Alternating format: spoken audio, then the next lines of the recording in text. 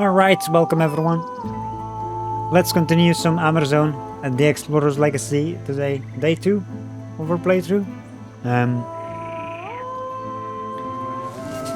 We have finished chapter 1 yesterday, which was a lot of fun. I enjoyed the beginning a lot. So let's see what was happening next. We're 22% into the game, it seems. We arrived on Shipwreck Island, which is chapter 2. We have not done anything there yet, so... And I mentioned it earlier. Also, I did check it after we finished playing yesterday too. We missed... I was looking at the achievements. I mean, there's like achievements for travel maps, fast travel maps, radio messages, and the investigations. There's achievements for those 3 things. We missed one radio message. And I was on the hydro float when we were up in the air, and I never paid attention to it. We missed that one. So eventually, when we finish the game, we have to return to that chapter and, you know, check that out. Probably not on stream. Like, well, not in a video, at least. That's not something I'm gonna put on the recording for YouTube. But maybe we'll check it out on stream afterwards. Who knows? Yeah, we missed one thing. But you know, it's collectible kind of thing, I guess. The 100% run is for sure getting all the investigations done. You know, the list of objectives. Even though it's optional, I want to get all those things done for sure. Of course, if I can get all the radio messages, I'll take that too.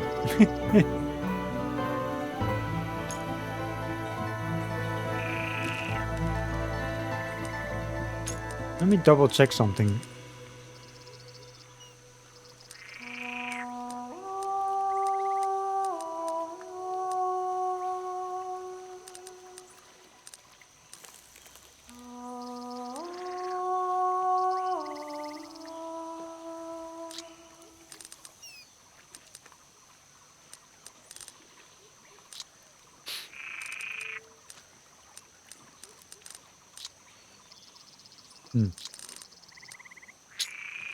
Okay. Well, we can actually listen to that radio. Hold up a second. Before we continue, we can actually listen to the radio message. So it's like on the recording. Well, let's find it.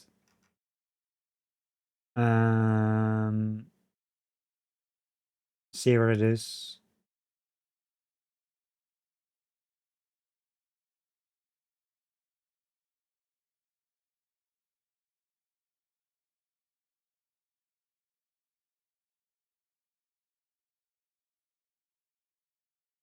Okay, so this should be it. I think I found it.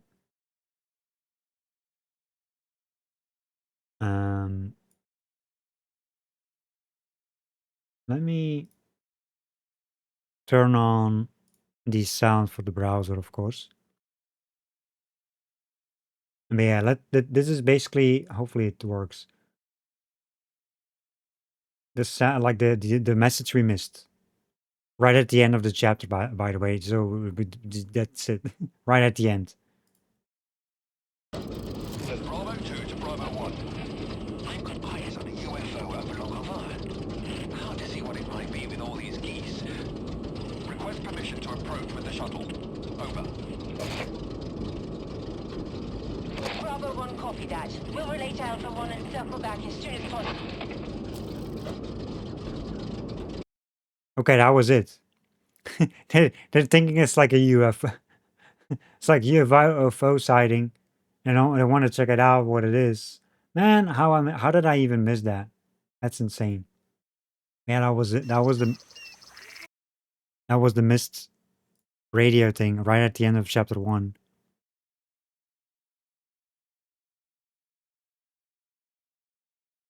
I mean, we're just listening to it through YouTube, I guess. So it's like we didn't really miss anything, I guess, sort of. Still mad about it though. Um,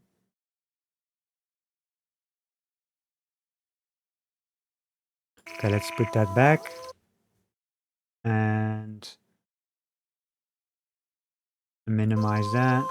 There we go. Continue.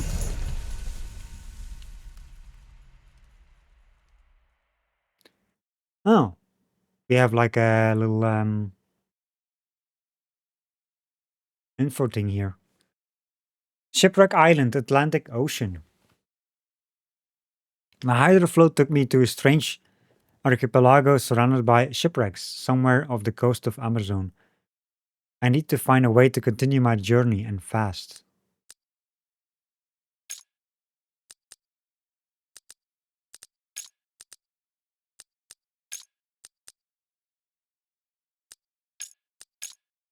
Oh, that's chapter 2. Wait.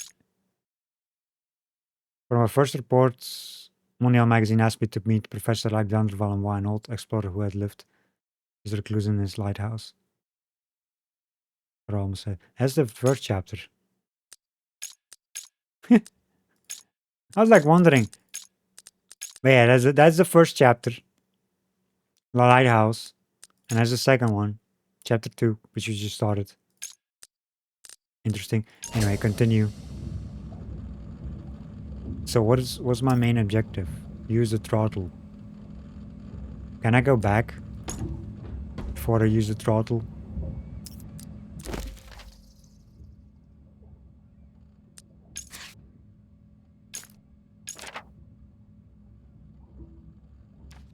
We got something in the diary. Oh, I hate that it's all the way over here. Okay, that's the new entry. Oh, that's like a lot of stuff.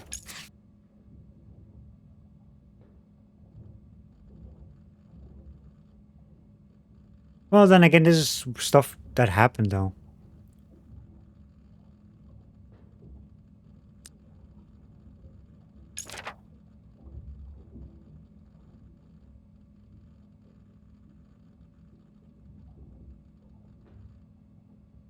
Yeah, this is basically the stuff what happened.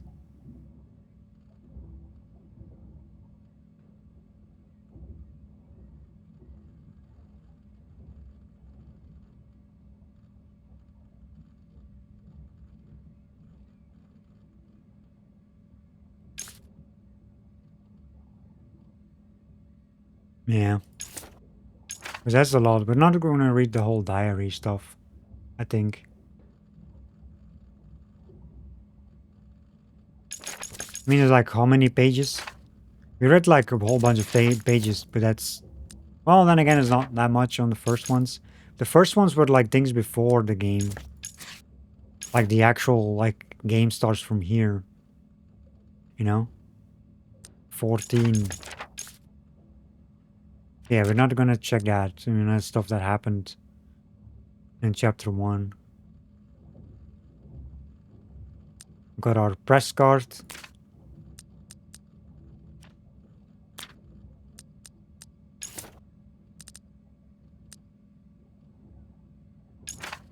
Shipwreck Island.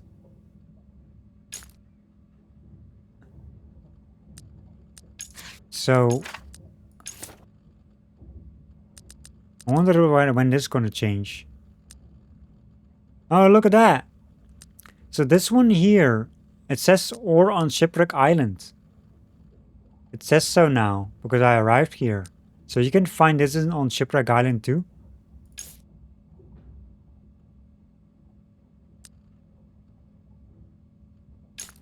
I don't even know where I found that information, but...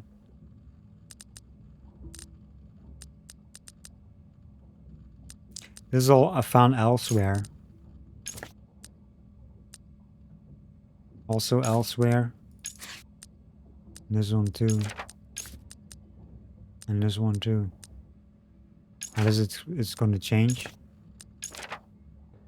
Yeah, we got like some local investigations for here as well.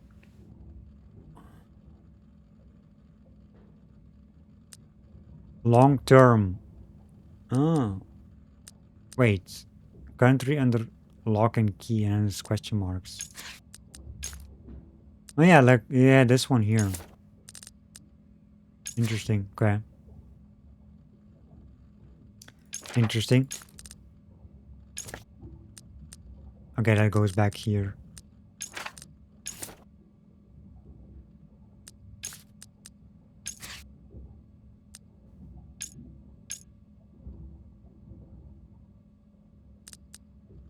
So there's one on Shipwreck Island here.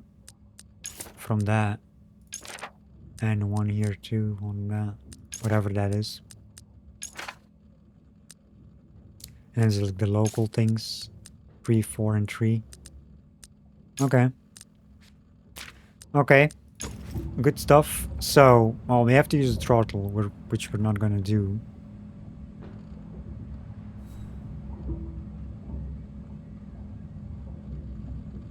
What is that?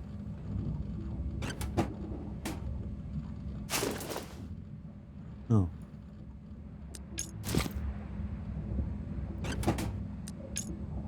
We've... Oh, there's not... See, this is the thing. When I was flying, I didn't notice this green light blinking. And there's another one now. So you gotta pay attention to that stuff.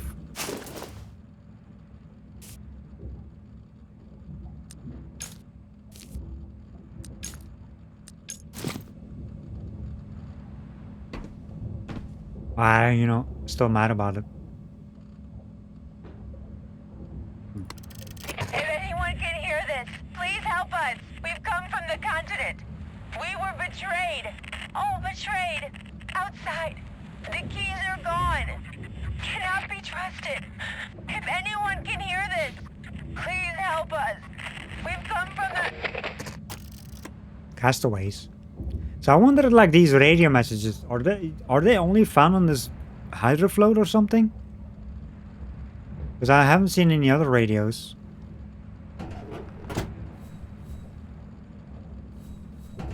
I'm guessing this is just... Whoa. Oh, that is something we've seen before.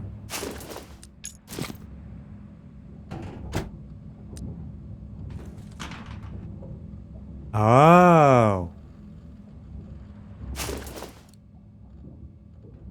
This... Oops.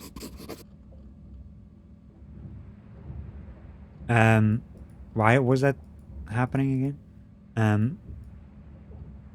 So this hydrofloat fills up with stuff now that I've collected through the journey. Was there something in there too? Huh.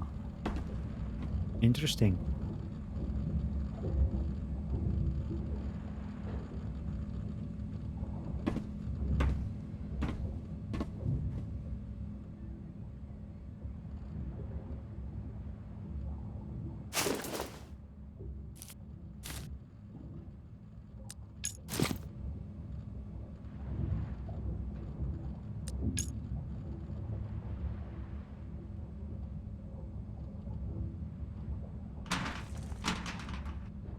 Yep.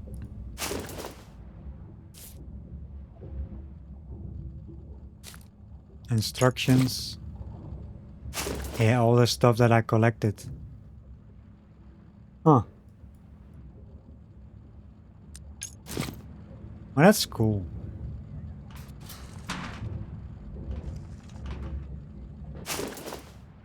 Oh, yeah, look at that.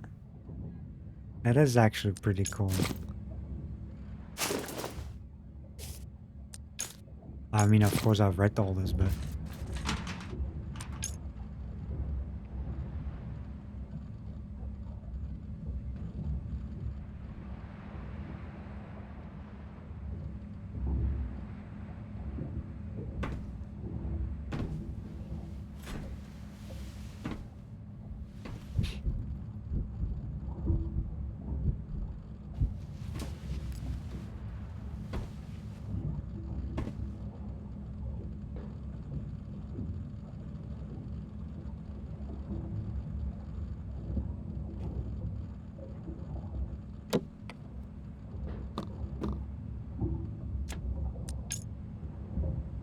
So basically, don't leave before checking the radio next time.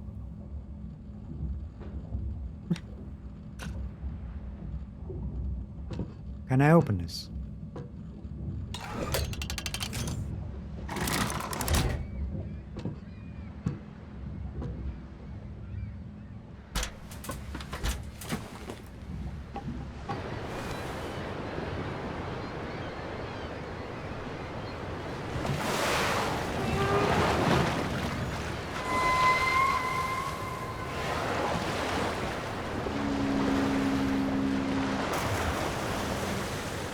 Nice.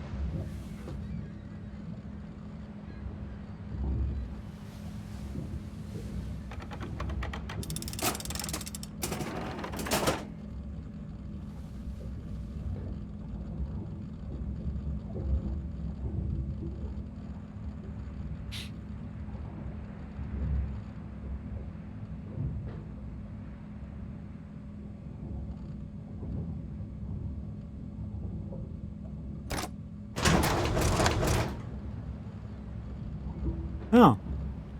If the buttons are pressed when I was flying, you know?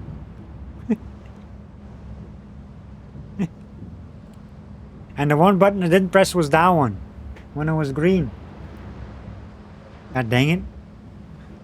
I'm gonna turn on some more light.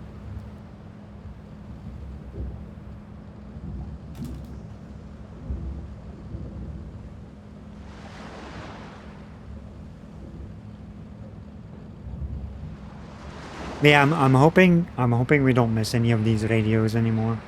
Messages. So we only need to go back to chapter 1 to get it.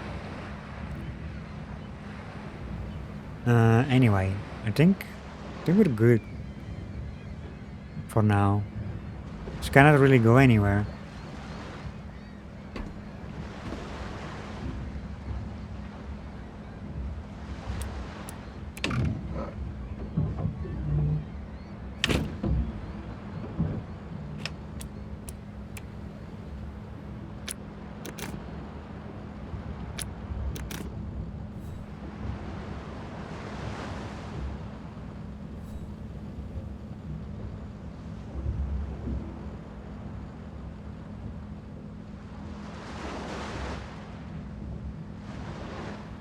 Please proceed to a docking point.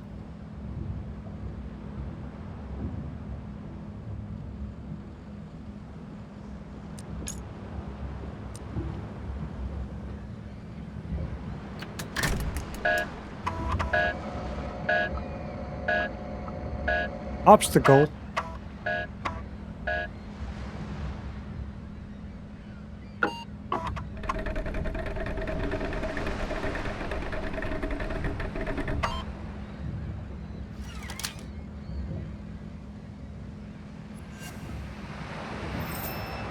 Insert a new disk.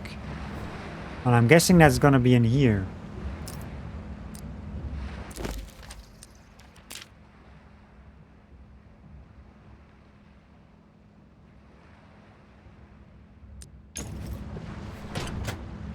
Oh, look at that.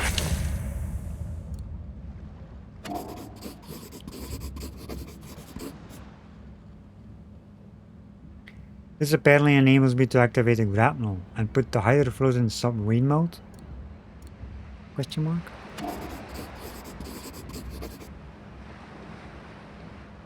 Identical to the one Valenbois left me for starting up the hydrofloat.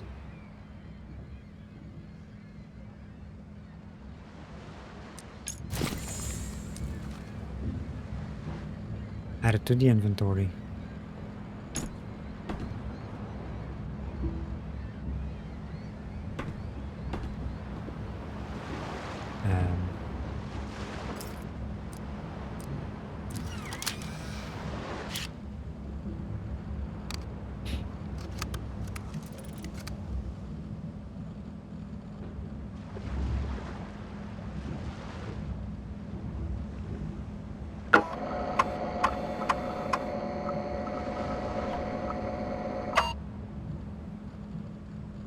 System updated.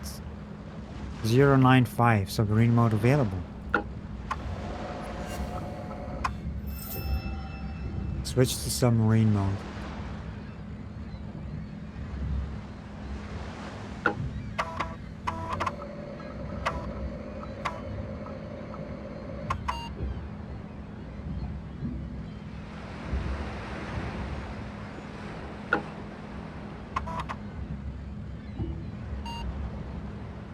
Propellers problem detected.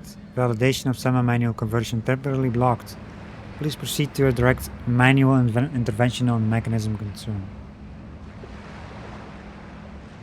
Okay. Repair the damage.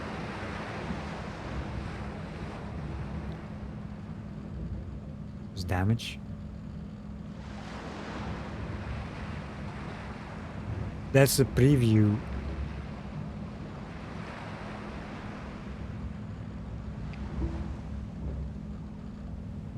How do I...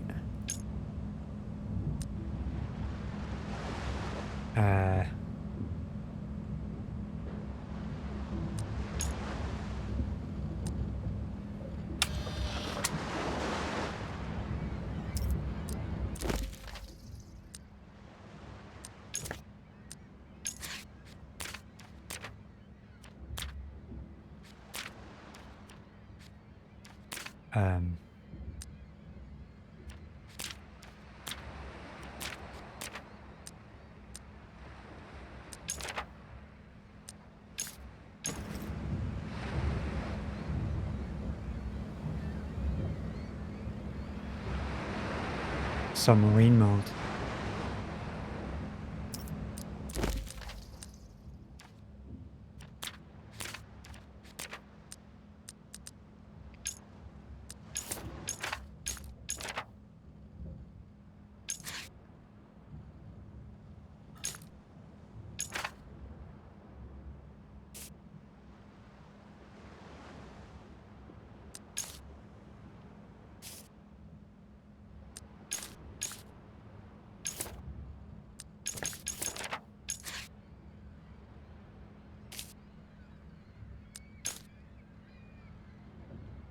Well, I wouldn't know how the submarine mode would look like.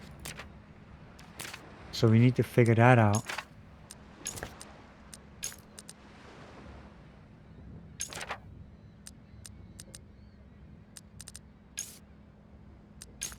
There's no pictures or anything.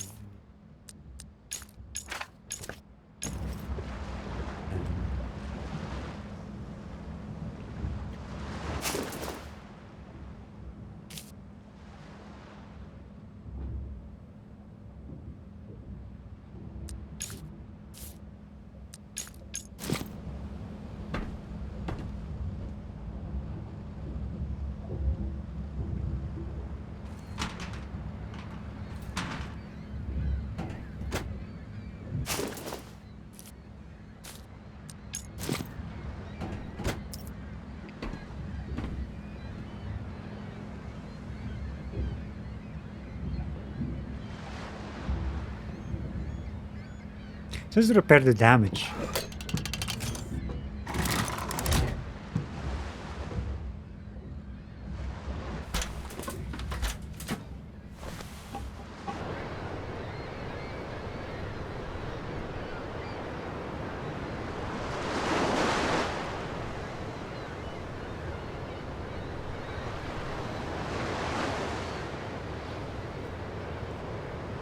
Can't really do anything up here.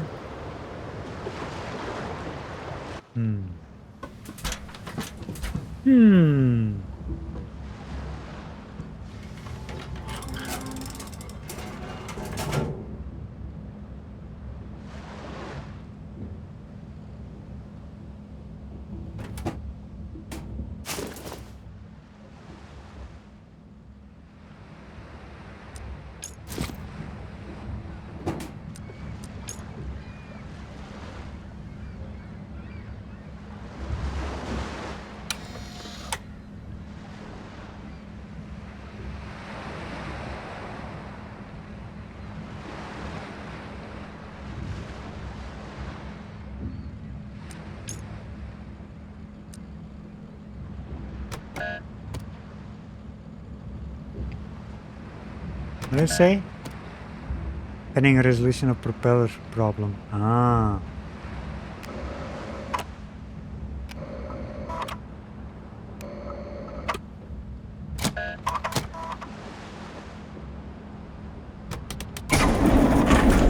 Aha!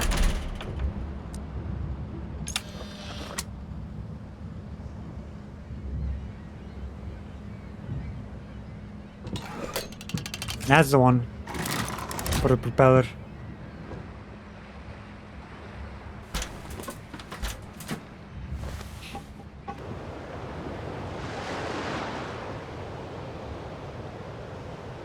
Oh, look at that. Tangled seaweed. There we go, problem solved. Lofgard is like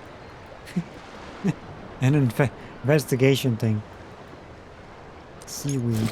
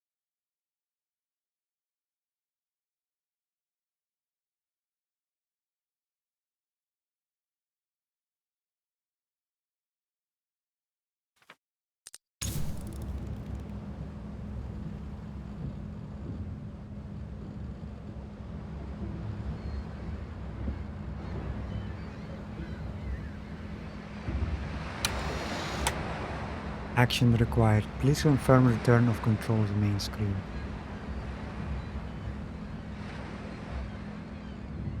Continue. There we go. So...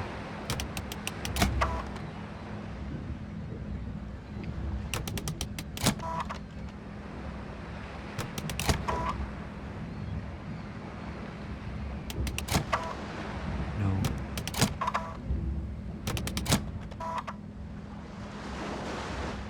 I think that's fine. I mean, the propeller also at the bottom.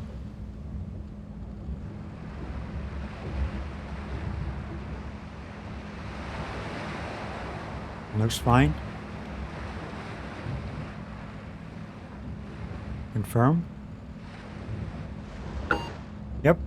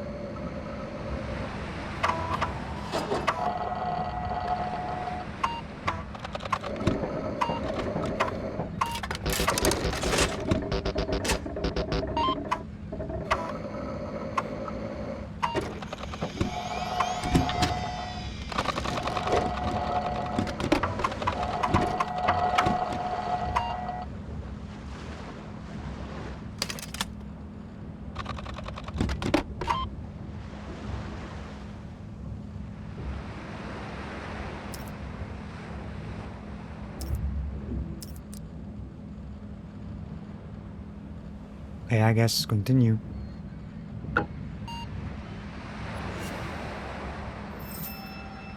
Get to the lagoon at the center of the island. Use immersion control to depart.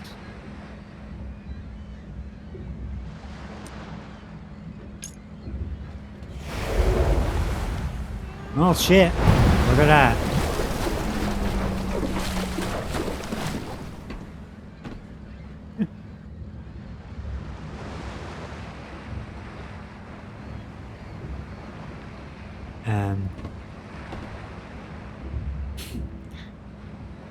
This one? Yeah. Hey, did it automatically close this thing? About no, I didn't. I think it's best to close this, unless it's like a window. I don't think this is a window.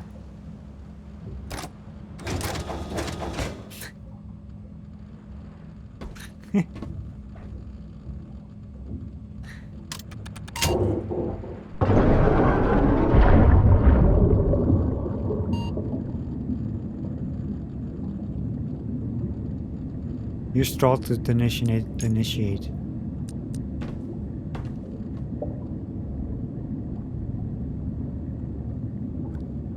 You know, no wonder you can miss this stuff. You see that?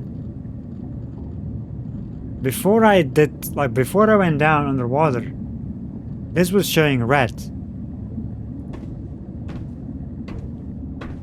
And I think only radio messages you can find is in this place.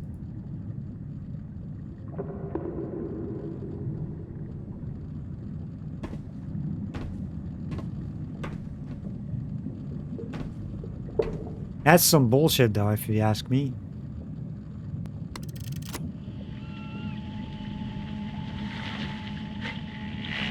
And no wonder you can miss all this stuff. I looked at the amount of people who have this one. It's like very low. Like 3 point something percentage on Steam. The radio, all like finding all the radios. Like the messages.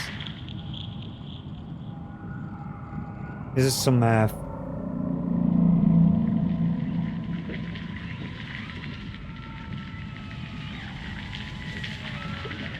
underwater shenanigans.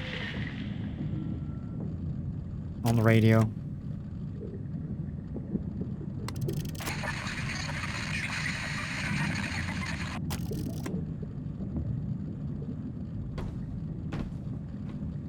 Well, I got 2 so far, and there's supposed to be 4.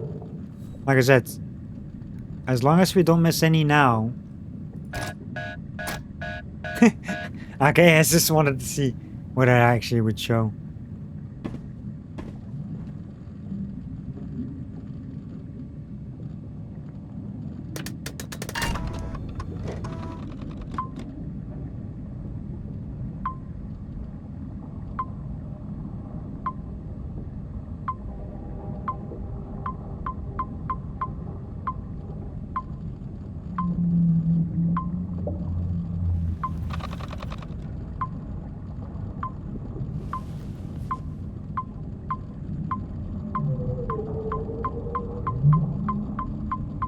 It's so cool. This stuff.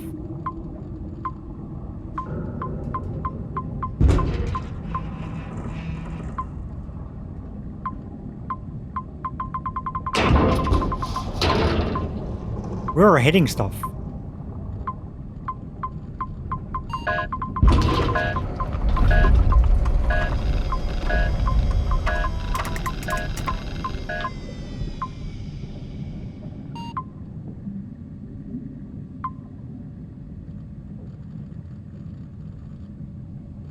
Obstacle detected.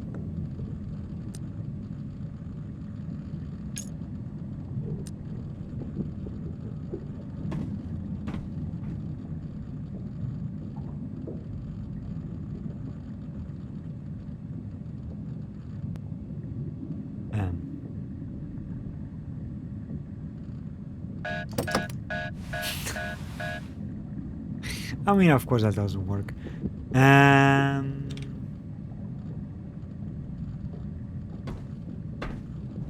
I'm guessing we're going up.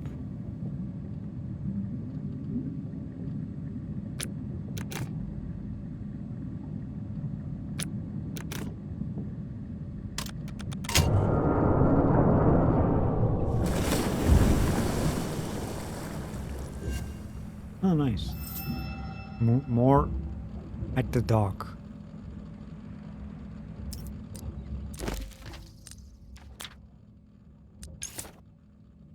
Okay.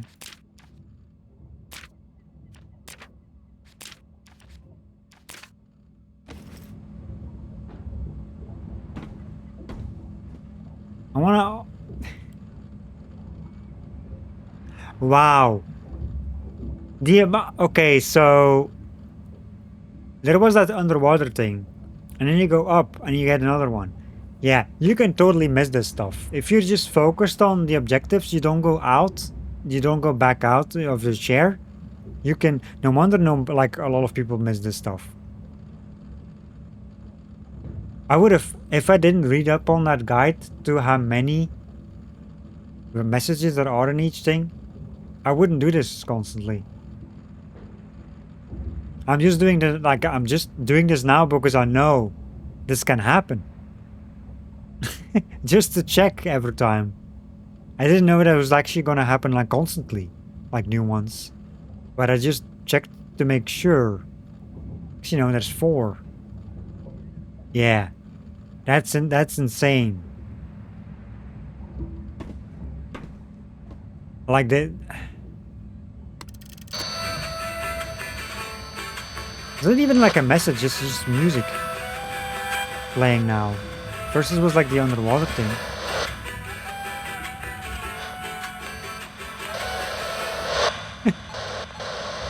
At least the first 2 were actually messages.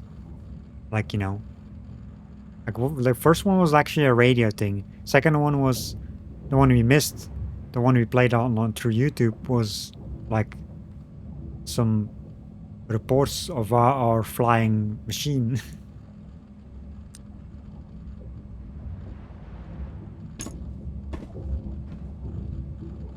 Okay, so...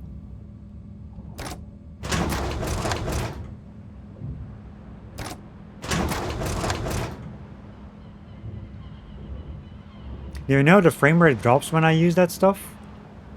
Like now it's like 60 plus. Between 60 and 80. When I use that stuff. Actually no, look at that. It goes to 60. It goes to set. What is it? What? Why is it going so low? I don't know, it's not like any much difference. I mean, it doesn't go below 60, but... Oh, that's weird. Why it does that.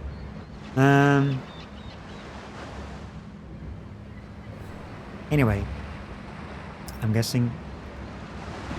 I gotta move forward a bit. What's this on the screen?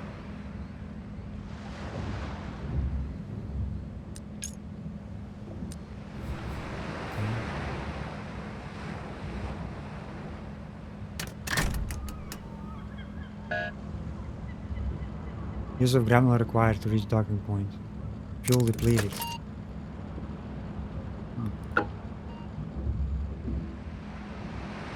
Grapnel active.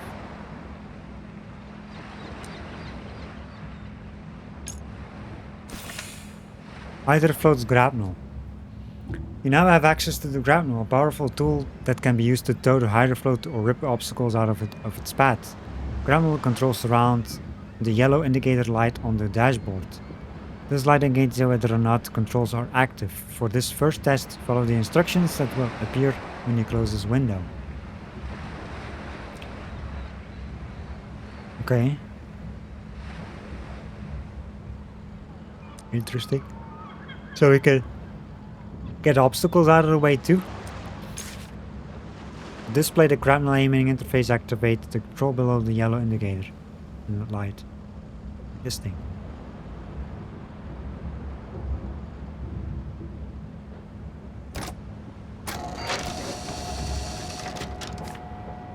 There's like an aim. Move the crosshair on the aiming interface by holding down the left mouse button and release it when they indicate a valid target. Oh.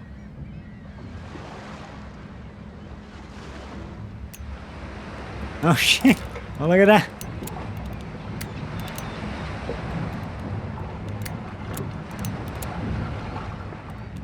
I can move this thing around.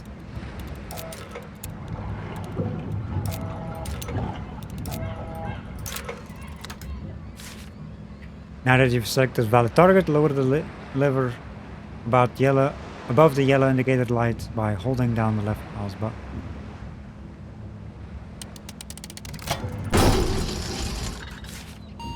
Perfect. All that's left to do now is to raise the lever by holding down the left mouse button to wind in the grab.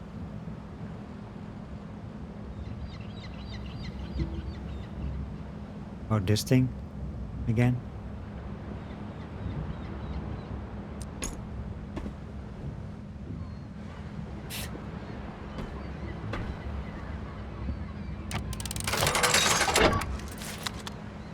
Almost. Try again. Inner crosshairs at the new target while holding down.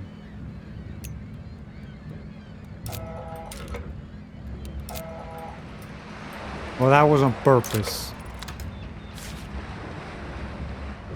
Lower the lever again.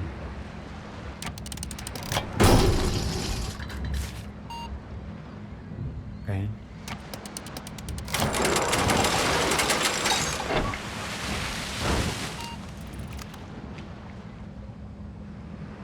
Insert disk. Condition not yet met to reach the next destination.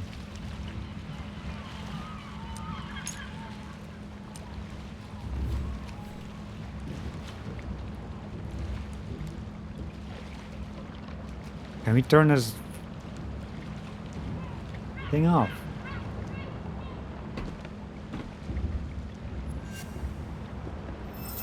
Talk to the fisherman.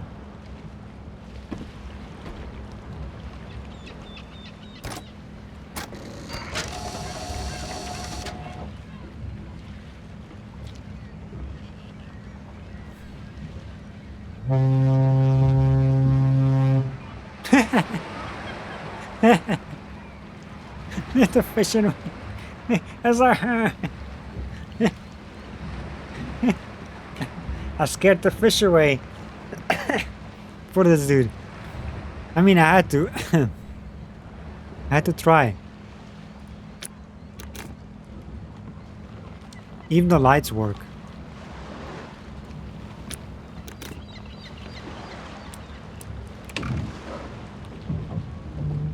That's funny.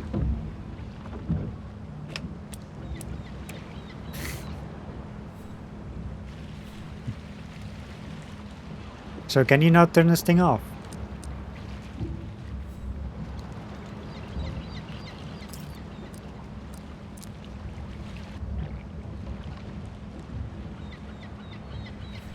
I guess not.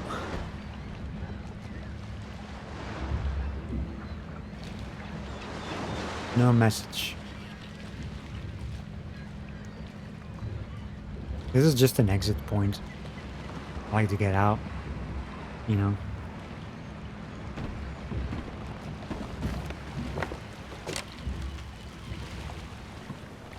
Is that it? Are you done with all your ruckus?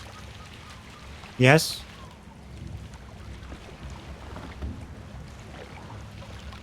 I was having fun. What do you mean?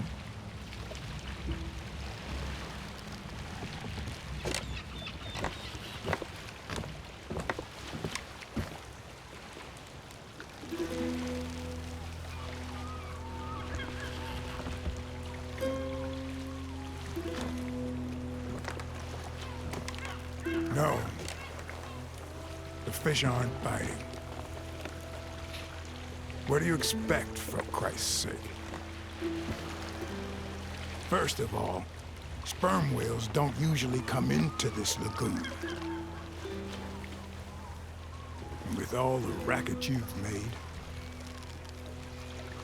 you've certainly frightened the fish off. What if I didn't use the horn and all that shit? There's a whale trapped down below. He must have got caught in the old nets near the wreck. As long as it's here, fish will not bite. That's for sure. And I will be in a bad mood. And when I am in a bad mood, I don't feel like talking.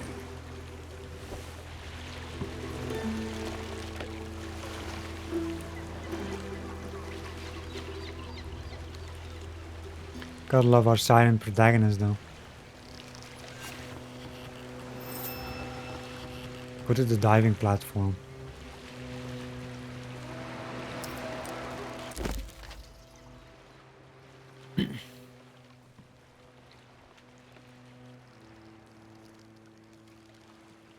So we have to free the whale. So the fisherman would talk to me.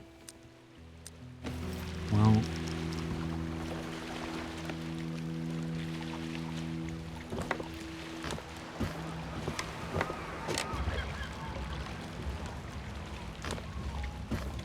see if there's any new messages. I don't think there is. I feel like there were two in between.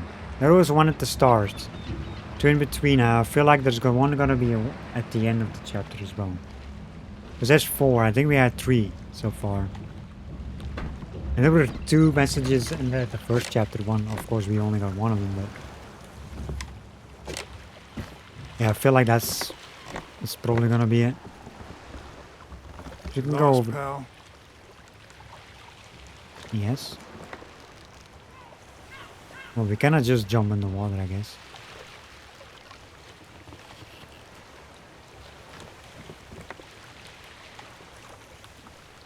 Those are always looking over there.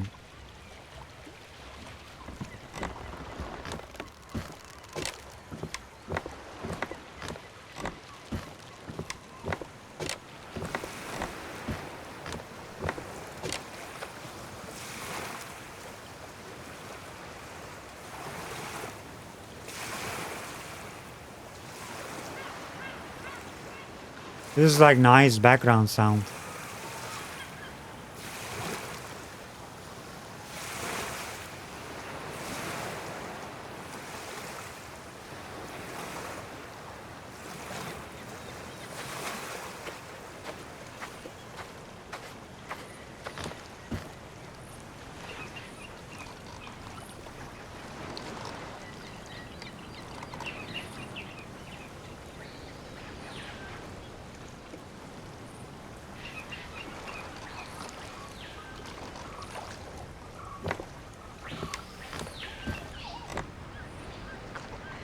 Anyone home?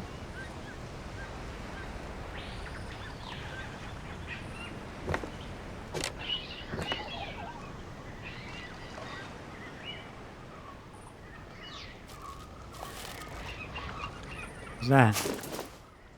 Corroded revolver. An officer's weapon.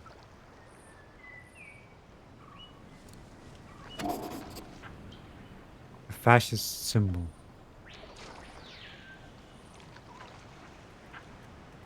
That is the same one you see in Siberia 4.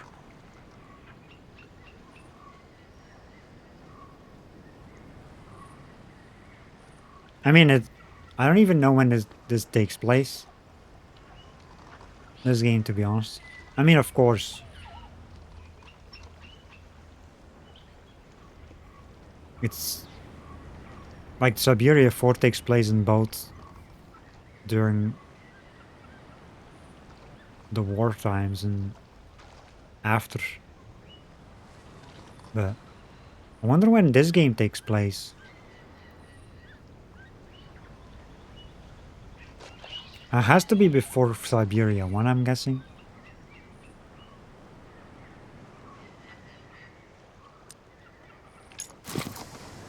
New investigation, the fisherman.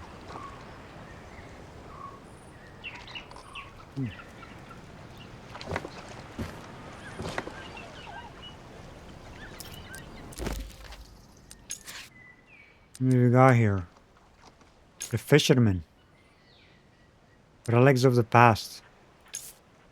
Found some relics that once belonged to castaways of distant times, such as from the Second World War. I wonder what geographical anomaly could cause so many wrecks in this atoll.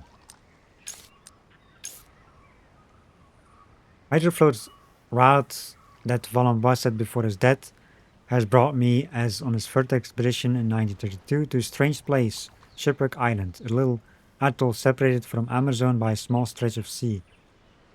The Mare Amerzonia. I met its only inhabitant, Cantankerous old fisherman. I'd like to know more about him.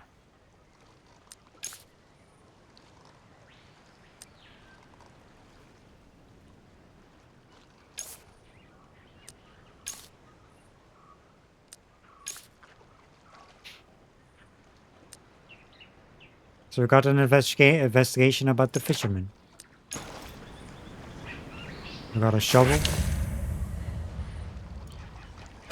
We're going shoveling for digging up treasure or building sandcastles. Very important detail for building sandcastles.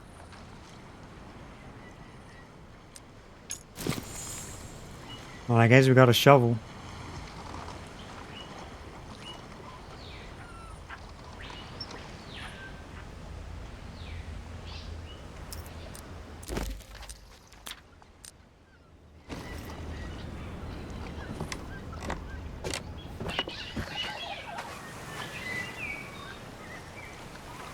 So the fisherman is the only guy over here, like living over here. Excerpt from the fisherman's logbook.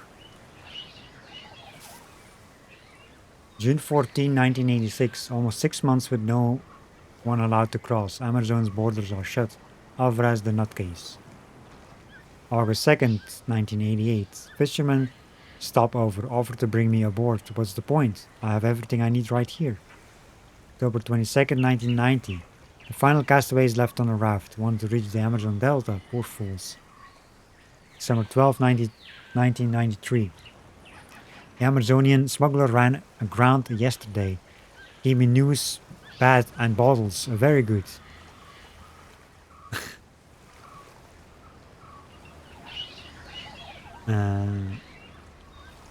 March 3rd, 1996. Newly shipwrecked woman trying to repair her boat. Told her to wait for the next trawler. May 23rd, 1996. Shipwrecked woman pulled up a plane wreck from the sea. Wanted to retrieve its parts for her ship. Disturbed the fish. Me too. Pulled up a plane. July 17, 1997. Big storm today. Cabin lost its roof. January 29, 97. Shipwrecked man from last week killed himself. Poor devil. May 15, 97. Storms starting earlier and growing stronger every year, but at least the fish are taking shelter in the lagoon.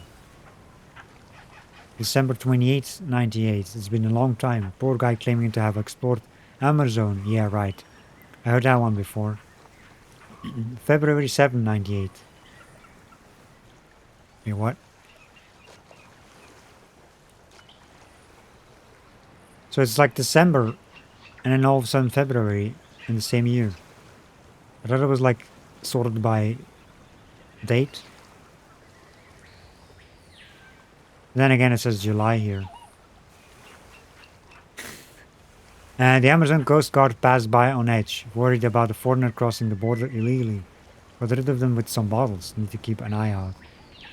April 10, 98. Storms already. Almost lost the wind turbine.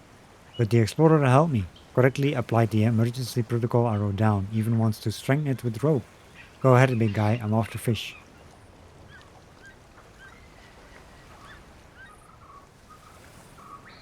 This is like from 86 to 98.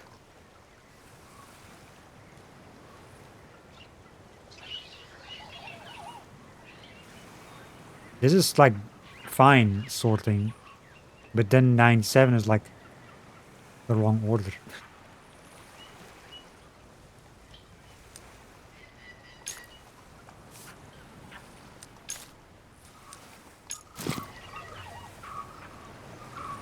New material.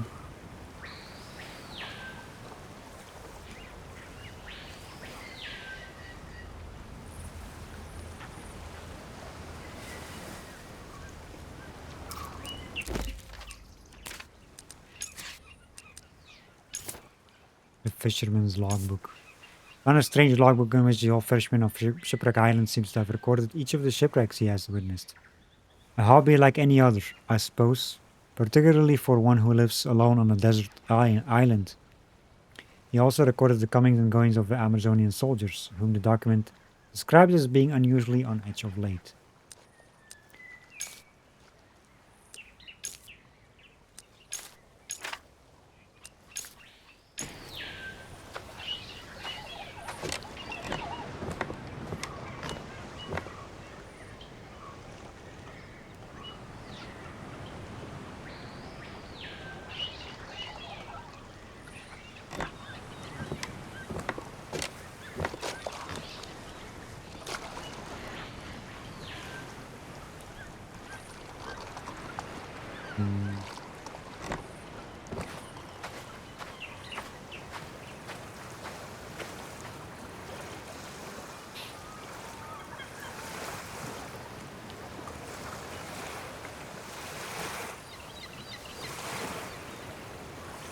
Bar.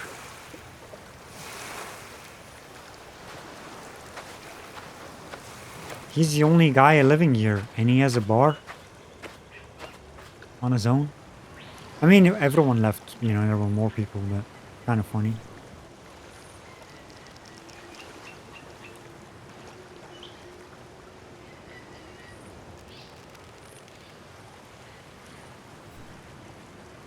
Bar.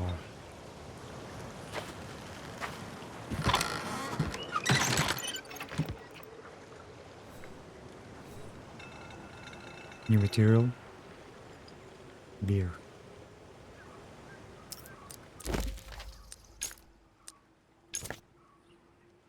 A well-stocked bar.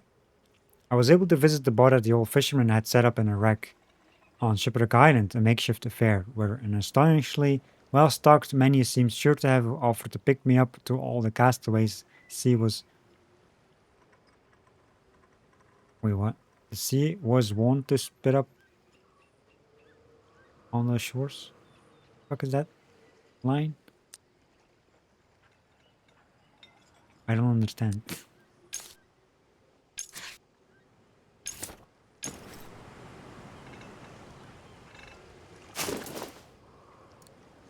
Empty bottle. Alcohol, definitely homemade, most certainly smuggled. Something to help him forget his loneliness.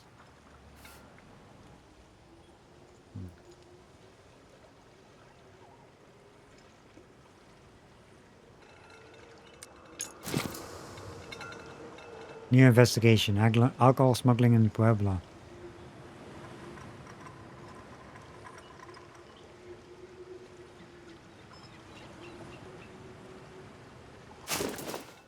Notes of a missing person tree.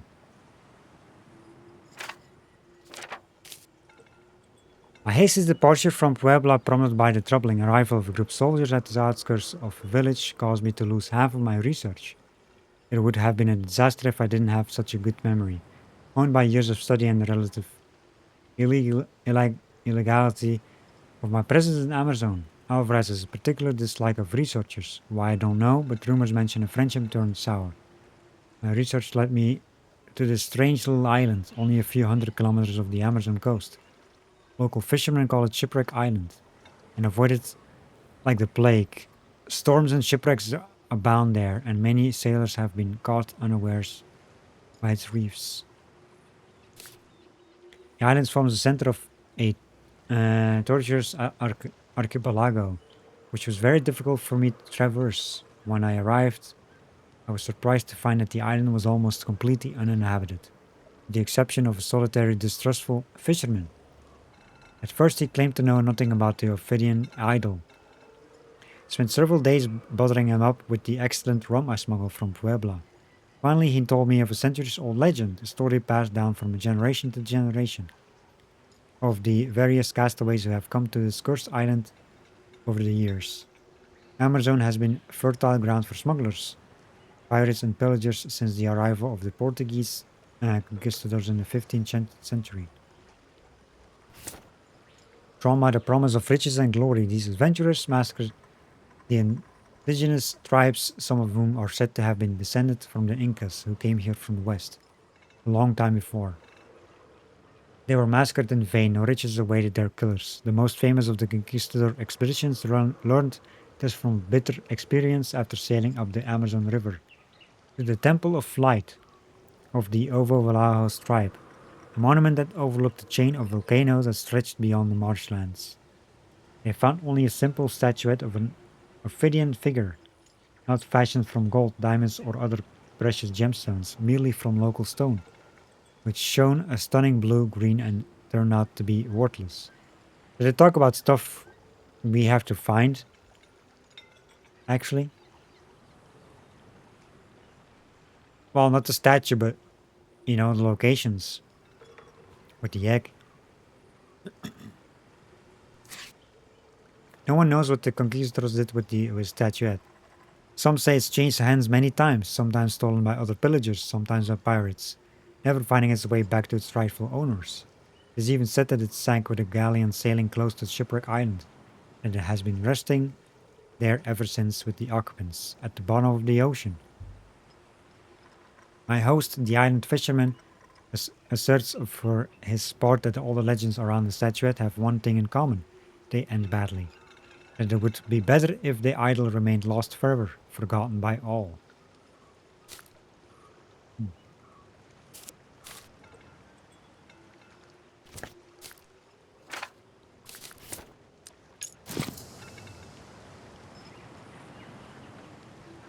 Treasure hunt. Resource notes. Got like a whole bunch of investigations.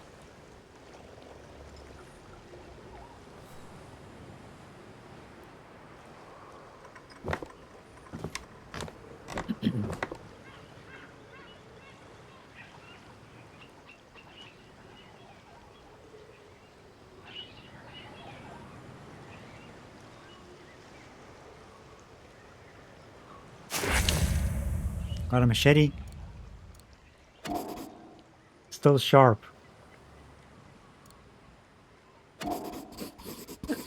Could be used as a weapon, a tool, and apparently a makeshift dart.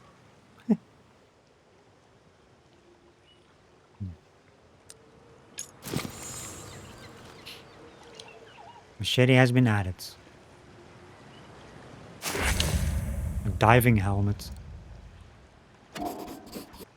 The lamp looks burned out. Let's hope it's still watertight. Are we going to use this thing?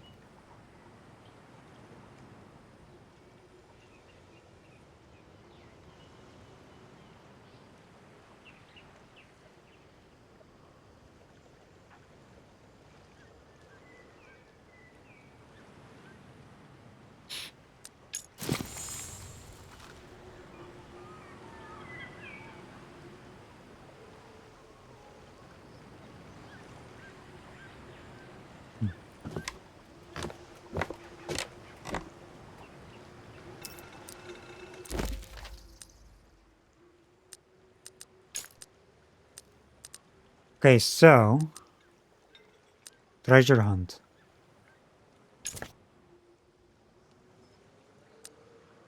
A desert island, cryptic instructions, a young leader full of passion and determination. You'll have recognized him by now, but signs are unmistakable. Treasure lies dormant somewhere here on Shipwreck Island. Finding it is one thing, but understanding its true nature is another. Researcher's notes. I was able to get hold of notes that a young researcher had left behind after his stay on Shipwreck Island. He was convinced that an ancient relic stolen from the ancestors of the Ovovalahos tribe of Amerzone was hidden somewhere on the atoll.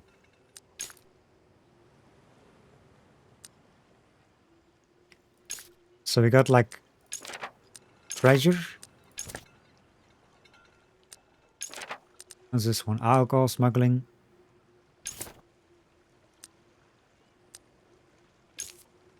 I came across what strongly appears to be the remnants of an alcohol smuggling operation connected to the old trading post in Puebla, Amerzone. That's certainly of interest for a news report, right? Yep. Bootleg alcohol. In the makeshift bar on Shipwreck Island, I noticed the bottle had looked an awful lot like homemade hooch. The scrawled label showed that it originated from Puebla in Amerzone.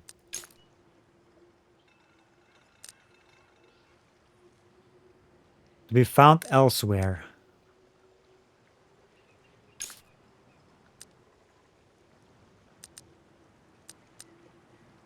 Research notes. Scattered research notes. A strange obsession with the figure of the serpent. I think I found a perfect subject for an investigation. Notes from the island. Came across some strange research notes on Shipwreck Island. Their author, a young researcher, seems to have been searching for a stolen statuette rather than a disturbing mystery. So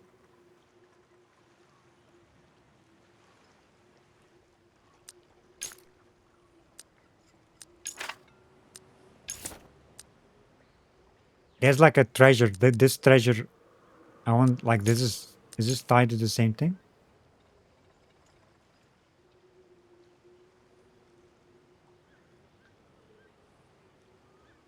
I mean, that's what I've been reading. Yeah, see the notes.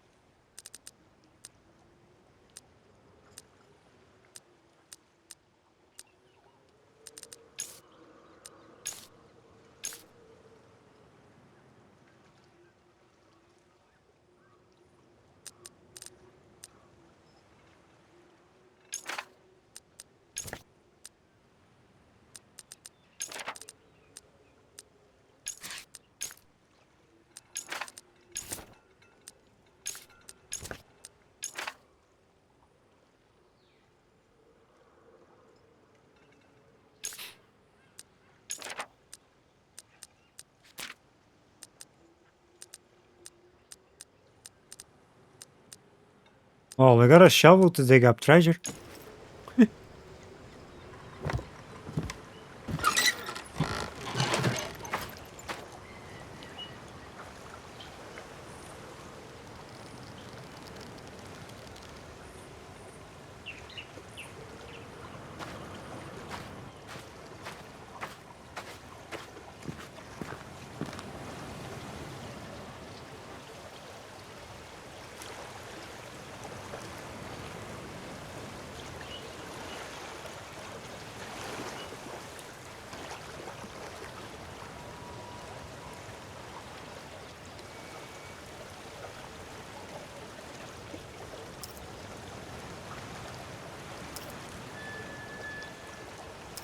Go to the diving platform.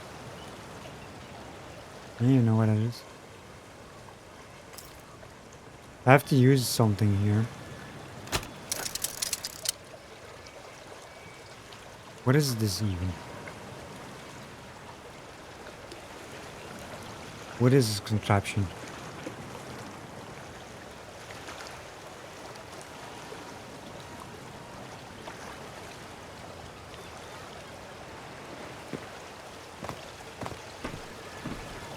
Oh, this is the diving platform. Put the diving helmet on, the diving suit, but find equipment for the repair. Here's the pump to fill the oxygen cylinder.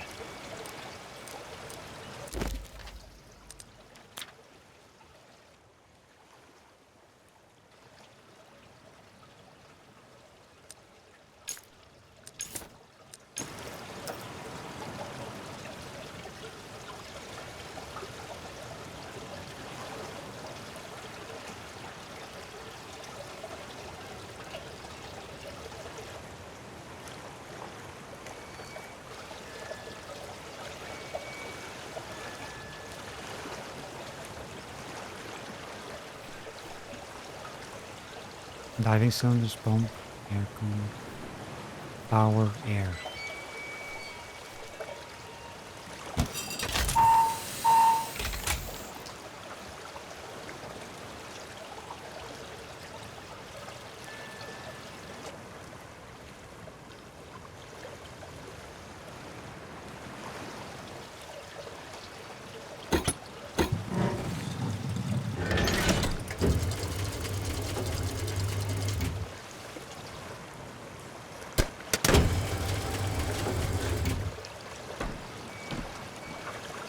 I did something.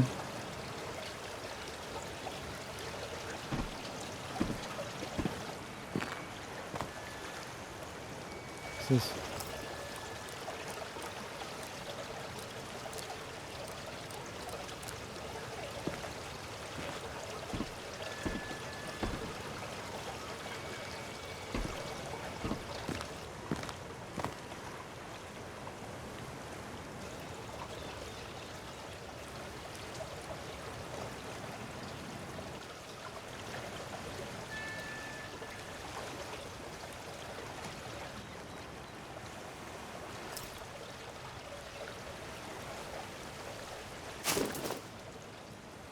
Sonar. Light and easy to use. This should help me find a sperm whale in the lagoon.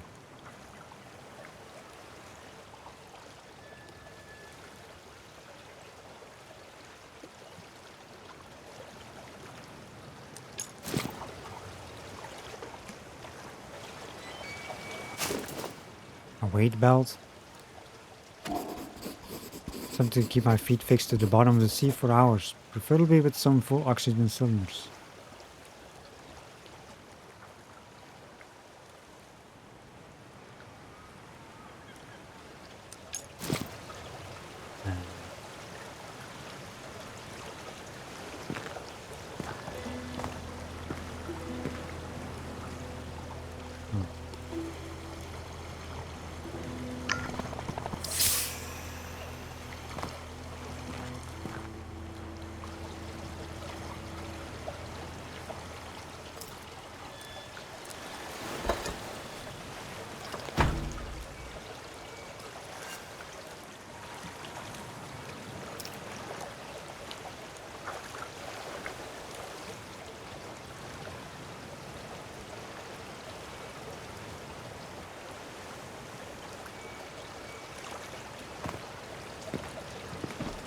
I feel like we have to go over to that location now.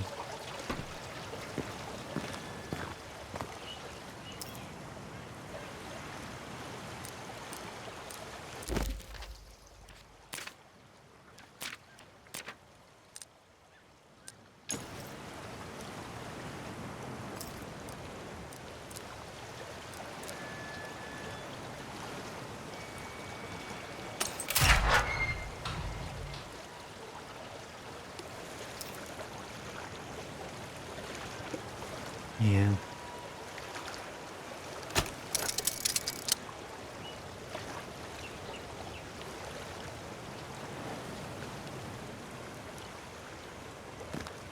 Well,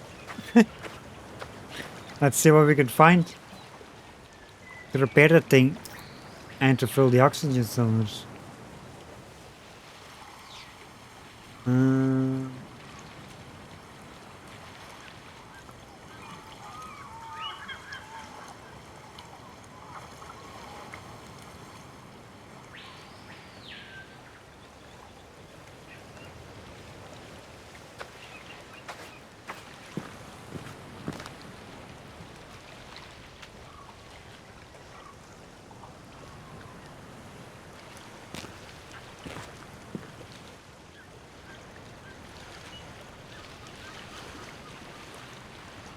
Gas.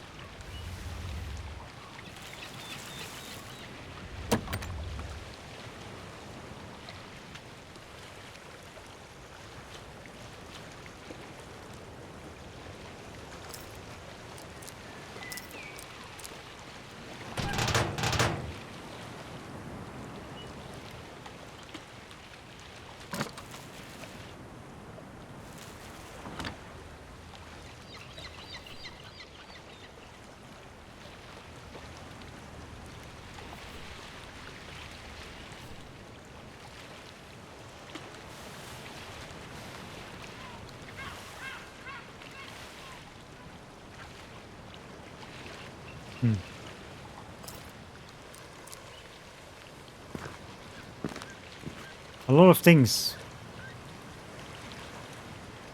Well, I guess we can go there and we went inside the hangar here. I guess.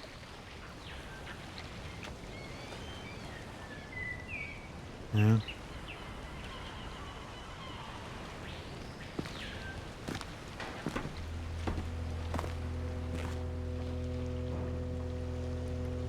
We have to find some stuff here, right? There's fuel. And it's an empty can. I mean, that's what... Okay, so we need to fill this up. Because then, you know, there was a gasoline tank there. So...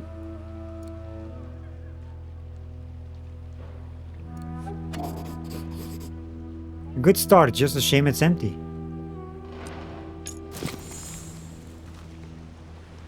Exactly. Is this the plane that was mentioned in one of the notes that I found?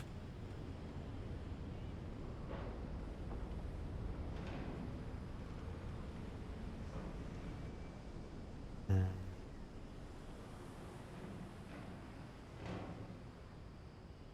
what do we got here? A wrench.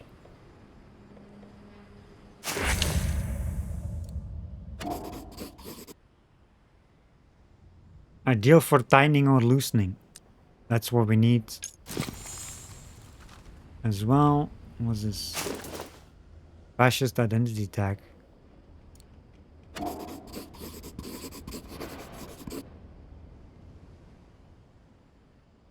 Belonging to one Manfred Sutter. I guess he wasn't on the Allies' side. I guess not.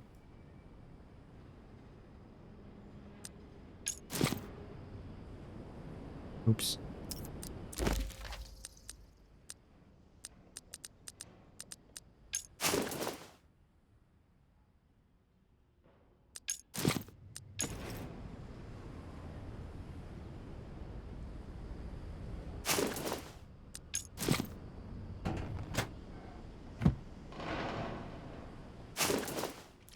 Letter from Valenbois to the fisherman. Oh. My dear old friend, I write to you in the hope that you still recall the unlikely little party of travelers my companions and I must have seemed when we were obliged to lay over on your island in 1932 after a collision with a sperm whale. You and I got on very well, and it is in the name of this mutual affinity that I call upon you today to ask for your help. I am intending to return to the Amerzone and, as before, stop over planned this time on your island. This will be no doubt my last voyage, provided my declining health allows me to make the journey at all. I am afraid that for reasons of security I cannot tell you why I must take this journey, and so I ask you to trust me blindly as it were. My request is simple, should you choose to help me. I ask you to carefully hide the backup disc enclosed with this letter. Do not let Alvarez's uniformed ruffians get their hands on it. So he has the disc. I love how when I was reading this, my request is simple. Should you choose to help me? When I was reading this, I just instantly thought about Mission Impossible. I mean, it's like not completely the same, but you know. Should you choose to accept this mission? Or something like that.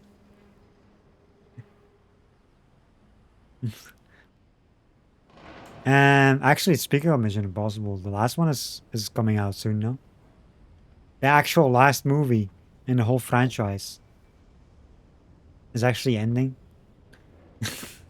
They're actually great movies. Anyway, let's read further. And while I'm unable to tell you the exact date of my arrival on your island, it will be within a few months at most. It will have to be. Until then, thank you in advance for your help with this and take care of yourself, friend. Alexander of Valenbois. So he has one of the things I need. Investigation completed.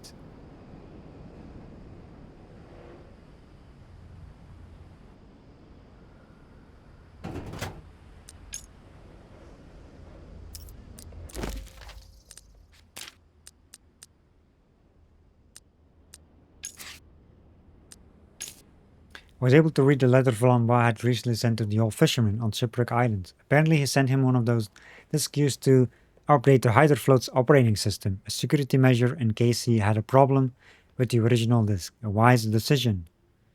Because that's exactly what happened. Without this duplicate, I wouldn't be able to get off this island.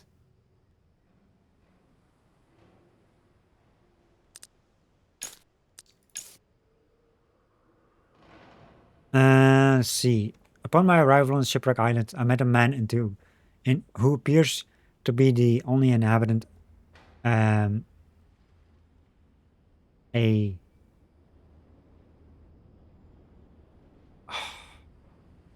what does it even say? this font. The top, there's always a top bit that's always like weird. It says like something with old fisherman. Is it like a C and an I and then a T or something? What is that?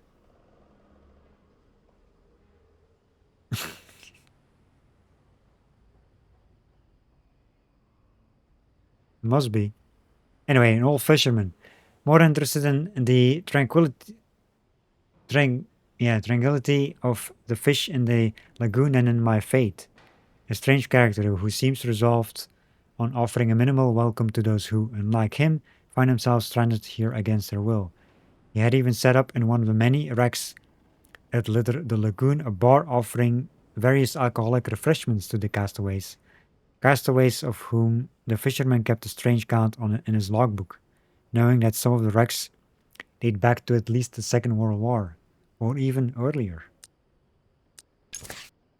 And with good reason, the fisherman grew up on the island, or at least he was already there in 1932, when the expedition made up of Alexander Valenbois and his friends, Antonio Alvarez and David Makowski washed up here after the first hydrofloat suffered damage. I don't know the exact nature of their relationship, but it seems that Valenbois and the fisherman became firm enough friends at the time for Valenbois to have recently sent the fisherman one of his backup disks, vital sources of data for updating the hydrofloat, which must apparently remain hidden from the soldiers of Amazonian dictatorial regime arriving on the island.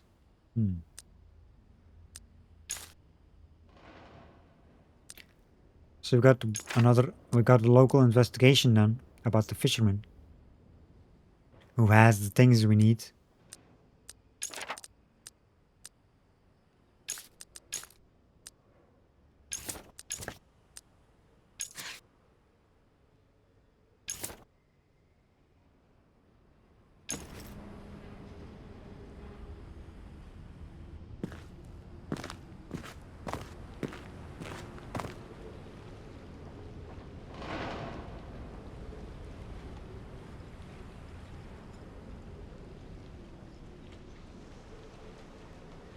The frame rate just goes up and down constantly.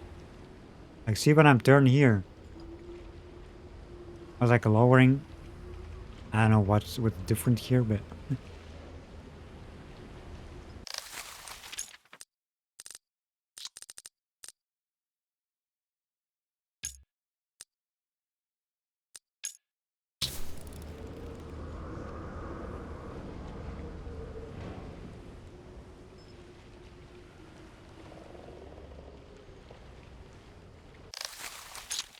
doesn't change much. Like how it looks.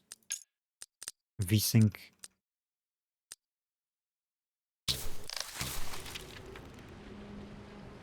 Anyway, what's this?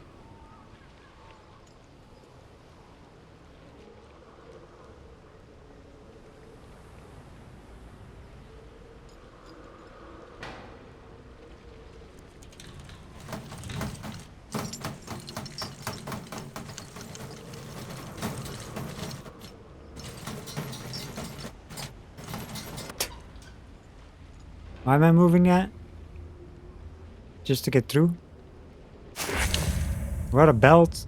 Oh, that's what we need on the machinery. Could still be useful for repairing something. Where the diving thing was. Yeah, see, find equipment for repair.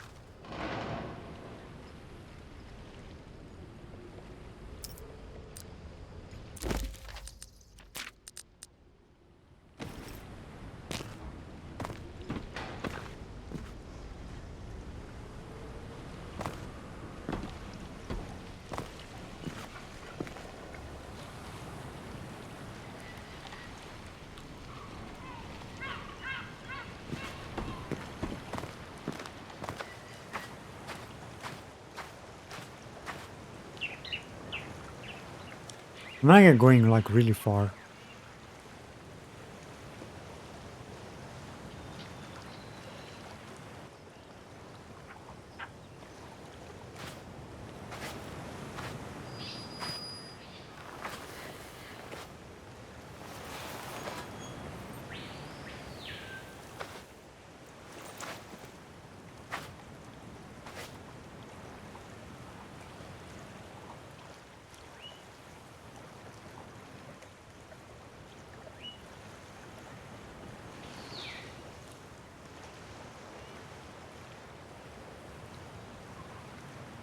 Um. How far does it even go?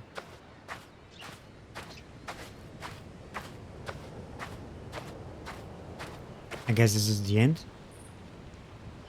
of the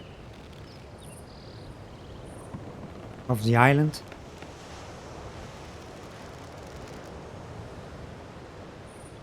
There's a guitar there.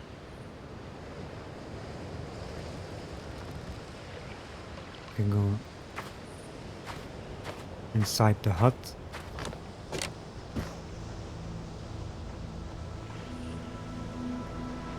There's a note there. Old sketch by Valois. July 1932 on Shipwreck Islands. Mikowski, Alvarez, and myself.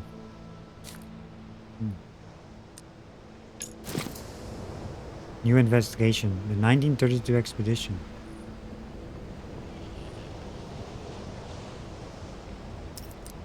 Let's see.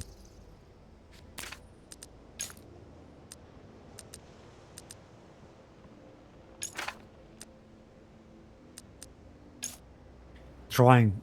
I explored the cabin and Valois and his two traveling companions. David Mikowski and Antonio Alvarez had occupied when they found themselves stranded on the island in 1932. I found a touching item dating back to that time, a small self-portrait of Valois, who drew himself together with his two friends. Let's see.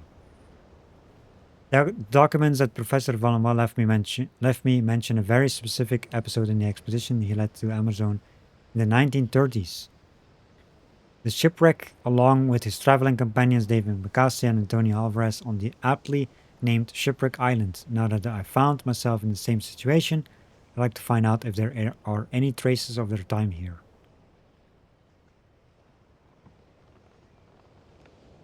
Hey Raz, how are you? How are you doing? Hope you're doing well. Happy Tuesday.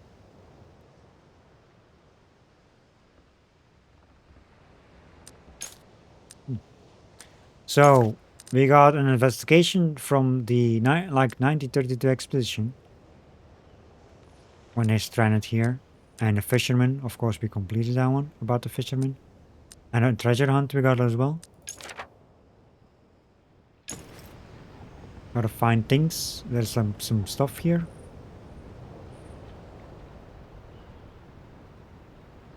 On the floor.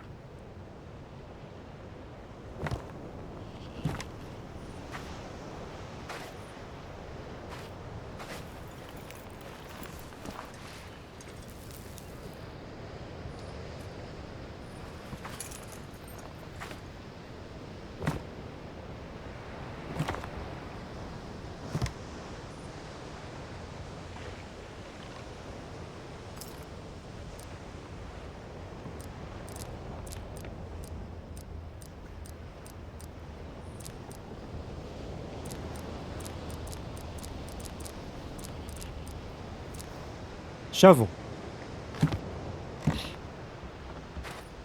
You know, it's dirt, sand. Let's dig.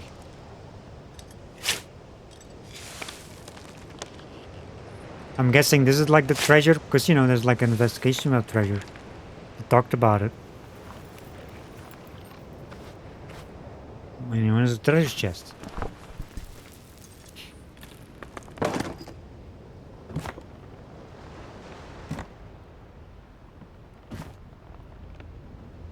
So they dug that, like they buried this treasure here.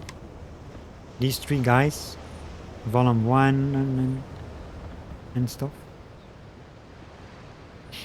Doing good. That's good. That's good to hear. How goes Amerzone? It's going great actually. We're having some fun.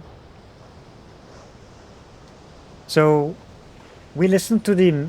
I listened to the radio message that I missed yesterday.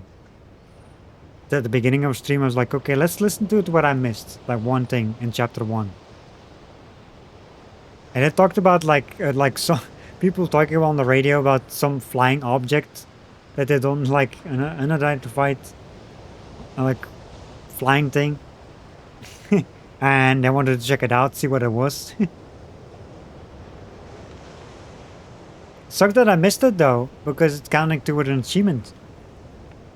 I have to load it back up, like after completing the game. I have to redo the chapter. But hey, like I looked up how many messages there are for each chapter. You know? And you can easily miss these. You can easily miss these radio messages. There were like 3 of them. In a short, very short time. All on the Hydra float. Because I think they're only on the Hydra float anyway. From what I'm gathering. Because that's the only radio I've seen so far. Like, if you're doing the main stuff, just doing the handles and all that thing, you can miss it. Sometimes you just have to get out of your chair and check the radio to see if the light is green or not. Because you could totally miss that if you just so focused on the main thing. On that Hydra float. That's insane how... That's why not many people have the achievement. Because it's easily missable. Anyway. What's this? And we need a key. Machete. A wrench. Smack it with the wrench.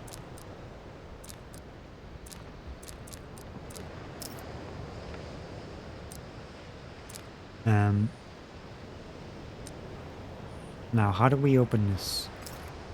Yeah, we don't have anything. The wrench doesn't work, you know. We cannot like fiddle with something in.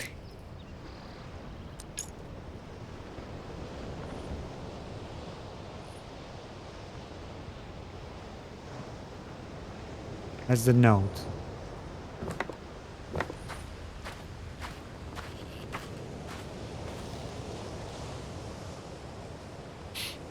Gotta pay a lot of attention not to miss anything. Yeah. I mean, it's only the radio stuff, though. It's only the radio so you can easily miss in this game.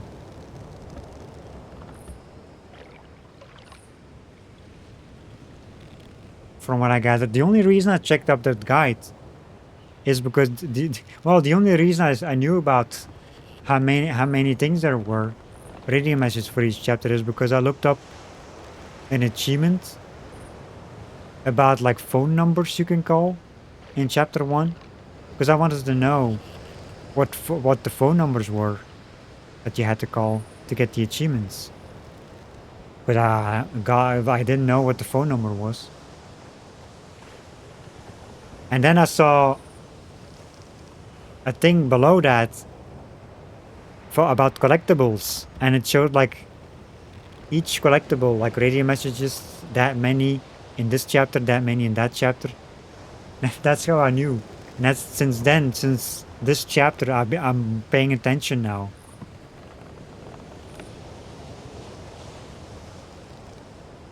Because I don't want to miss him. Even though I'm, you know, already missed one. But from now on, I don't want to miss any. Because the radio messages are, like, you know, it's always nice to check those out. Like, anything in the game is nice to check out. I don't like when you can miss things in games. I want to see all the things.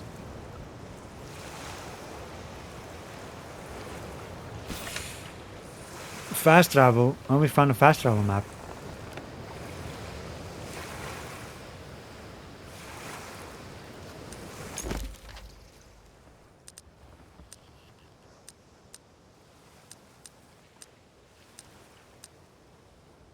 I don't really use this map. Like I never used the other map before. So we need to open that chest. With something that we don't have yet.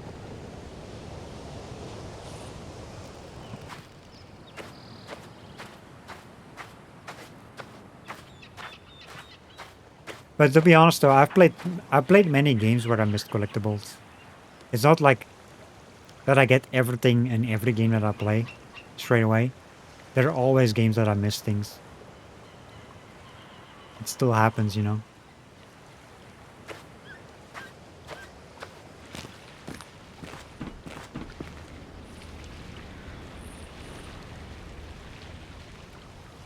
And then I just go back. When games have like a chapter select, I love those games that have a chapter select. Because then you just load up the chapter that you missed the stuff in and get it, you know? But I hate games that don't have it.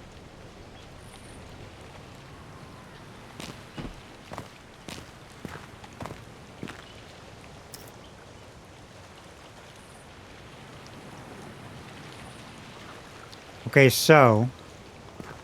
Oops. We have a jerry can.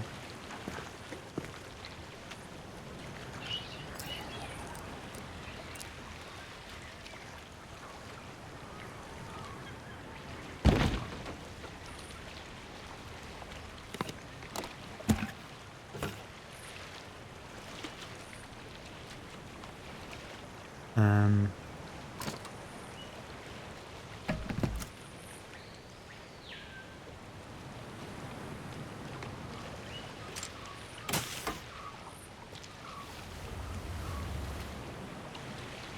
Well...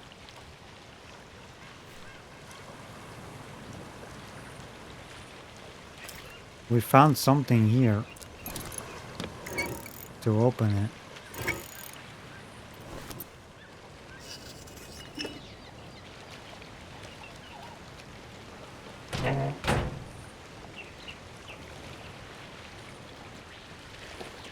It's just a switch? Really? Pfft. On that as well. Got a pump, battery.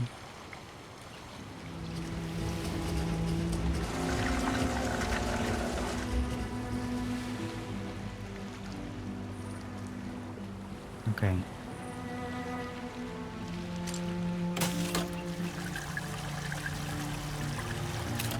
Fill up this. Well, I think we need that for the hydrofloat though, most likely.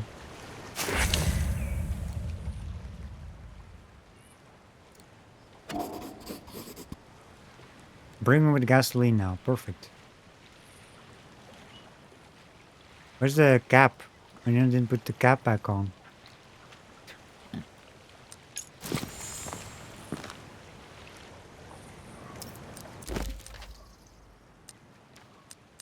Yeah, because my main objective is the oxygen for diving. I don't think I need fuel for that. But hey, we got that one. I mean, I found a gas pump, gasoline pump, like an jerry can. So-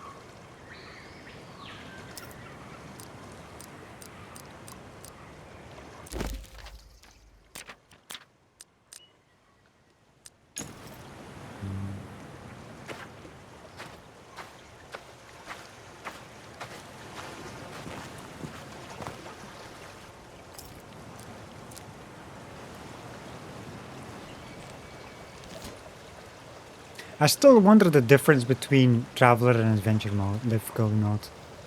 Because they say like you find less documents and stuff, like information to solve puzzles. So far, I haven't really gotten any issues yet. I mean, maybe it's because it's the beginning, but I mean,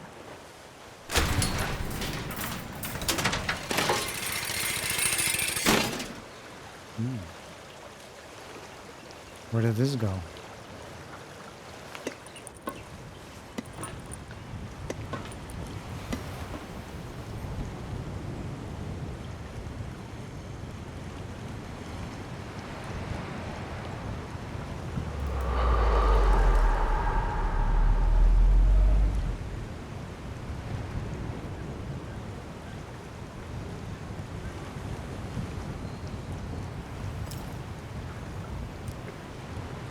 Machete. That's why we need the machete. To cut the rope. Get this thing going.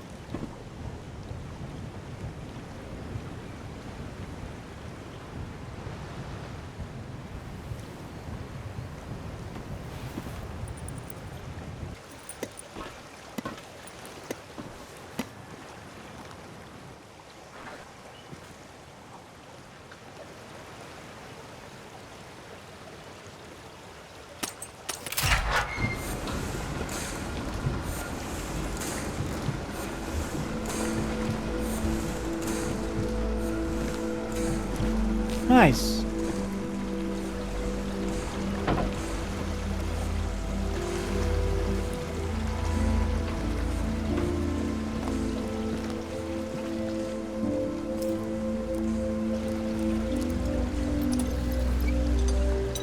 I don't know what this is for, but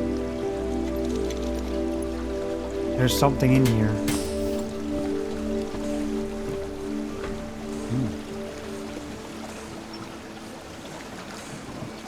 Ah. Yeah, the air. So we got the power. And now we got the air from that one thing there. Diving cylinders connected. So now we... Is there anything else we can do here?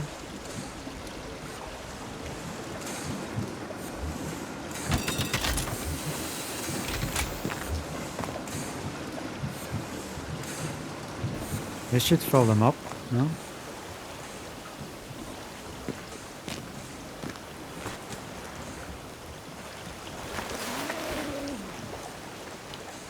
It didn't show there like it's like filled up.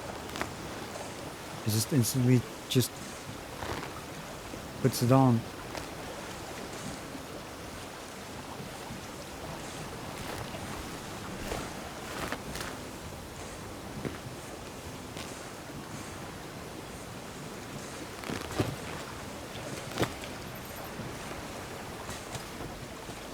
Let's help that whale. That got stuck somewhere.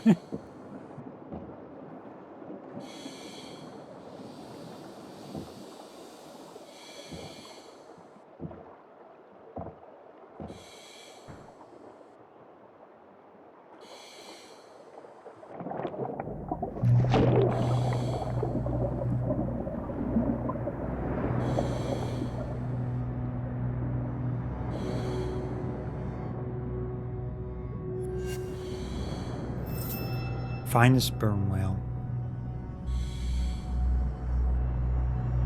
Got a freaking sonar.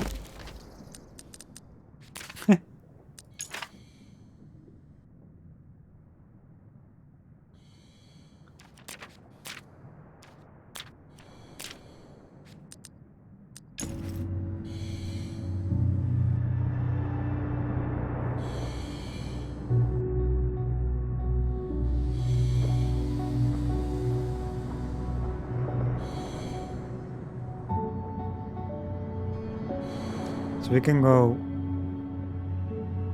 there. I mean, go there.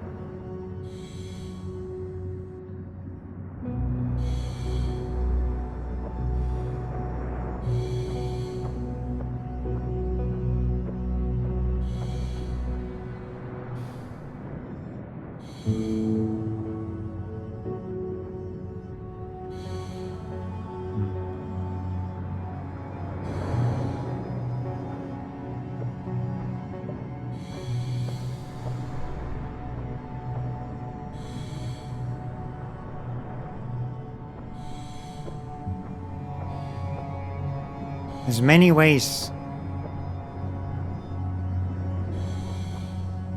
you can go. There's a light here. There's light here.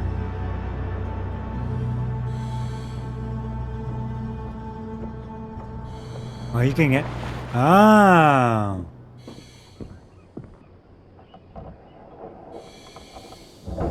But I didn't want to do that.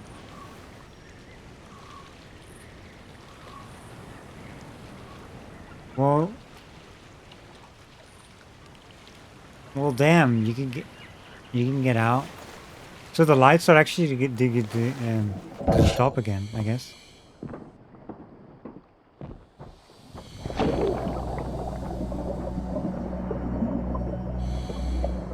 So we cannot go further there. It's just to get to the surface. There was like a left here. And there's like a thing on the other side too, but I'm going this way first, I guess.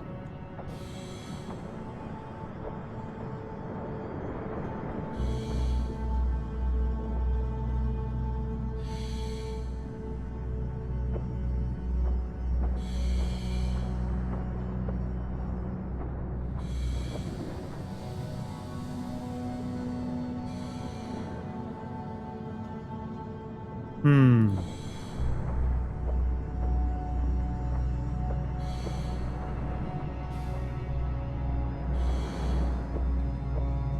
I'm wondering. This goes like, does this go around or something?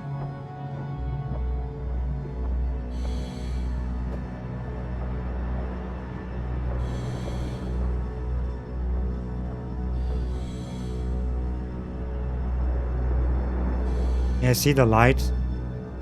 Has to go up.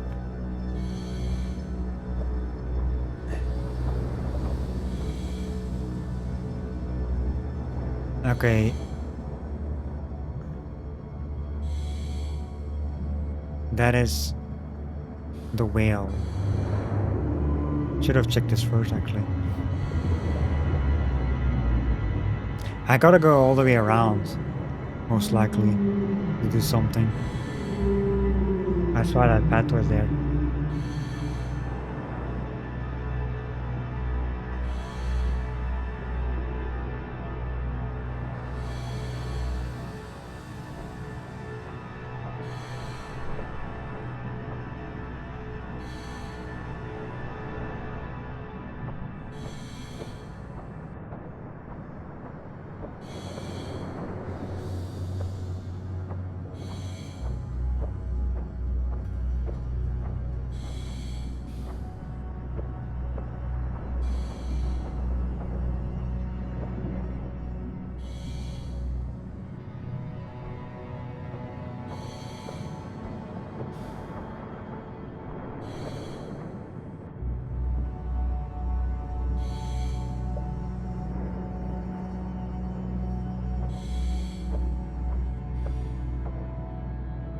Like, why did it do like a little step? Oh, wait.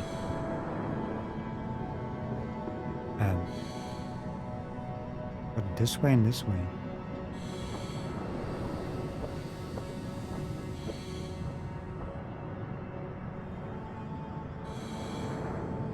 What? Can I do something here? I don't see any icons popping up when I press a button.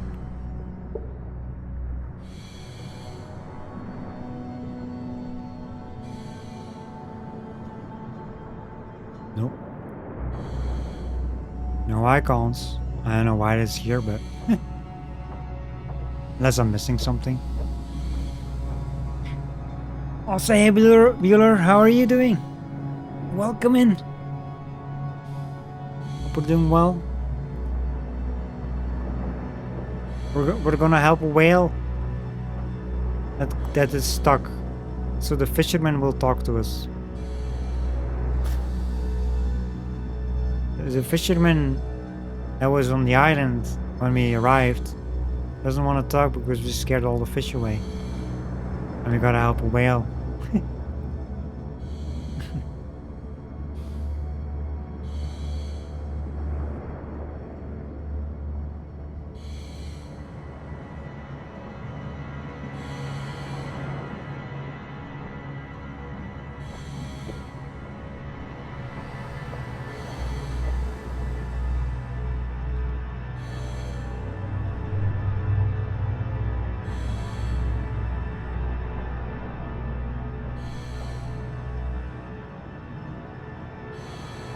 Swear to God, this is like weird. how... Ah. We found it.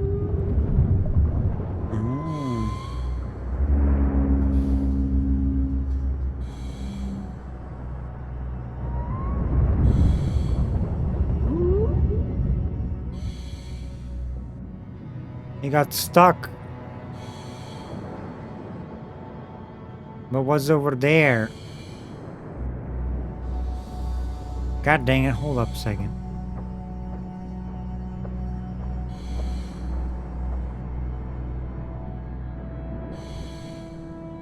I know where to look, but...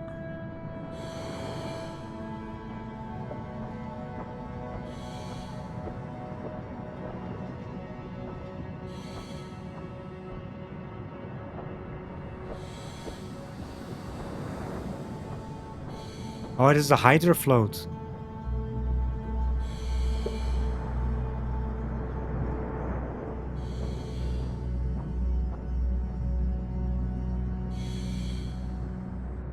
In front of us. See it on the radar.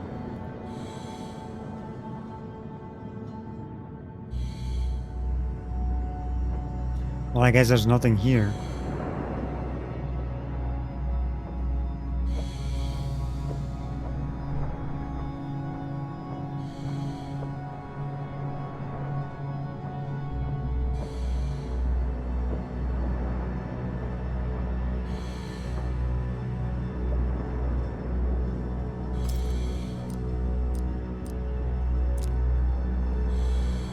Let's cut the rope.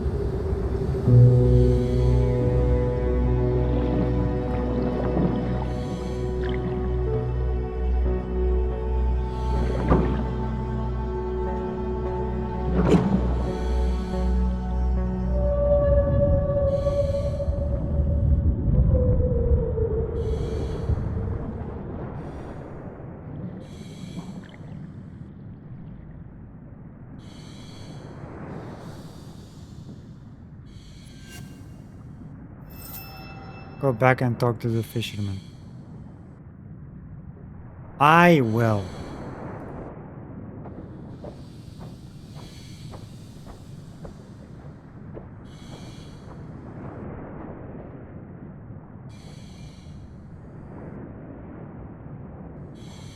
Wait.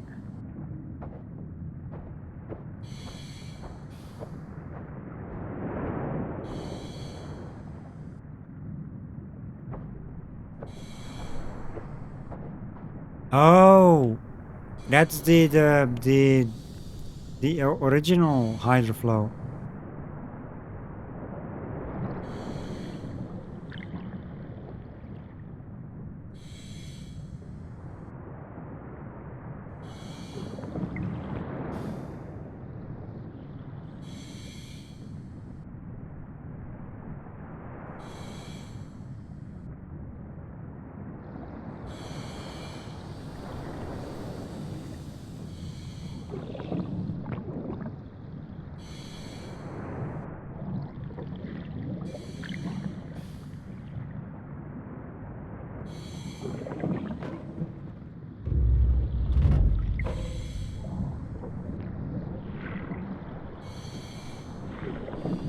I wonder if you can actually open it, because I did try.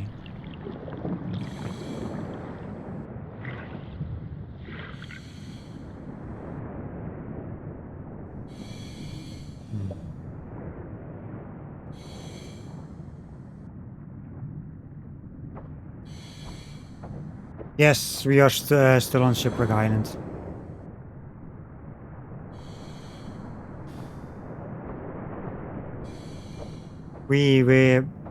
I googled a missed radio message in the beginning of stream to listen to it, like to know what it was.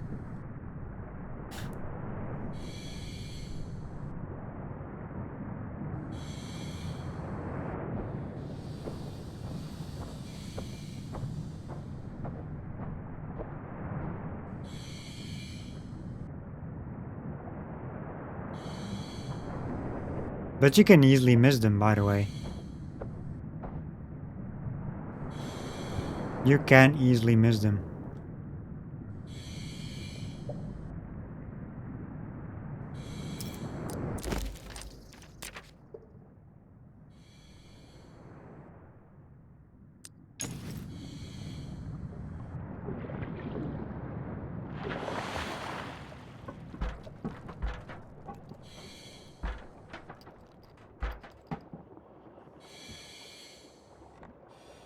Put the diving gear back where you found it.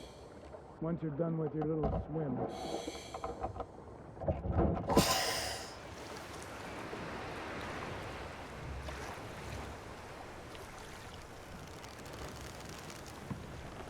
I gotta put it back.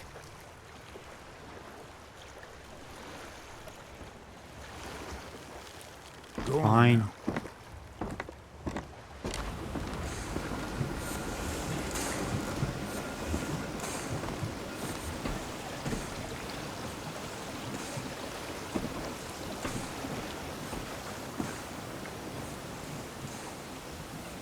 I cannot put it back though.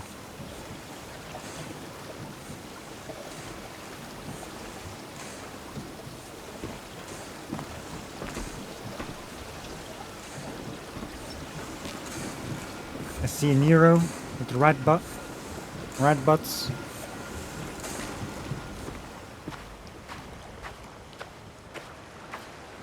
Still need to find something to open a treasure chest.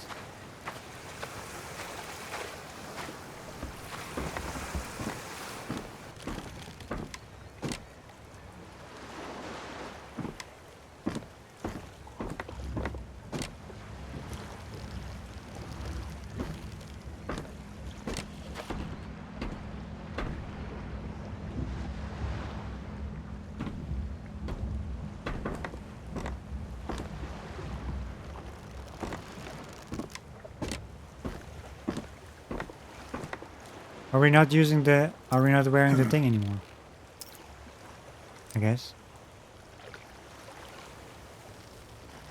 What now? I already told you. As long as the fish won't bite because of the sperm whale, I will be in a bad...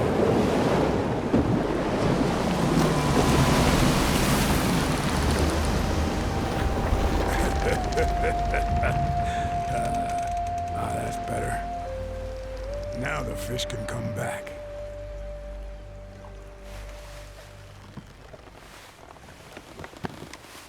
And yeah, I know what you're gonna ask. It's coming back to me now. Happened a long time ago. 1932. 33, maybe.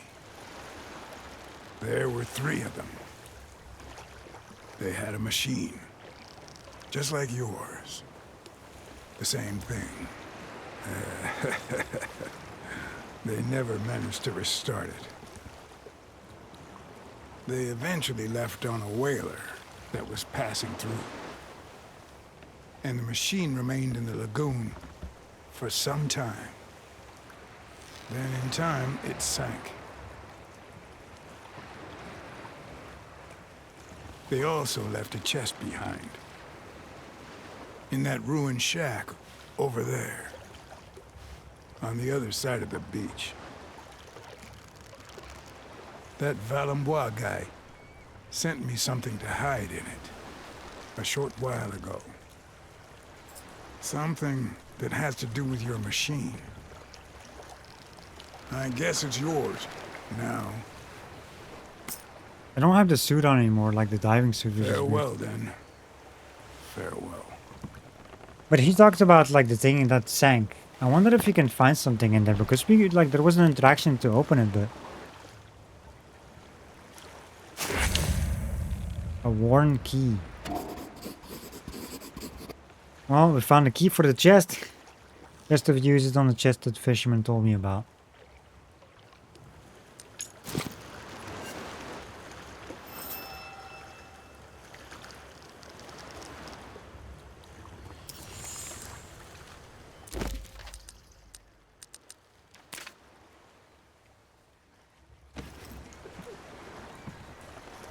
Well, that took you long enough. Now I will finally be able to catch some dinner.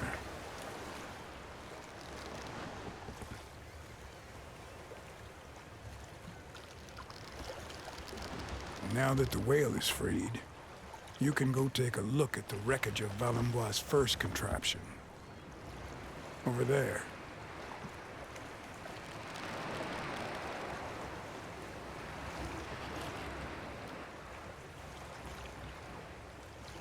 The doodad boat thingy. It looks just like the one Valembois and his friends Doodad sunk boat here thingy. years and years ago.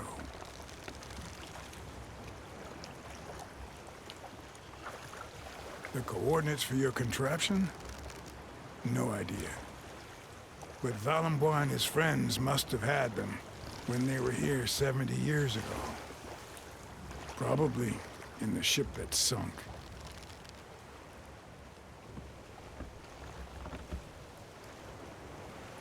The doodad boat thingy. It looks just like the one Valembois and his friends sunk here Okay. years and years ago. He's repeating now. Do that. Boat thingy.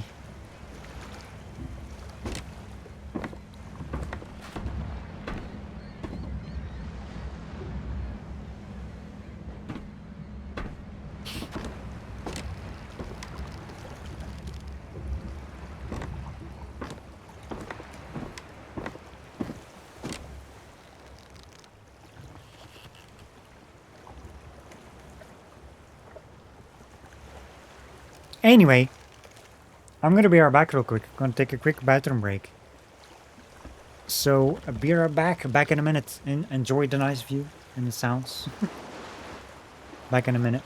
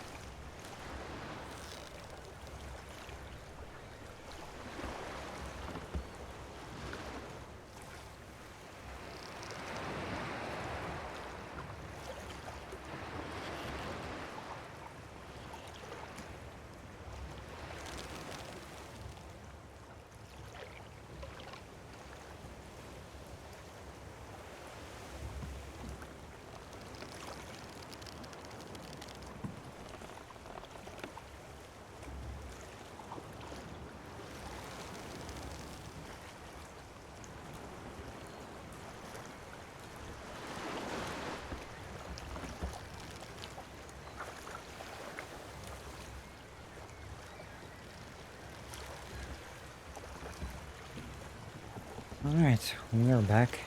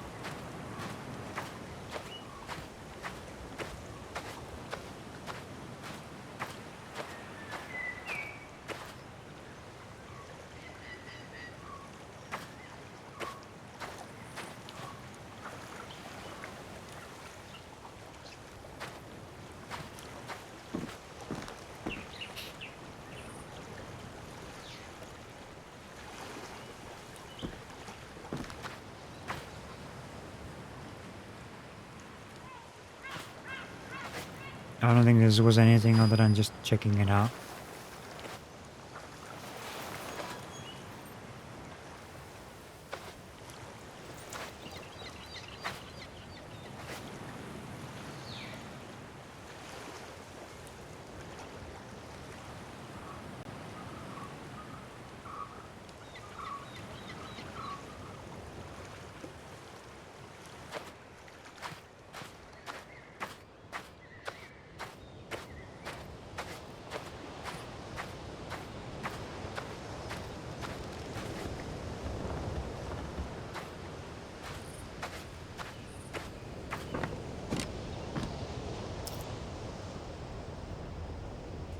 Oh, let's see.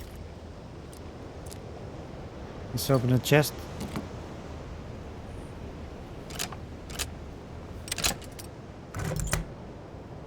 See what's in it. Got 3 items. Illustrated map. Shipwreck Island. The specific spot seems to be indicated with a strange note. And the remains of the greedy, just a rat, will swing above the object of their vain desire.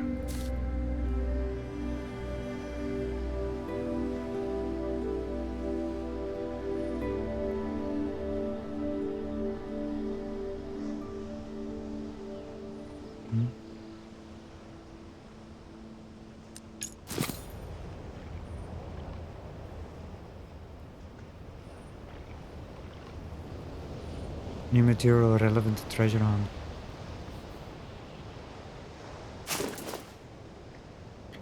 Pages torn from Vallenbois's travel journal. November 12, 1933. This enforced stay on Shipwreck Island has given me the opportunity to get to know my traveling companions better. While I was already good friends with Antonio, the superficiality of my connection with David soon became apparent after we left Brittany. I was looking forward to our long journey bringing us closer together. Alas, the days of waiting and anxiety I have passed following our shipwreck have revealed character traits in my companions that I would never have suspected. Antonio, whom I have known for a number of years now, has always seemed an honest man, a fervent defender of the enlightenment. For a long time, I believed I'd found in him the brother I never had. But in these last few days, I've been alarmed to see the integrity that I valued so highly transform into an unyielding rigidity words rigidity diddy. I cannot pronounce this thing. Something diddy. Deity.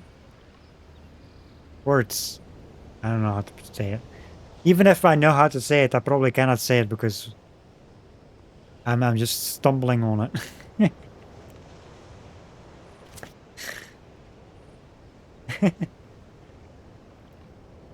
Let's see. Antonio loves Amerzone as a brutal man loves his dog.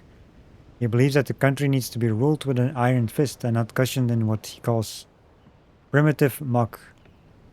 David, without attaining the same virulence as Antonio, seems to hold a similar view of Amerzone. His fears are for the souls of its people, which he believes are in peril on account of their pagan practices.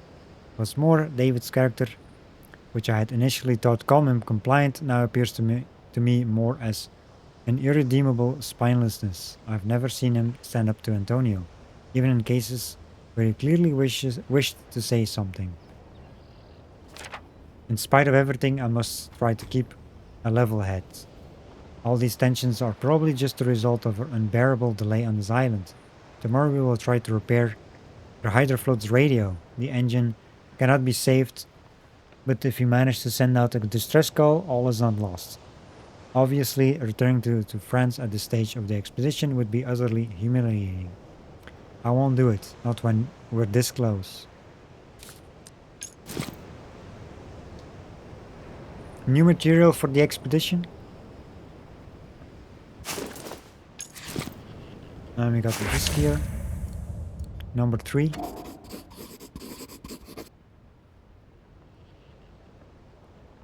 Helicopter and sailboat modes this time. Can't wait to try them.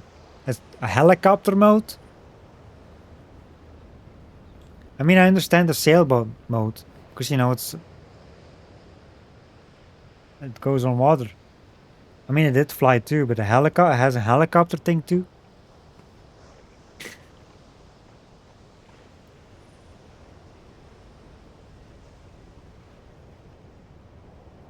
And all this on one of these floppy disks.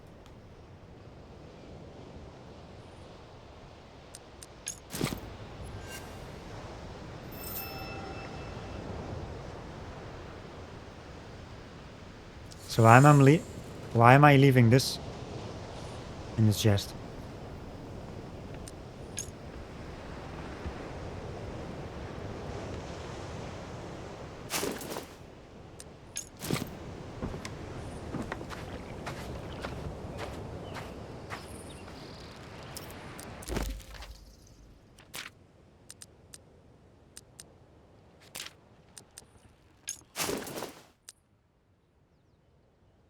Wonder what this is.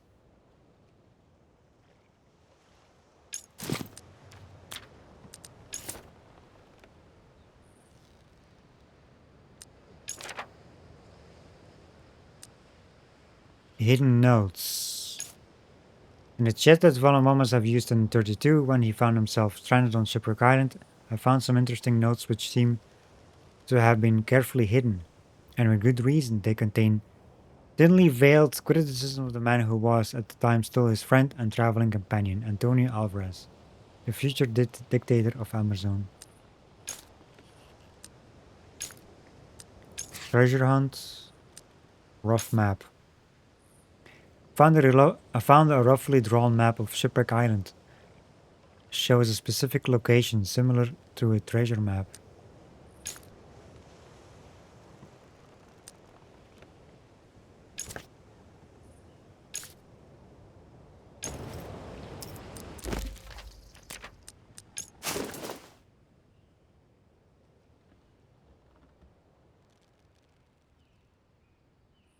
Well, there's a building here.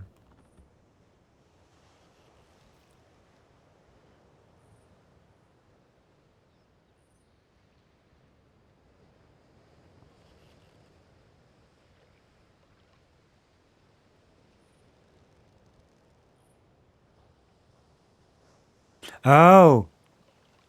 This is like the thing.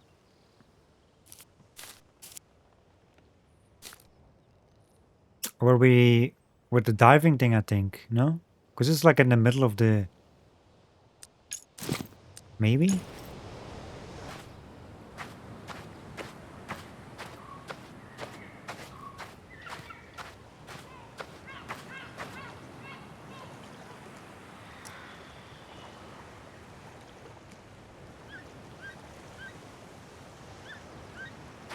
Plus, that building on the picture looks like this one.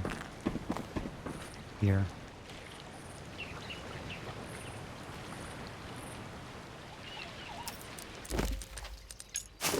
Yeah, see?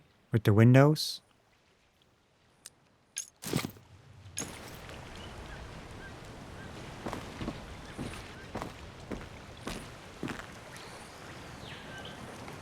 Ah, yeah, look at that.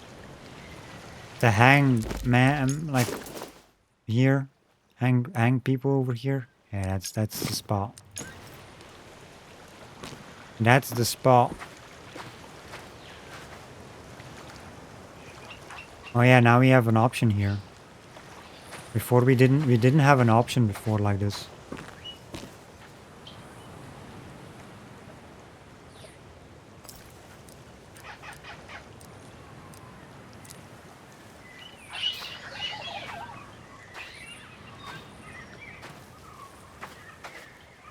I still wonder how the easier difficulty is though, compared to what I'm doing.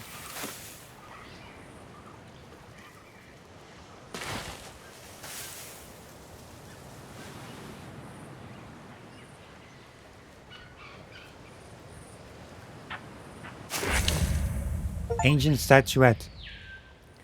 Find a treasure marked on the map. This is the thing that they talked about in the notes. I found some like notes and it talked about this.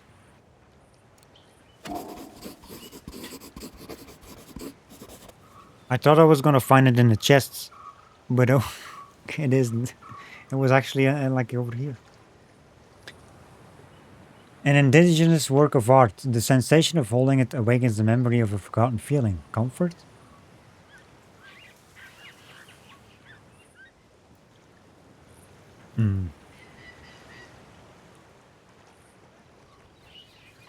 Well, it doesn't have any head.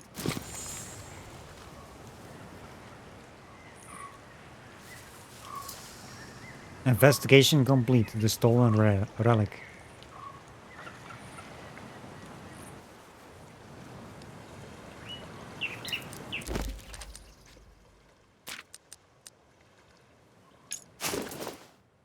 Nice. So we have one more thing here from the expedition we need to find. Like information. I opened an old chest that had been carefully hidden in fine sand of Shipwreck Island. It contained a strange sculpture, probably a pre-Columbian, evoking a half-human, half-serpent figure. Let's see, read the article. Finding a way to continue my journey with the hydrofloat was not the only activity I pursued on Shipwreck Island. I also embarked upon an unlikely treasure hunt, which ultimately led to an archaeological discovery. I owe this discovery to the writings of a young researcher who once stayed on the island. He was apparently convinced that the island harbored a unique and ancient piece of ceramic craftwork, a true relic fashioned by the ancestors of the indigenous tribe that once dominated Amerzone, the Ovovallajos. It was this tribe that Valambois betrayed in the 1930s, after they had taken him in and nursed him back to health, before they were subsequently brutally repressed by the dictatorial regime of Valambois' friend Antonio Alvarez. I was able to get hold of a rough map, which led me straight to the relic. Its appearance has left me perplexed. A feminine figure crossed with a snake, combination which should send shivers down my spine. But no, quite the opposite. I find it calming, the sense of something immutable, something beyond me that will continue to exist long after me. What should I do with this relic now that I am responsible for it? Sell it? Leave it to gather dust on a shelf? Donate it to a museum? I have a feeling there's another answer, and that I should keep this sculpture close until I find it.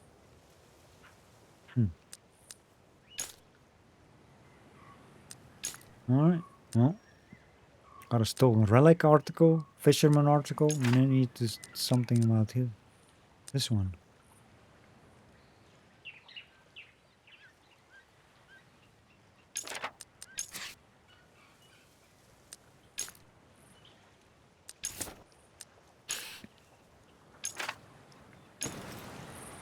So the 100%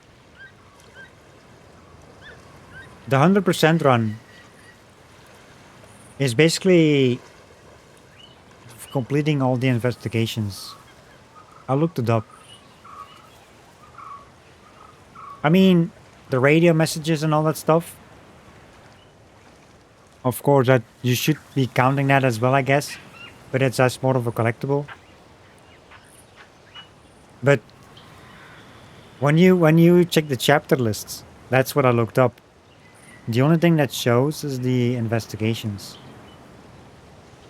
Towards the percentages. Like a completion thing.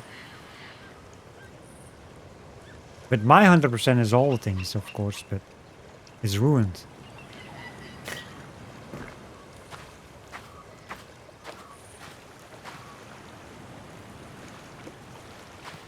It's ruined.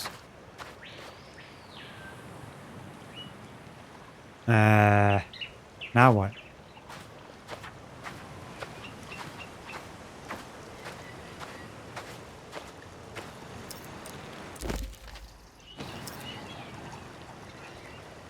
Insert the disk.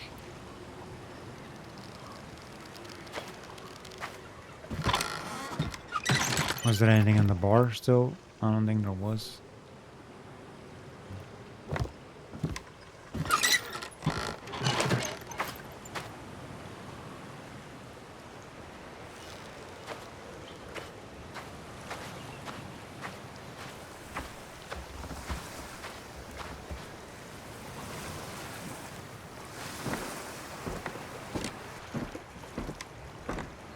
Stick to the beach. This island is a real maze.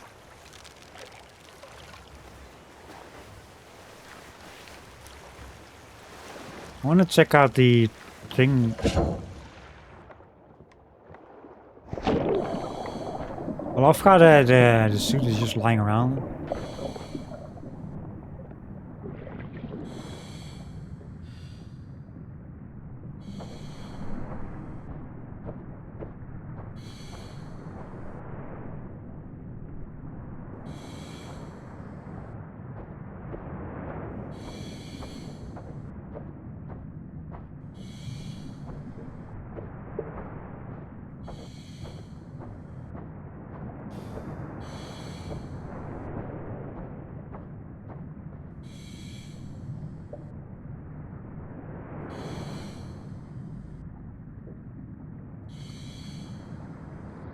Yeah, like you can look at the ball thing here, but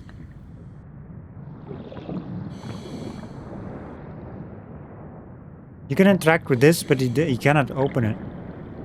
Because, you know, it's stuck.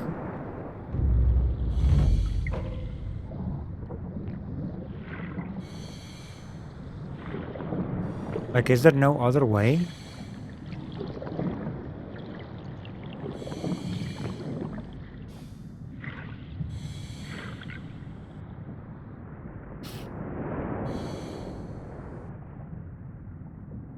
Hmm.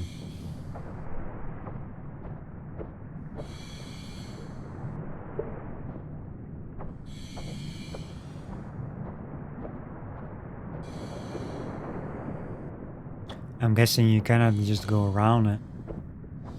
Can you?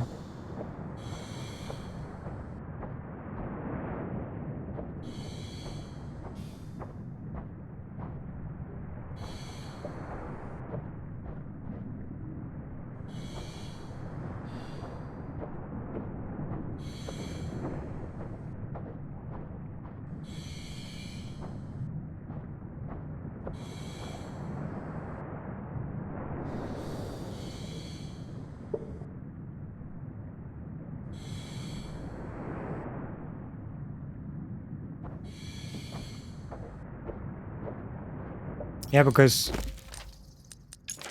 it's about the expedition. And that hydro float would make sense to get info on. You know?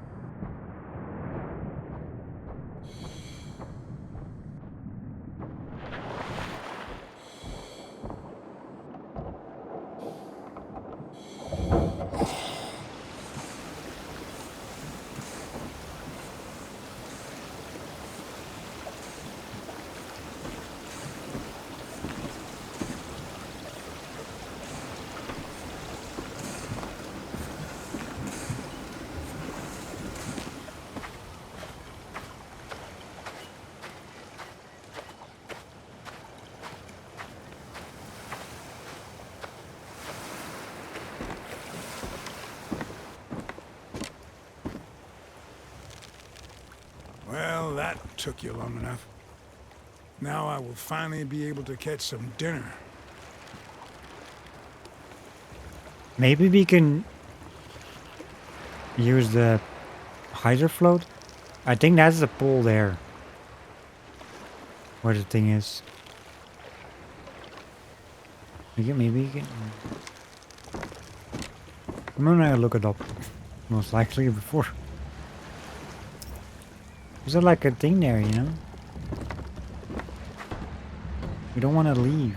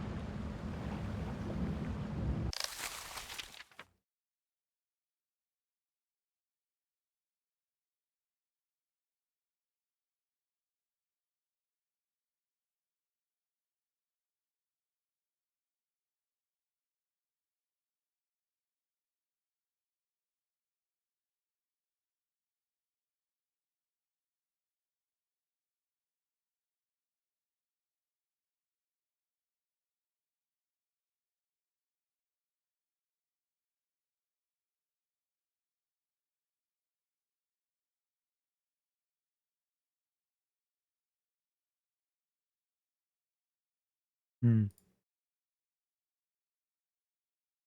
This thing doesn't show it.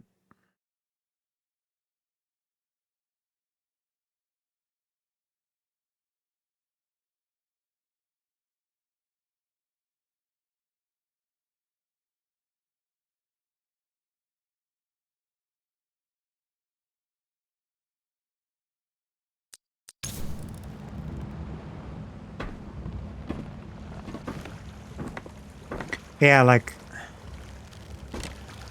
the only thing, like, because when you're underwater, you can interact with that with the thing here. It's sticking out. You again? You have to be able to. Why can you interact with that? That's something. I mean, leaving with the hydro float, you have to actually, start it anyway. So, like, use the power thing, the throttle, and all that.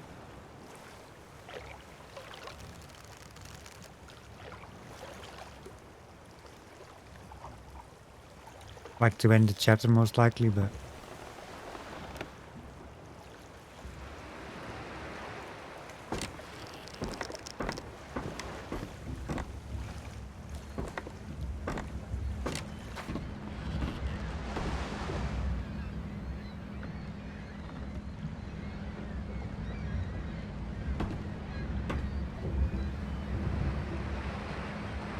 Oh! I press Alt. It shows an icon that I can use the hook on that thing. Okay.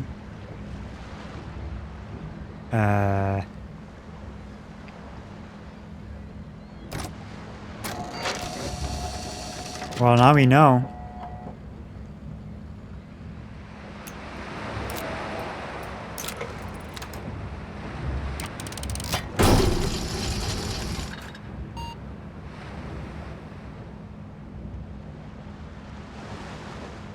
I missed.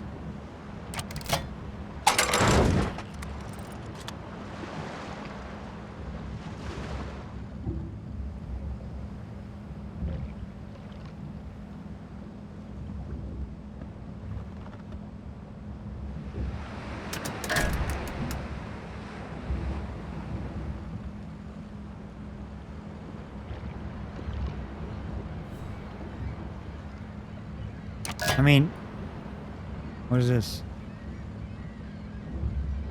Oh. Manual unhooking. Oh, we actually have to go there. Yeah, so when you press Alt, of course, you see icons, but it shows a specific icon that you can use the hook on. I wouldn't even guessed it, to be honest, if I didn't see that one. So I guess we have to do something there because it says manual You want to make removal. all the fish swim off with all your ruckus or what? This guy.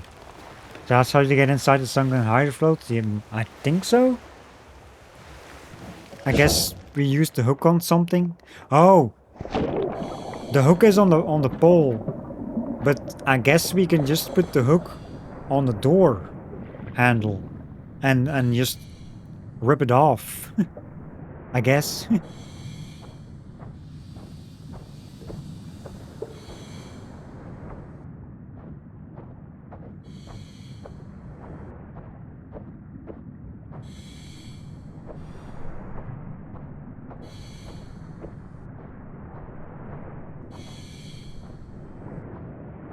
Yeah, here it is.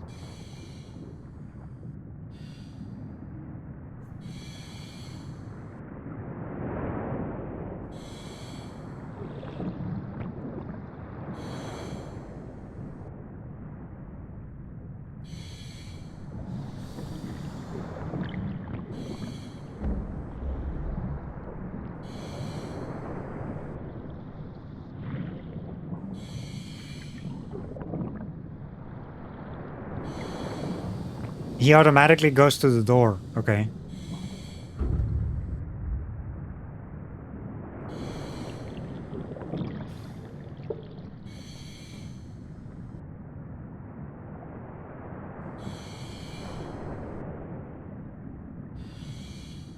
Now what?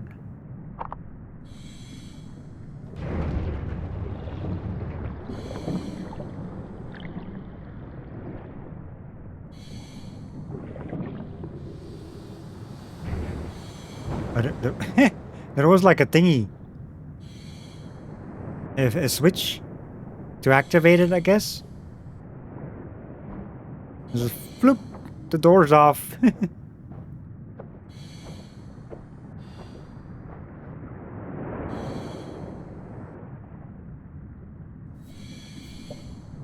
Coordinates, so yeah, that's how you get the coordinates. What's that?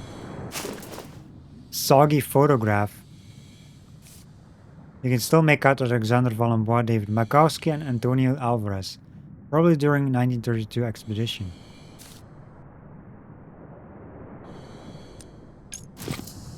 Aha! Investigation complete.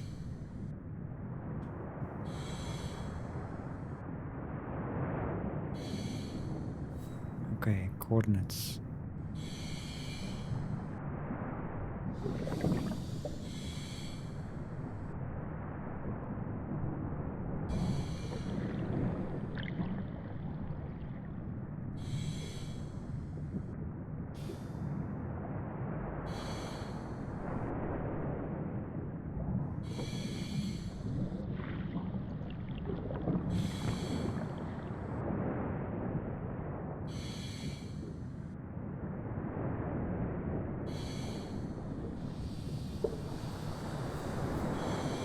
So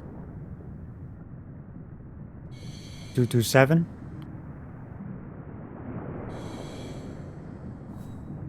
I mean, if that's the actual coordinates.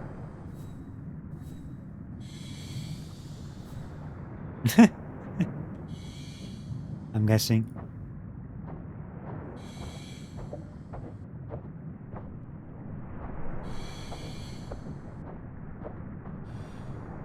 Yeah, was there anything else around here?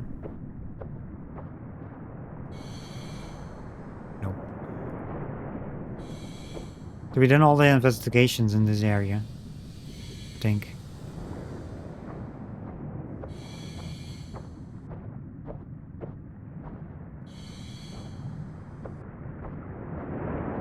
That's your best guess also, yeah. Has to be. Because we did ask about the coordinates, about like when we were talking to the fisherman.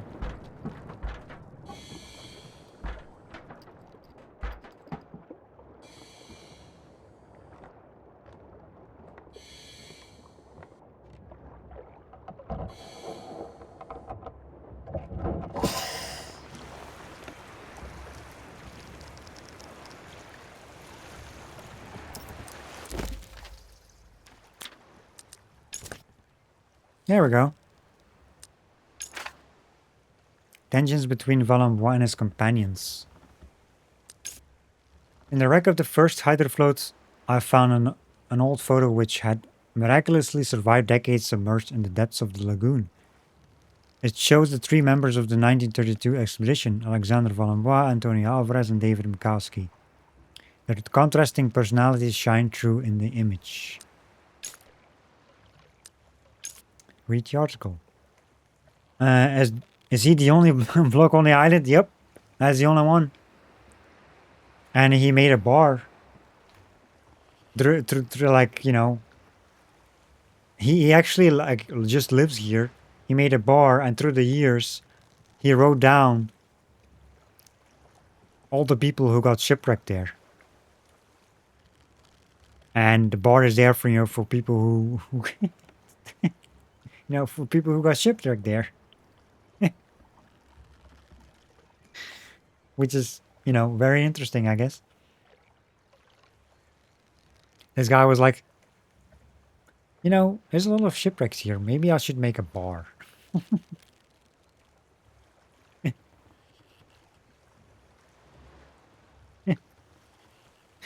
Let's see what this article says. During an expedition in Amerzone in 1932, Alexandre Valenbois and his companions David Makowski and Antonio Alvarez found themselves stranded on Shipwreck Island after a collision with a sperm whale, a forced stop at the very gates of Amerzone, which appears to have exposed the first cracks in the friendship that had tied the three young adventurers up until then. While their inactivity on the atoll and their desperate wait for rescue certainly contributed to these tensions, a more significant factor was probably the differences in character of the three friends, signs of which appear in one document after another. Indeed, considering the fanatic and idealism of Valenbois, the inflexible righteousness of Valvras and Mikowski's placid docility, it is hardly surprising that tensions arose among the men. Alvarez had an implacable nature. It is useful to recall that just a few years later he would become a ferocious dictator we know today, and this seemed to be the most frequent trigger for the discord. Perhaps even to the point of instilling fear in the other two men. One might well wonder, particularly in light of the fact that Valenbois seems to have carefully hidden away on the island a few written notes in which he may have criticized his friends. This question leads us to another, more speculative one. What would have happened if the three adventurers had gone down with the first model of the Hydra float? What would Amerzone be today if its three tormentors in the making had never managed to set foot on Amazonian soil in 1932? That is a good question. Yeah, we got another article done about the expedition, the fisherman, and the relic. And this stuff is found elsewhere.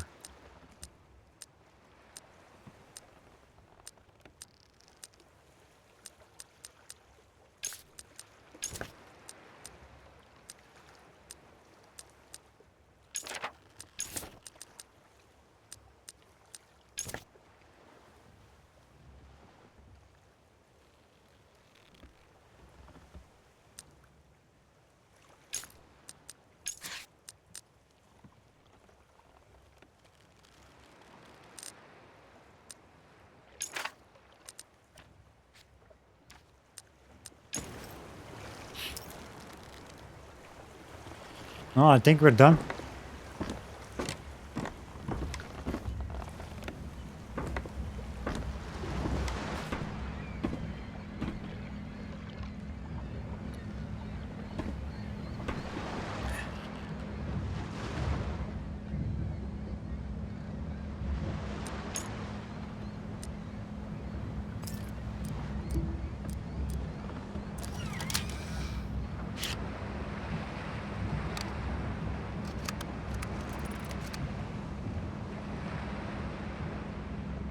Helicopter and sailboat modes.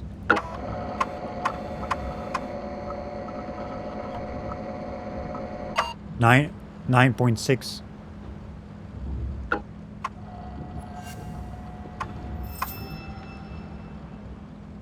Convert the Hydra float into a helicopter.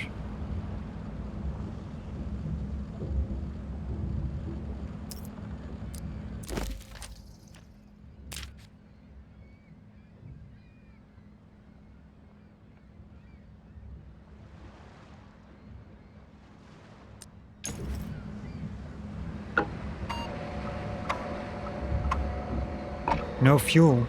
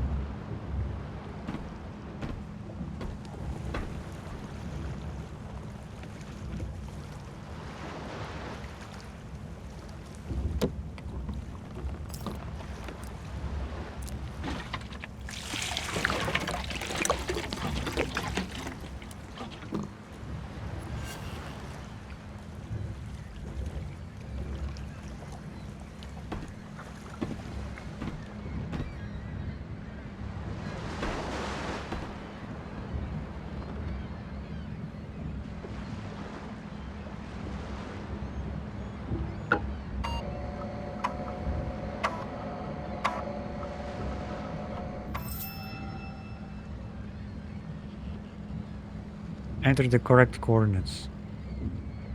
Glad we had fuel in our pocket. Pocket fuel. I mean, I kind of guessed it was for the hydrofloat because we had like an empty jerry can that we found. And then we had like a gas pump, like a gasoline pump. I was like, you know. Was it 227? Yeah. 227. Amerzone Delta.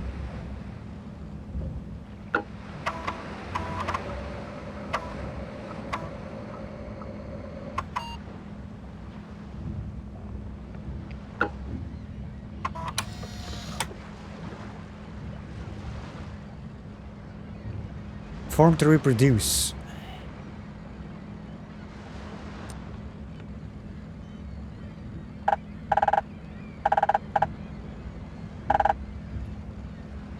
Because these things are actually all the way in the back.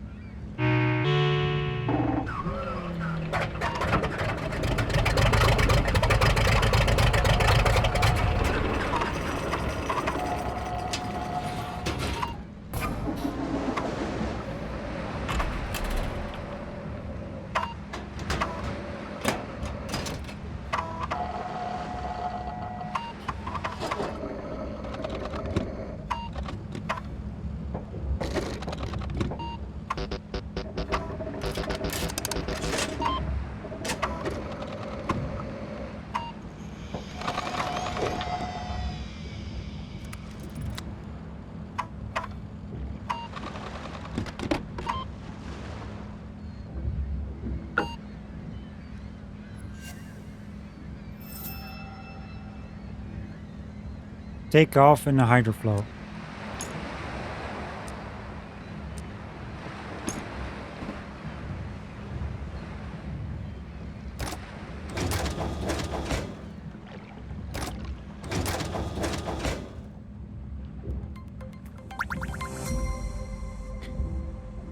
Thank you for the follow. Appreciate it. Short and retro.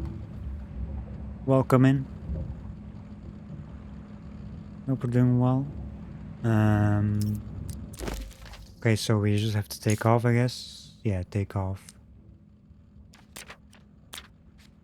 Okay.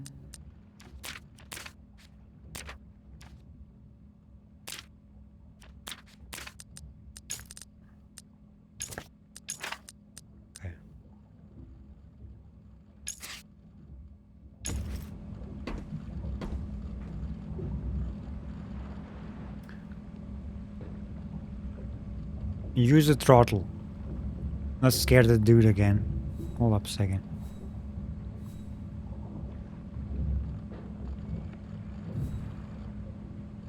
Aww.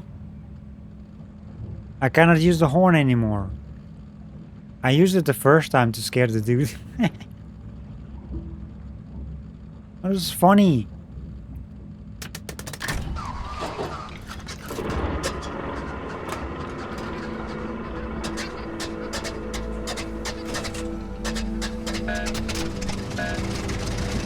Turbulence warning.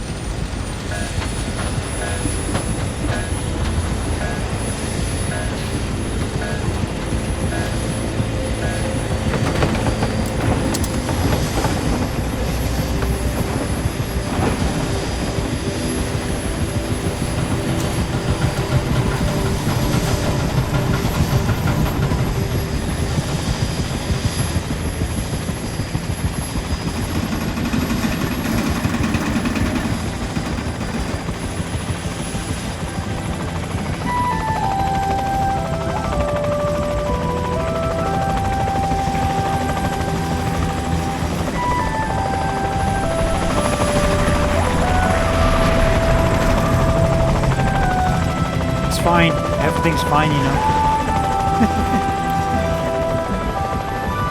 It's very loud. It's the audio balance.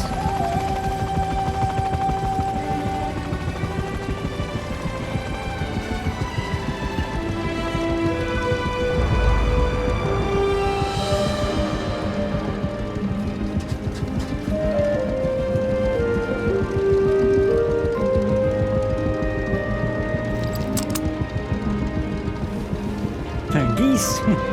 Yeah, we saw them the first time too.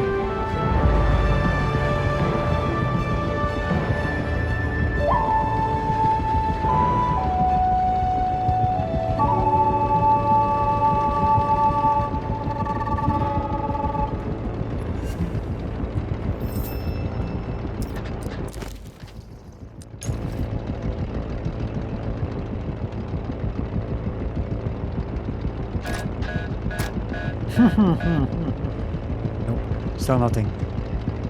See, you know why I missed this? Last time, this radio thing, this was blinking the first time, the first chapter. Like when we had to rest.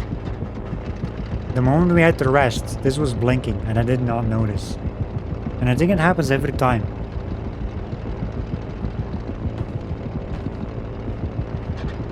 And that's how I missed it. All points bulletin. As our Supreme Leader stated this morning, the threat of foreign agents infiltrating our territory is the highest it has ever been. Our orders are to ensure that the borders remain sealed up tight, and to be vigilant regarding anything that may be a vessel or craft seeking to violate them. Stay alert, everyone. Glory to Amerzone and glory to progress. Over and... Alright then.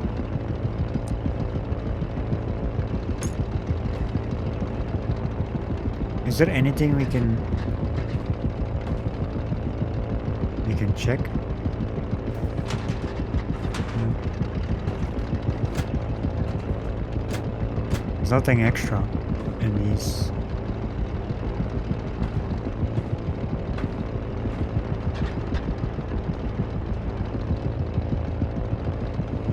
I mean, we've seen these before.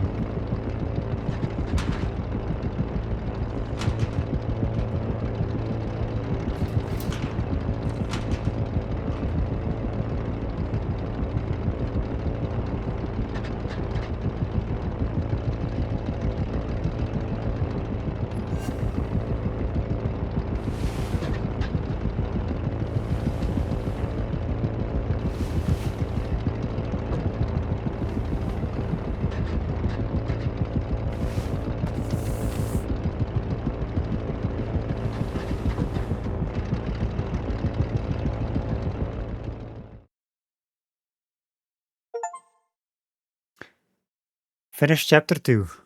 Nice. Amerzone Delta.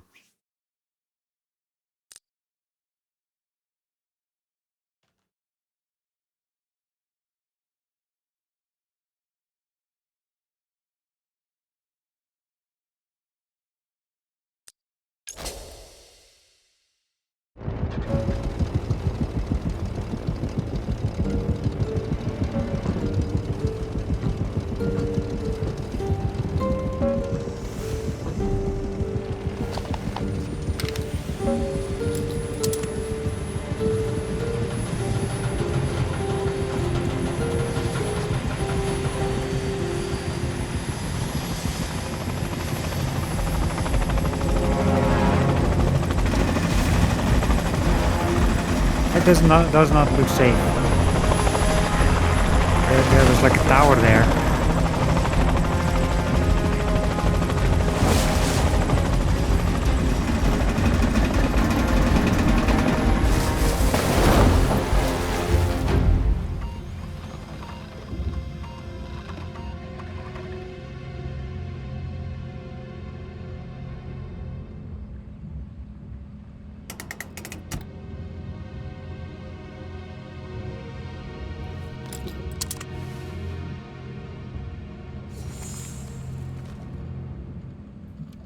What is that? Into a sailboat. Next destination. Amerzone marshlands, intermediate step, Pueblo trading post. Coordinates not required, proceed upriver to reach the next destination.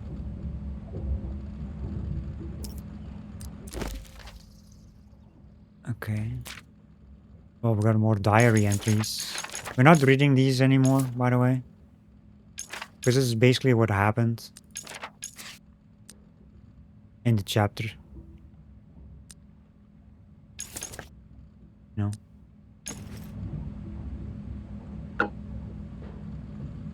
Well, I'm guessing we have to... Oh. I was gonna say, like, can we just get off the...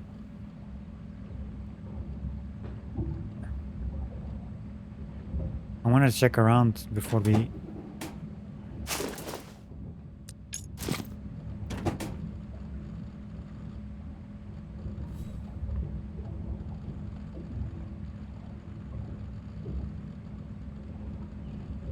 Aha!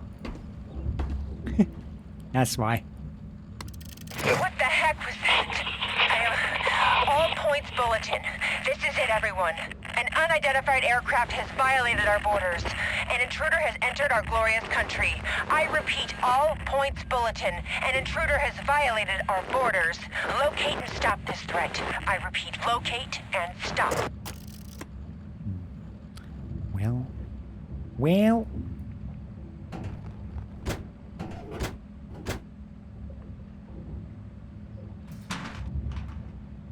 Wait, this is... Statues in here now.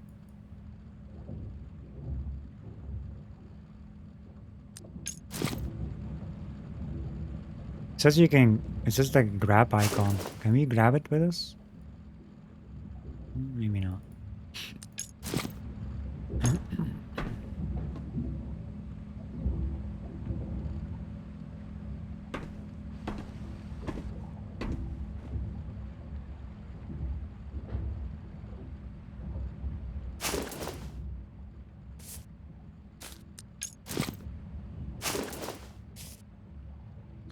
The route of the narrow sea channel that separates Shipwreck Island from Amerzone Delta. Delta marks the gateway to the Amerzone River and to the territory named after it. Once again, it looks like Panama really did think of everything.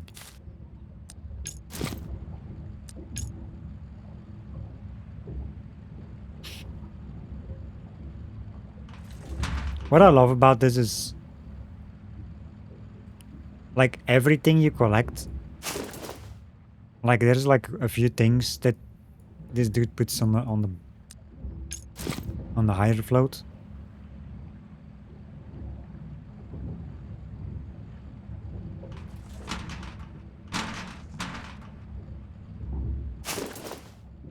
I love that. It's the little things. A diving suit. Wait. This was like we never actually had a diving suit option to investigate. Like to check out.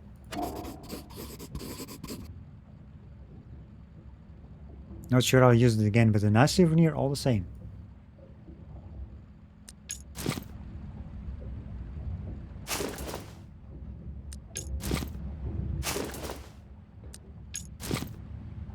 Whereas the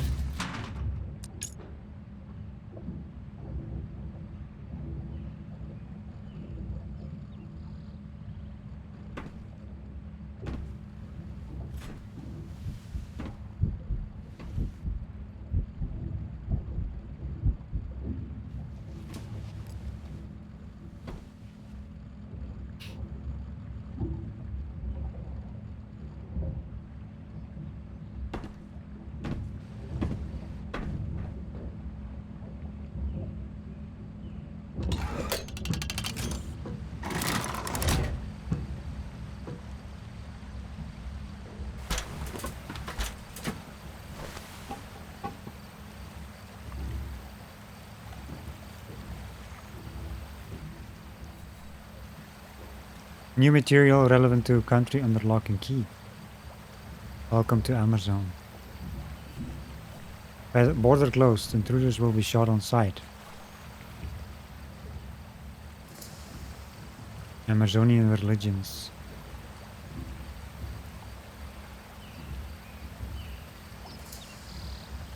A distant silhouette.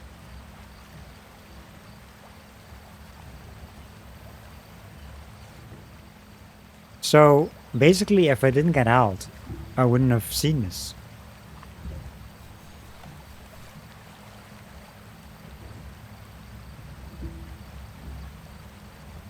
Well, I guess that's it. Just that, yeah.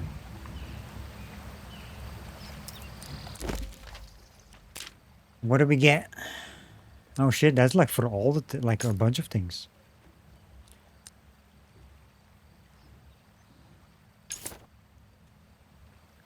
A country under lock and key. A sinister warning. Disturbing messages Amazonian authorities had scribbled onto a welcome sign I saw while illegally entering the country. It states that the border is closed and that intruders like me will be shot on sight. So there's like one more thing here.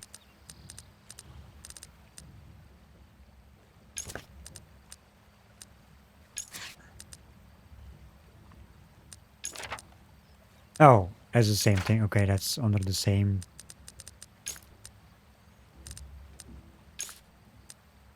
Trading posts. Let's see, there's like a lot of things in this. Amazonian religions. Colonial statue. It must have been installed when the country was colonized in the 18th century. It seems to promote a paternalistic vision of fate. In spite of Amerzone's indigenous population and their deep-rooted beliefs, the Church of Amerzone seems firmly implanted. Elsewhere, local secular cultures and faith imported through colonialism have often proved belligerent bedfellows. I wonder what's going on here. Shenanigans.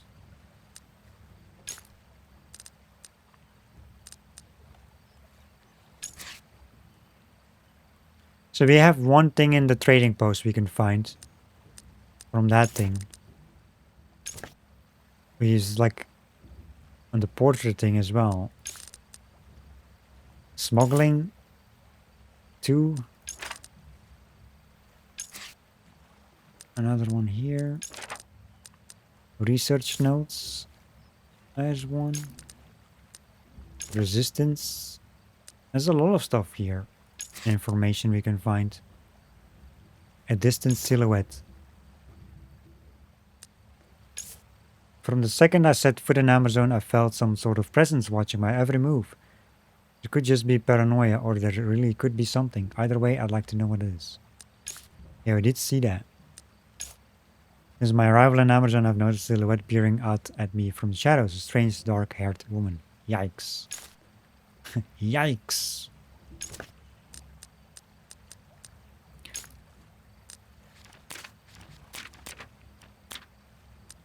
Yeah, that was over there.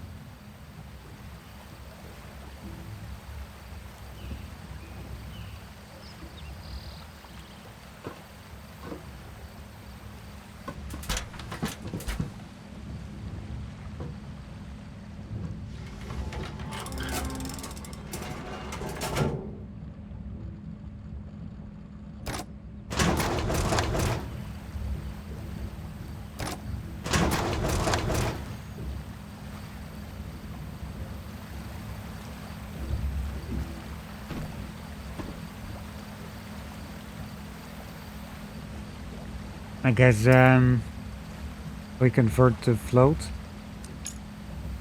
The float thingy. There was no radio anymore, right? No. At least not now. Sailboat. Not required. Coordinates not required. I mean, yeah, no, of course not, because it's a damn river.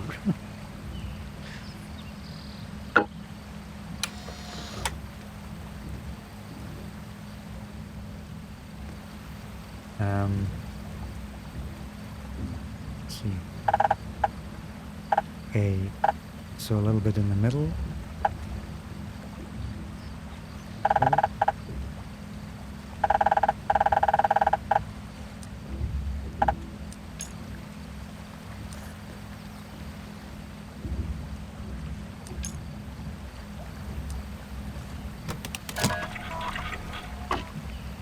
Collision.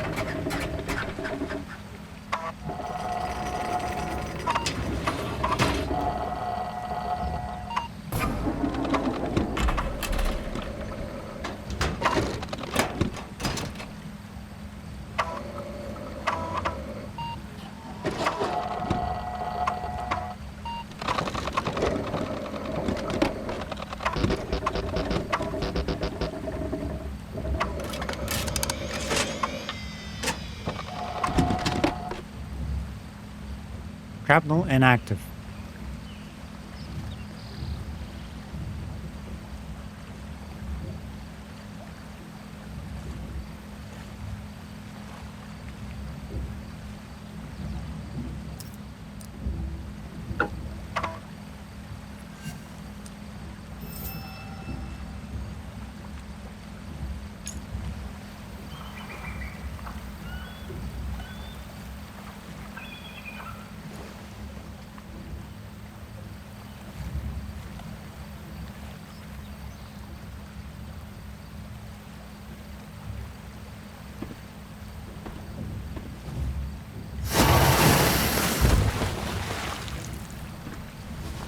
Well,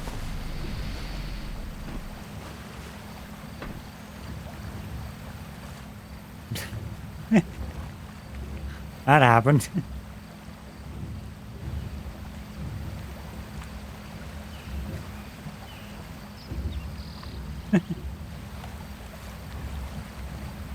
Just double checking if there was anything else.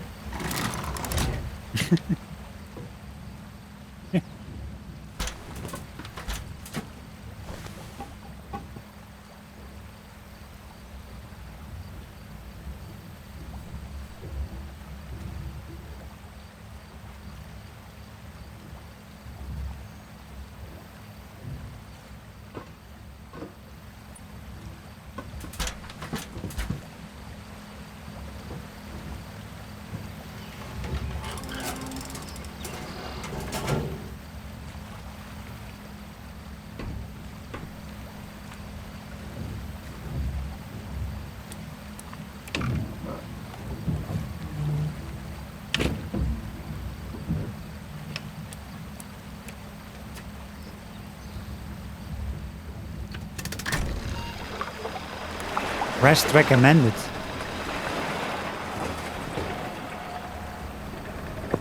I don't know.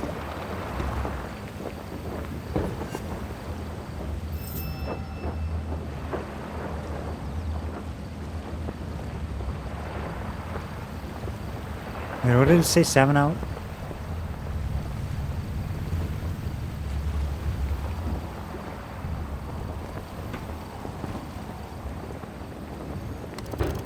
All points bulletin. The intruder is still at large. I repeat, the intruder has not been located and is still at large. He must be going up the river. Closest patrol to the old fort, get over there and check it out. He's gotta be over there. Capture him and prep him for interrogation. Over and out. I got half. You copy? It's Bernardus. Me and Barros are headed to the fort. We'll stop that sneaky bastard. I got like half of the radio messages.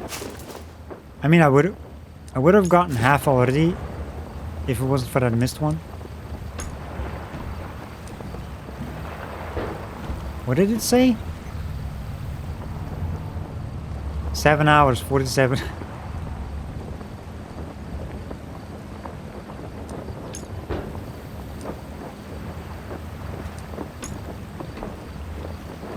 Can we do anything?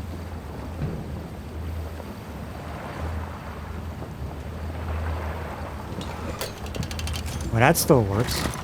Every time I try it, and then so it works this time because we're just on the river.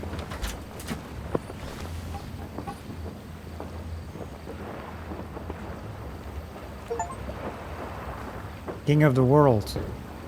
I'm on the roof of the hydrofloat.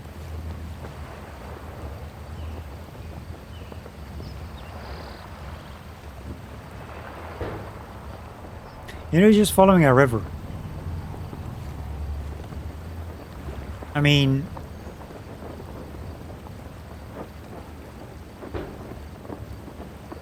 if you rest, it's basically like a skipping time, but it's kind of interesting that you can just chill here. Does it like automatically change after a while? Anyway, like no matter what.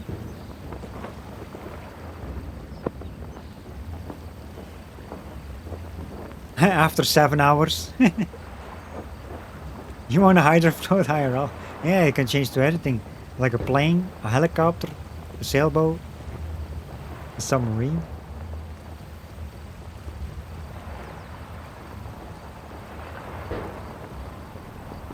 It's like James Bond.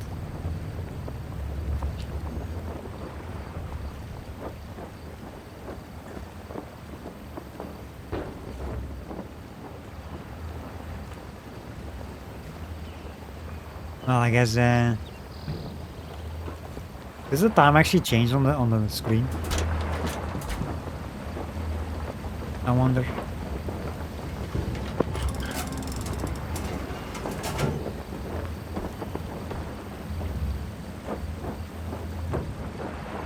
It actually does change.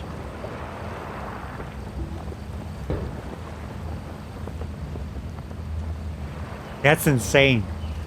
So basically, if you decide to stop playing, you know, and you want to do something else, you can just keep the game open for like more than 7 hours until the actual thing arrives automatically without resting.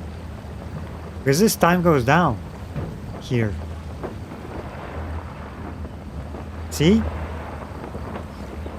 This is real time.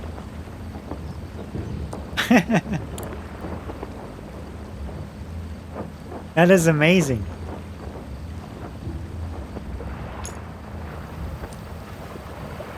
You can use this. You know what's interesting? You can use this like if you just stand on top of the thing. You can use this as like a make a recording or something, and have this as like a sort of a background thing to have on something, or you're just sailing down the river.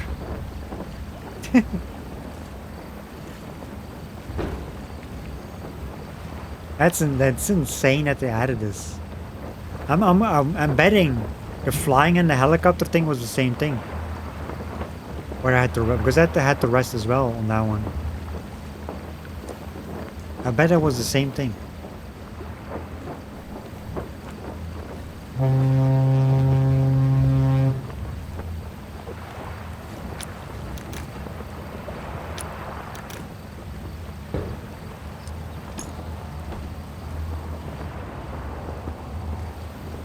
Well, I guess we're gonna rest. No, we're not gonna wait 7.5 hours.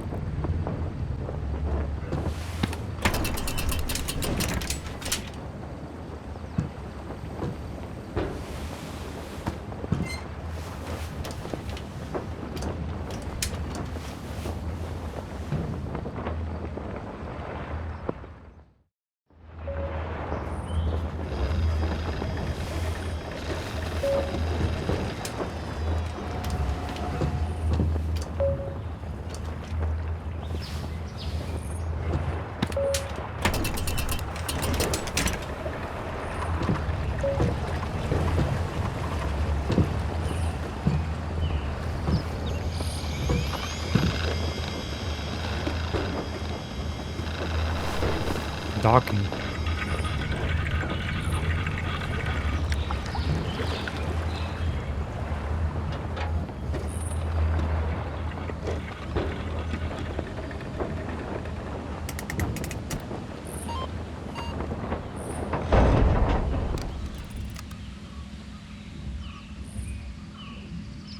We need another disc.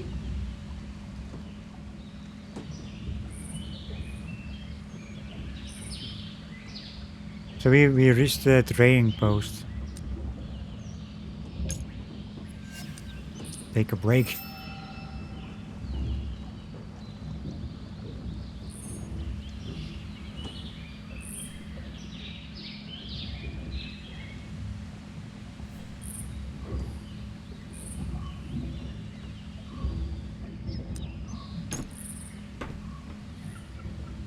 This thing was open the whole time, by the way.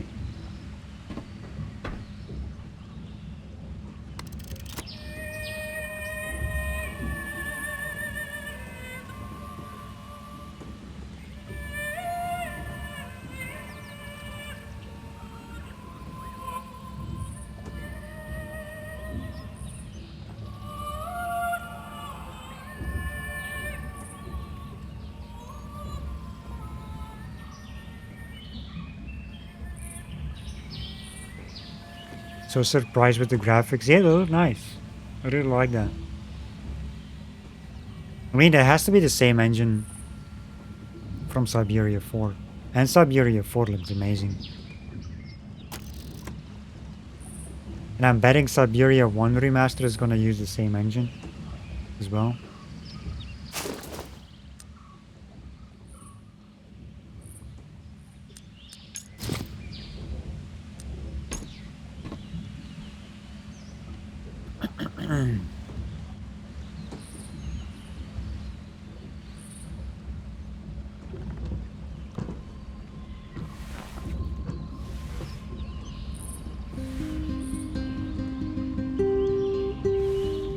Yeah, I don't think we're gonna finish this chapter of this stream. Most likely.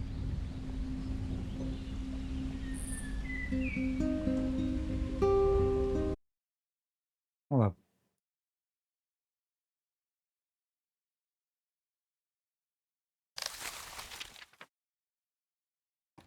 Hi, can I?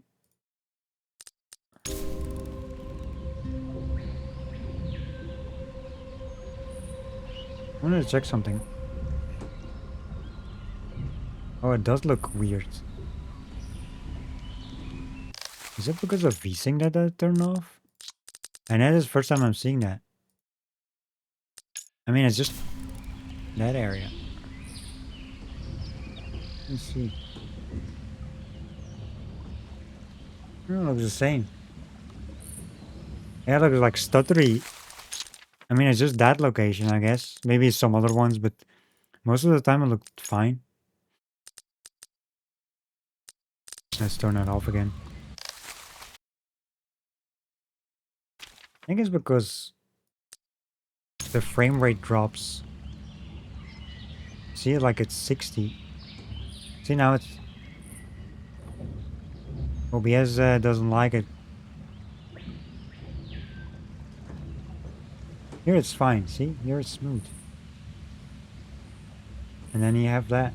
It's like so weird. I was like wondering, because I always pay attention to how it looks.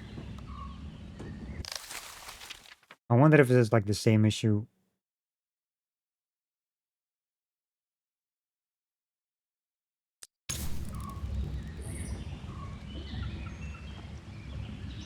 No. It's not the same issue we had with shadows. Does that look the same on the desktop capture?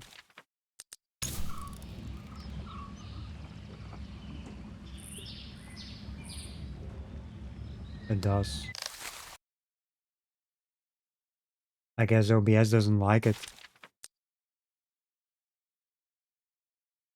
That is weird. I guess OBS doesn't like this location much.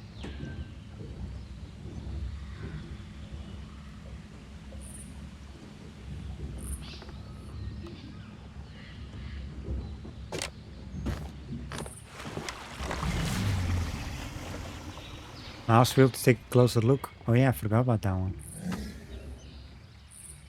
I forgot that was actually a feature.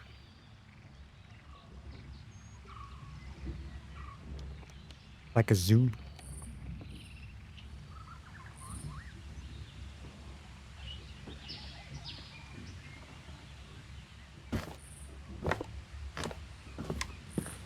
Yeah, OBS does not like this spot. Even though I have like, the frame rate is fine. Out of gas. Ghost Village. It is like a gas station.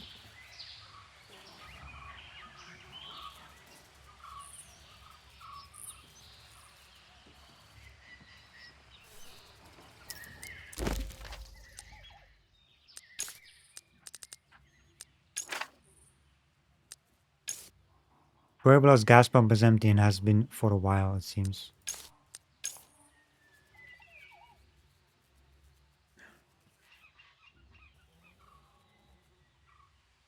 What is this? What is this word?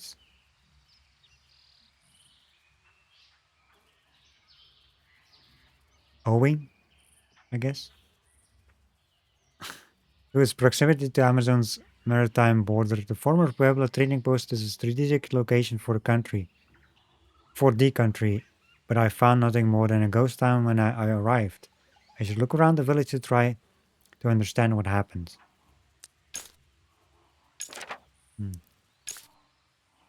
Yes. Enter the fort.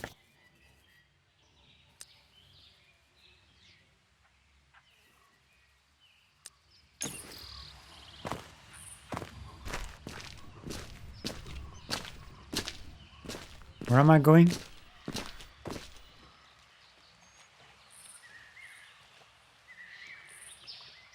Um.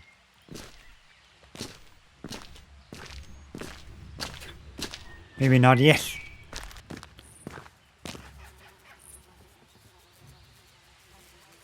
Okay, so we can go there. Puebla.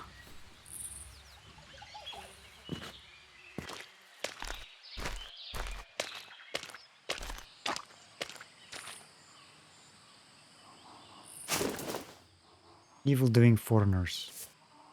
Threat of espionage is real. Report any suspicious activities to the authorities. New material.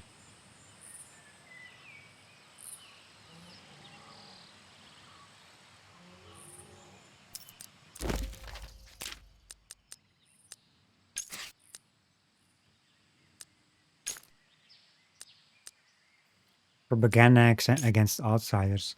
A poster I found in the old Bible trading posts. It warns the population against the evil influence of spies hidden among those who arrive clandestinely from abroad. Okay, so we have everything from this so far. Trading posts.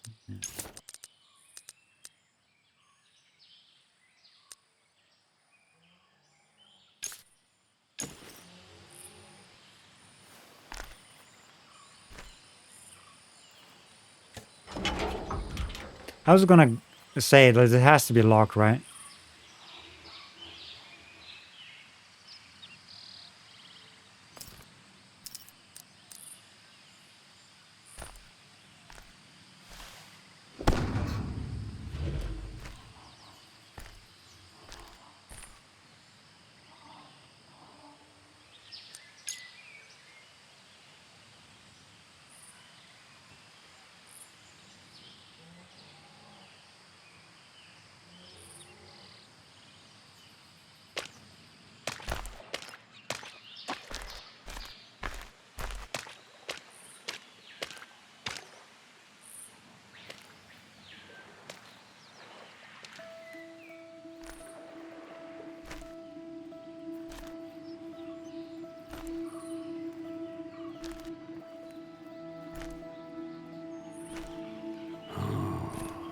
Mikowski.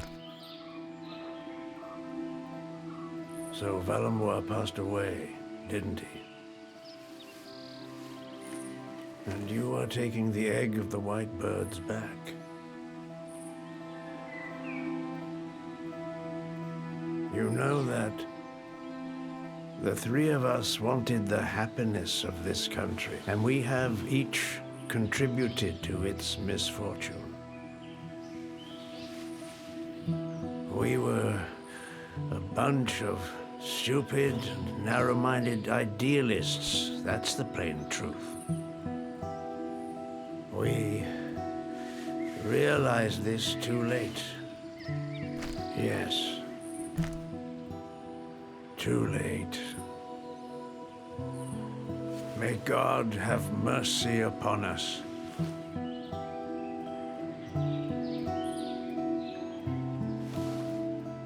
All that is so far away.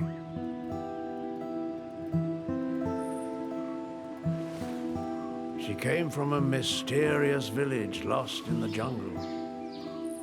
Valenbois loved her a lot, you know. And then he betrayed her. He went back to Europe, and she pined away and died.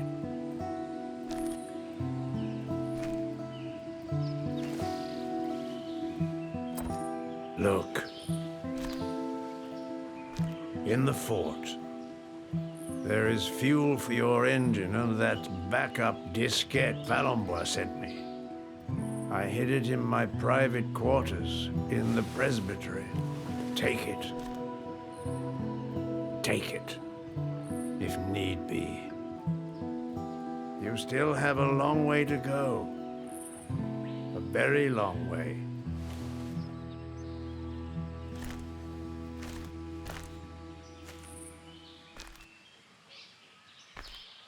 I will pray that God helps you with your undertaking.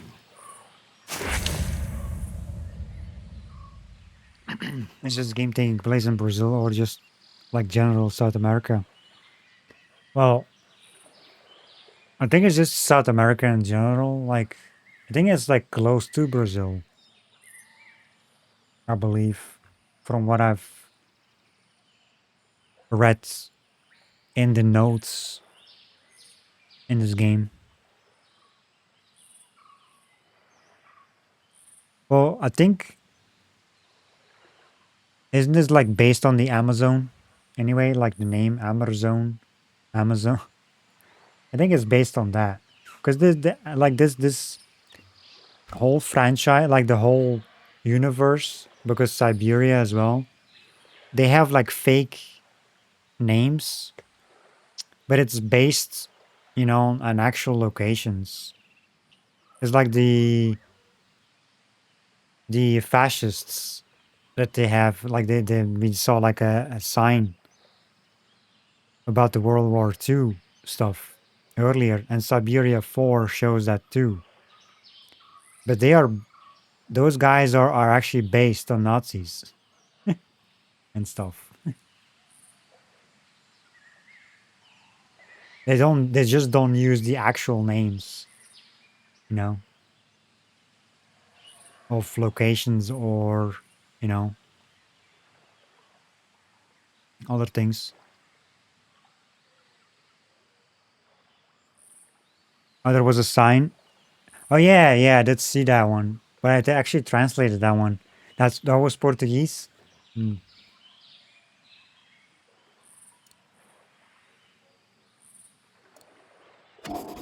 Got a key. Access gives access to the forest. Okay. Bukowski's key.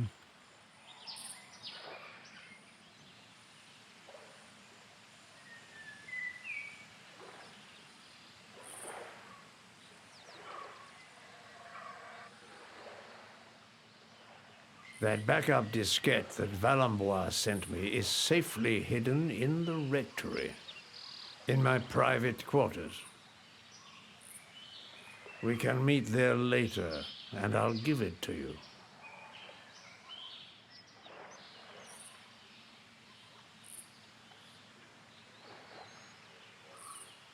I thought I heard an engine a little while ago, but my mind plays tricks on me as I get older.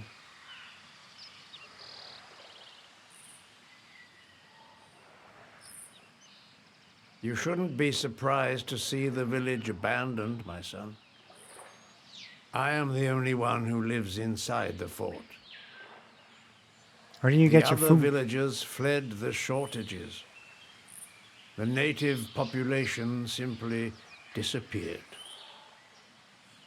As for the soldiers, they only come this far out because they are following orders.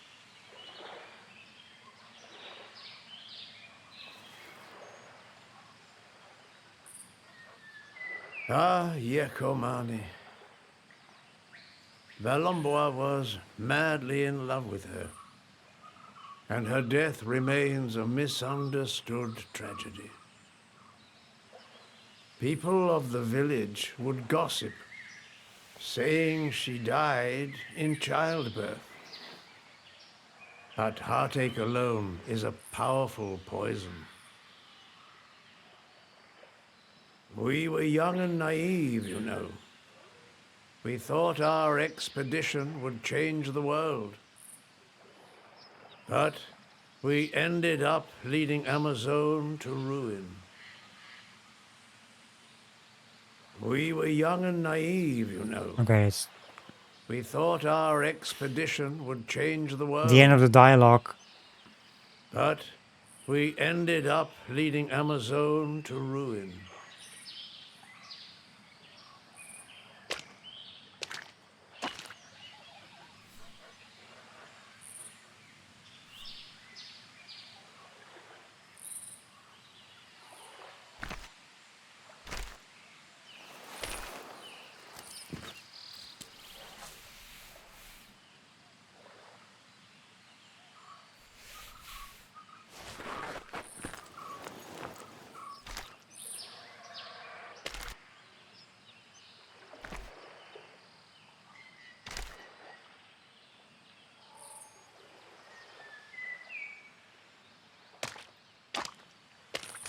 Even though it's just a generic thing, it's good to see some references. Yeah, it doesn't happen very often.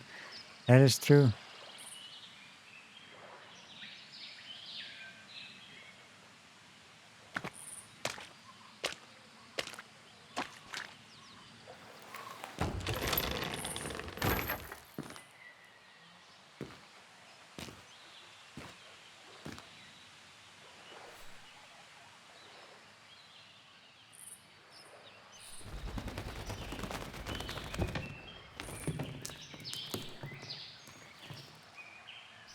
I am the way and the truth and the life. No one comes to the Father except through me.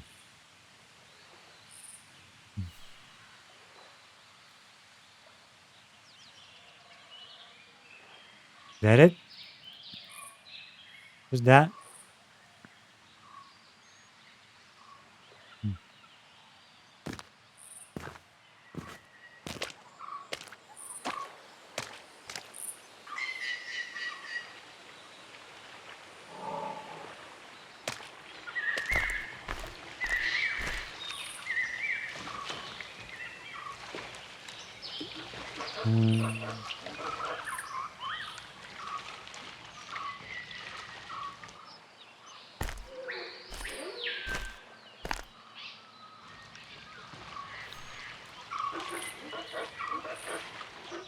Love to the end and beyond.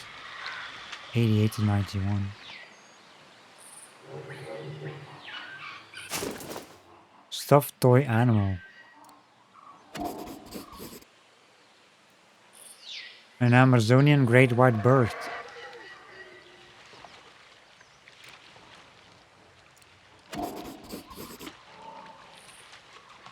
Hands sewn by a loved one, I imagine. Okay.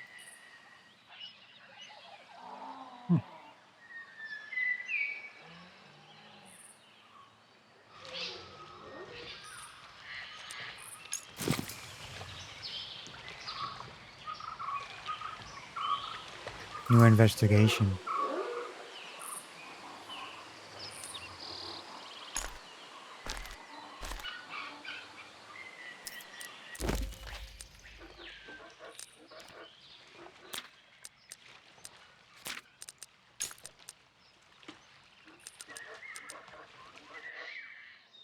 An everyday tragedy in Puebla. A heartbreaking discovery. A handmade stuffed toy animal, no doubt a gift from a loved one. It's an Amazonian whitebird, a figure highly symbolic of Amazone's indigenous culture and one that is now outlawed under Antonio Alvarez's regime. A tragic souvenir that I found in the Puebla cemetery on the grave of a little girl, Gisela Mendez.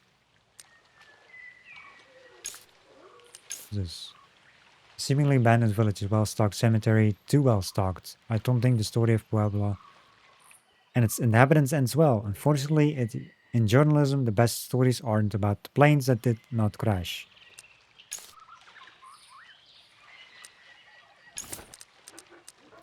Indigenous people of the Amazon. Depiction of white birds. In the old Puebla trading post found proof that its inhabitants, despite the ban imposed by Antonio Alvarez's regime, continued to produce depictions of the mythical white bird that is so central to their folklore.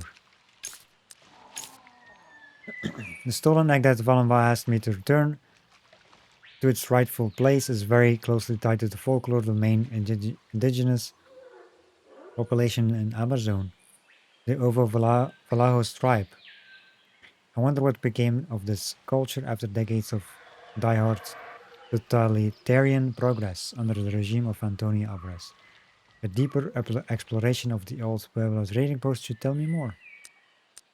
We need to explore. There's a lot of things here.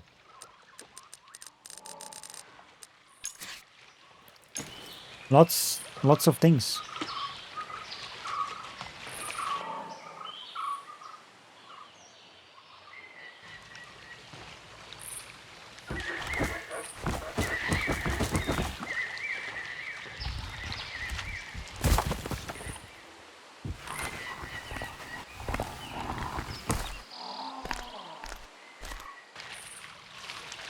Oh, that's a shortcut.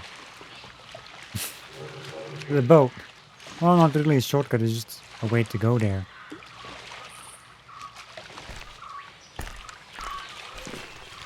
And then I've checked earlier. Like, when I said, like, where are we going?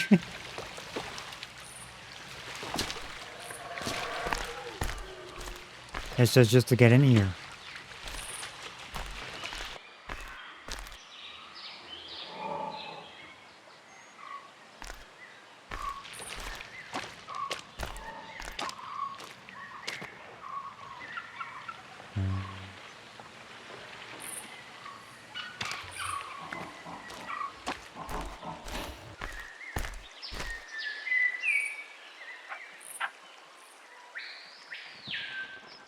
Yeah, this was the sign, I think,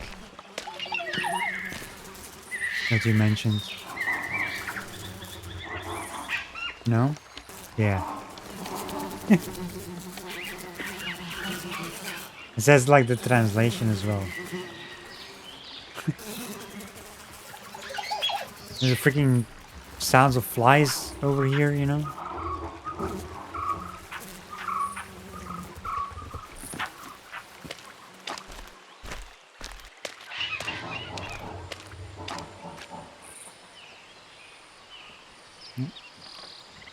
Let's check out the fort then, shall we?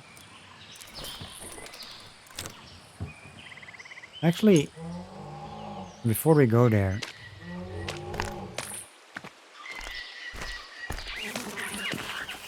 I was gonna say like that you can see the red lights. Okay, that's what I wanted to check with the radio.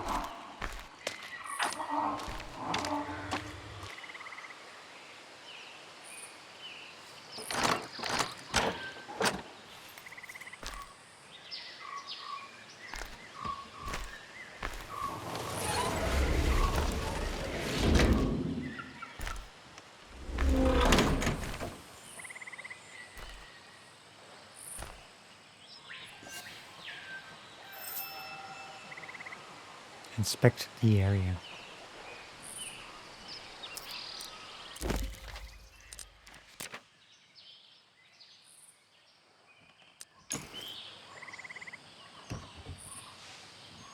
You know, this reminds me so much of the The location in Shadow of the Tomb Raider.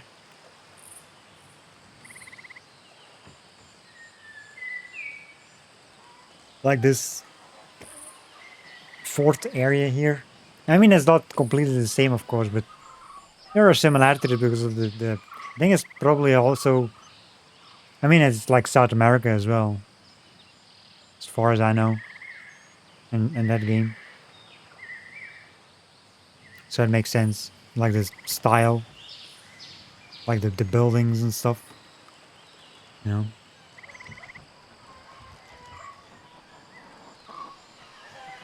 because we had a lot of locations here. Look at that. You can go there and there, go all the places.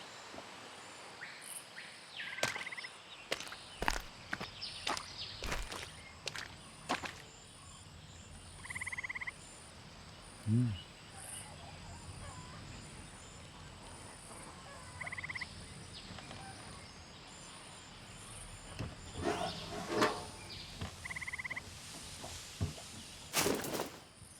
Native terrorism. Beware the agents of chaos. Traitors and enemies of the state will be executed. New material found.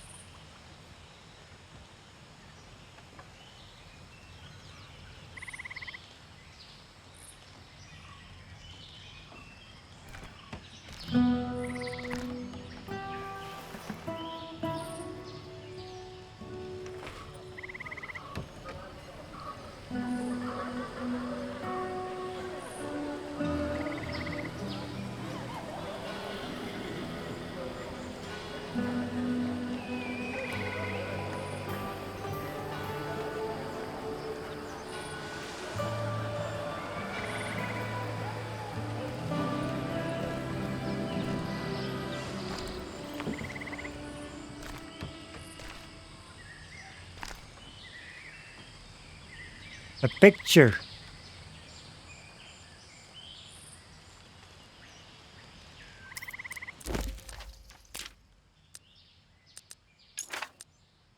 Hmm. We got one of the many propaganda posters still stuck on the walls of Pueblo trading posts describes the indigenous population as potential enemies of the state.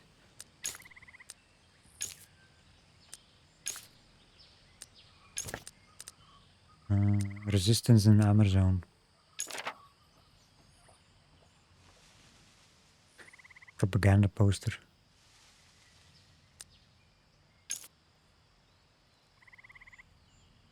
I found a poster in Pueblo propagandizing against the indigenous resistance to Antonio Alvarez's dictatorial regime.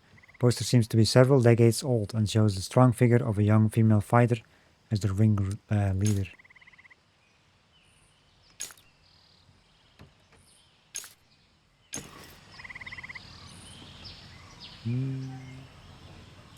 So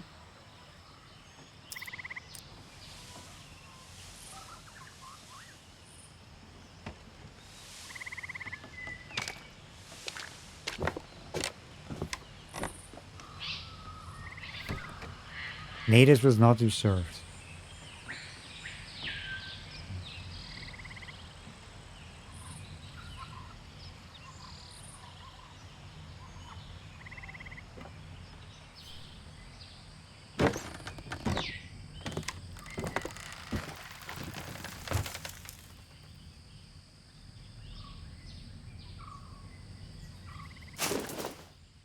Rum. Homemade, judging by the label.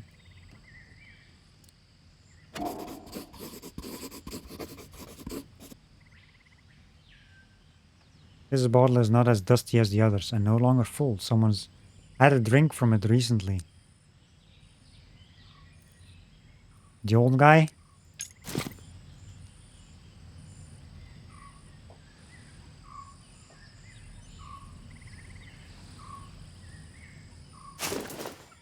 Decorative animal skin.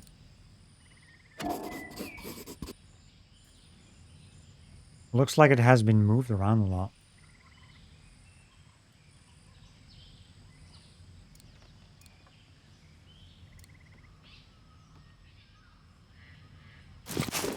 Ah, soldier's hidden note. Hi, boss. Don't forget to put a case of rum aside for us. Watching this damn border all day is thirsty work. Lucky your bottles weren't hit by the shortages. Alvarez would find himself with an uprising on his hands in no time if he didn't have enough to hold out. Still, it's a stroke of luck, considering and then we come across the old smuggler's stash, a true blessing. The priest's face, cases of hooch under our arms, can tell you, the boys and I are still laughing about it. Offer him a little bottle, maybe he'll forgive our sins.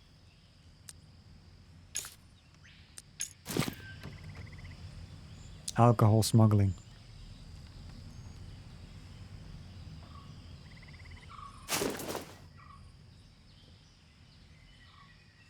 Always check the things, you know? Oh, that's the hidden note. Okay.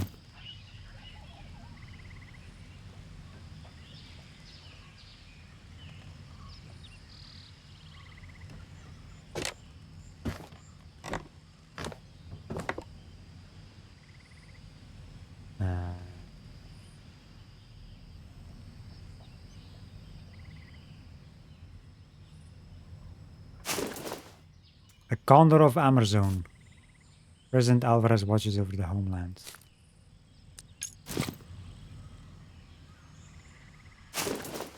Letter from a concerned sister. My dear, why haven't you answered my last letter? You know I don't like to be kept in the dark. I live so far from everything. I'll only ever hear about Puebla when tragedy strikes the village. I beg you, consider my offer. He has space for you in our home. Augusto agrees, and the children would be delighted to see their aunt. They were so young the last time we saw each other. You'll be amazed how much they're grown. So please promise me you'll think about it. I would be relieved to know you were in Alvarezopolis near me, and not lost in the middle of the jungle. With those horrid soldiers who prowl the area and shoot anything that moves. Hoping to hear from you. Your sister loves you. Giovanna.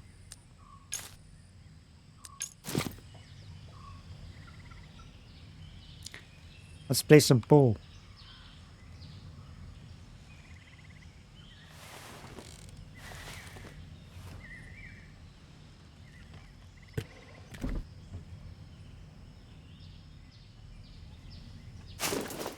Note of a missing person too. My research on the figure of the serpent in the religions and cultures of Latin America have led me to this still largely unknown land, Amerzone.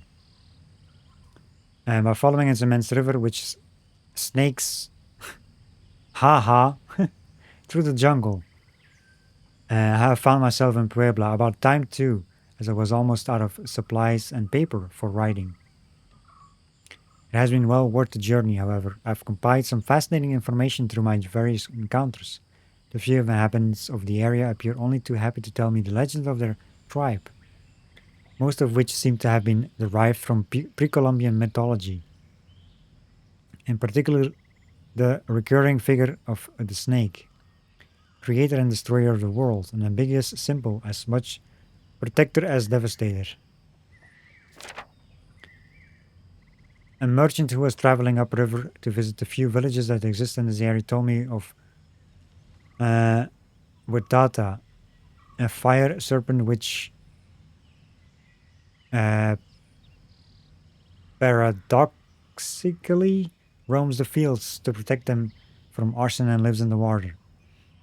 I've also heard the tale of Boyuna, the serpent that guards the rivers, one of 5 spirits commanded by Yasi, yes, something like that. And the moon, he is said to be the absolute master of all waters, sea or pond, river or lake, an evil spirit who devours animals, overturns canoes, and makes children into half-wits. The legend claims that if you see 2 eyes floating in the distance on the water at night, they are the eyes of Vuyuna. An old healer also told me of her grandfather, who she claims traveled around clothed in the skin of an anaconda and could remain submerged in the waters of Amerzone River for several days. Upon his death, he was enchanted, an encanto becoming an ambiguous being, a link between the divine world and the human world. The old healer told me that she herself could talk to snakes, a quiet and quiet the torrential monsoons that beat down on the jungle during the monsoon season. She then demonstrated her healing powers upon my person, applying a strange ointment onto a nasty cut I'd picked up during my travels. When I asked her what the balm was made of, she was very vague. No doubt this was to protect a centuries-old secret handed down to her by her grandfather. Placebo effect or not, my cut is far less sore today. Anaconda? I remember those movies.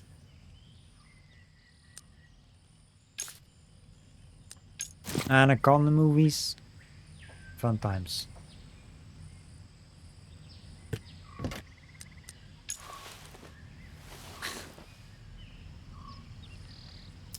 So we got some new information here.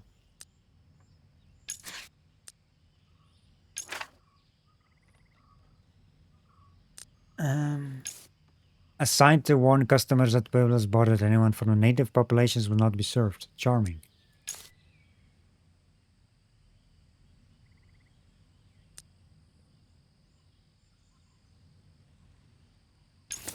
Charming.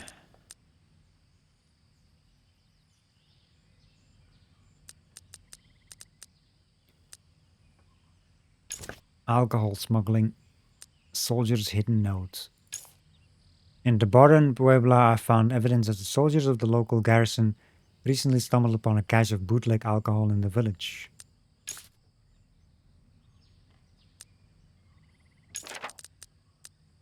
Research notes. Discovered the scattered notes of a young foreign researcher who had been conducting research in Amerzone and had chosen to defy the border closures. Okay. How much is there still left in this location? Nice.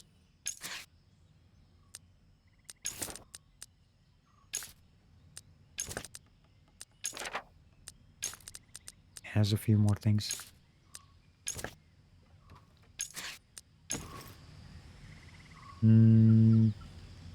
So we check that, And this.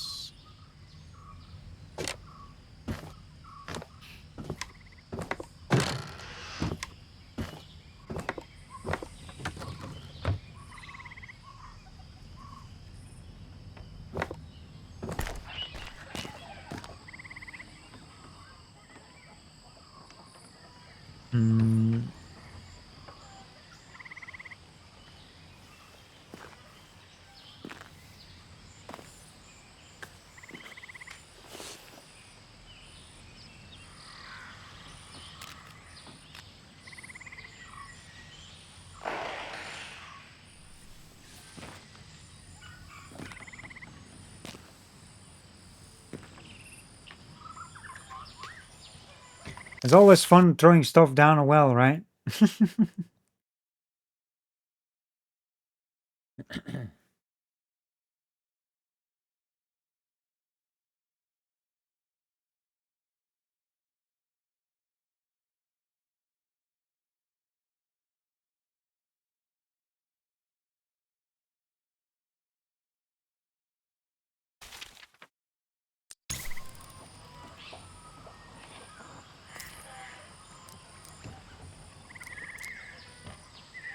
So we need something here.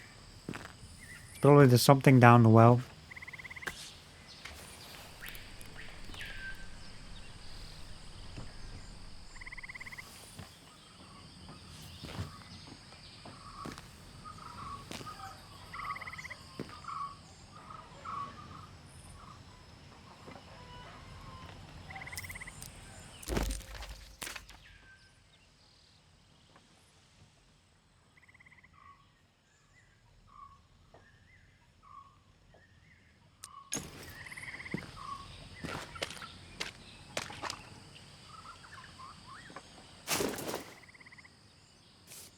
Partner of progress. Fate redeeming and civilizing. Defense against willful ignorance and savagery. More materials. Jump down there, yeah. Just wee. Propaganda. Poster affixed to a wall in the old Pueblo trading posts. It reaffirms that the church is the official state religion under Antonio Alvarez's regime.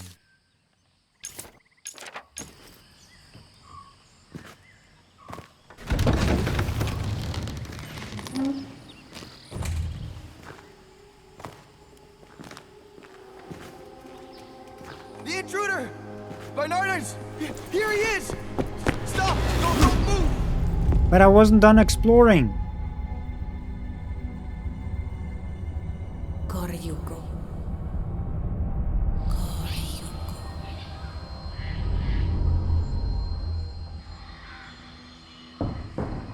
You're up, huh? Now we gotta escape. So tell me, who sent you? CIA? FSB? You'd better start talking. Where the fuck are Because we? as soon as my comrade is done with the priest, we,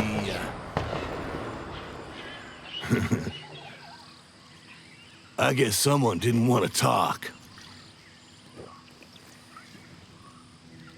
So brace yourself, stranger.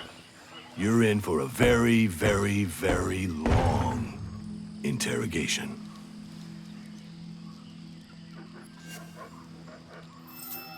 Inspect the area. So, I mean, if we could go further on the other side. I don't know if there was some more stuff there. Hopefully we can still explore there, though. Like, I don't want to miss that. You know?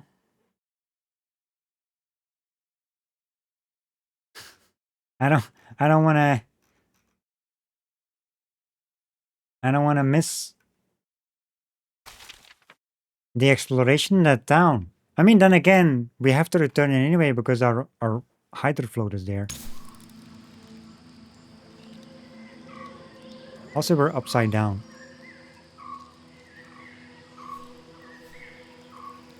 The text is upside down as well.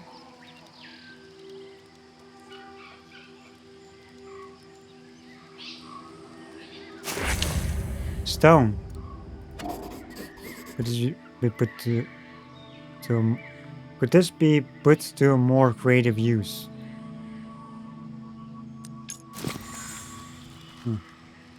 Sure, I guess.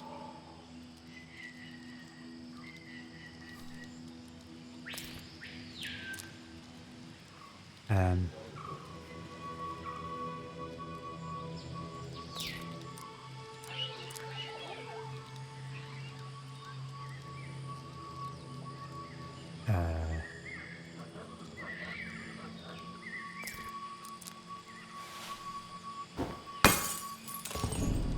Shut up, you idiot!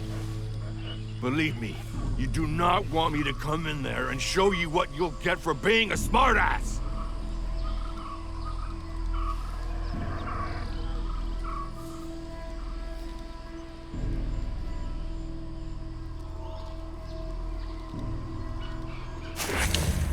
Shard of glass. Razor sharp. I really hope we can still explore the whole place. I swear to God if you can't.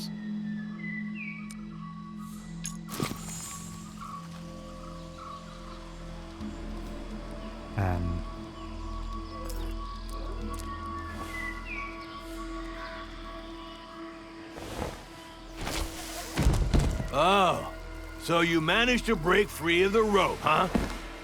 That won't change a thing for you. But you better believe you'll pay extra for that when we question you.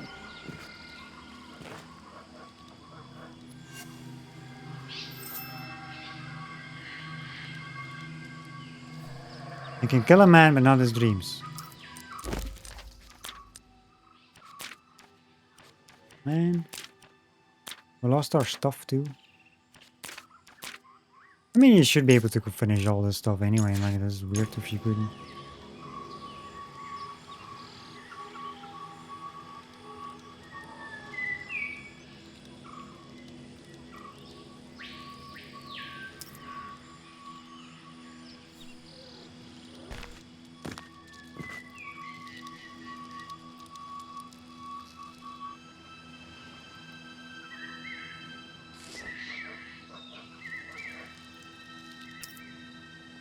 What?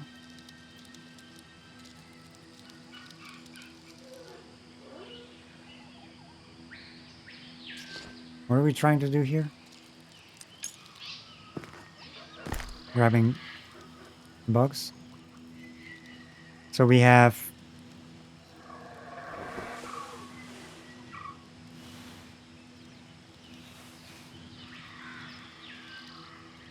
What is that? A cup?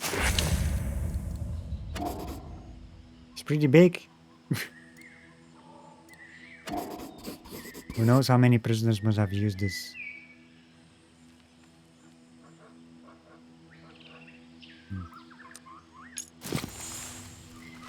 Got a cup.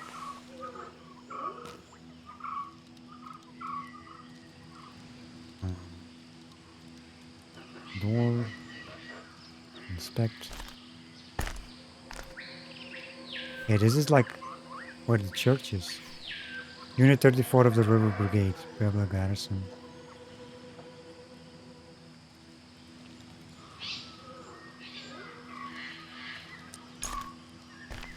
We need something there.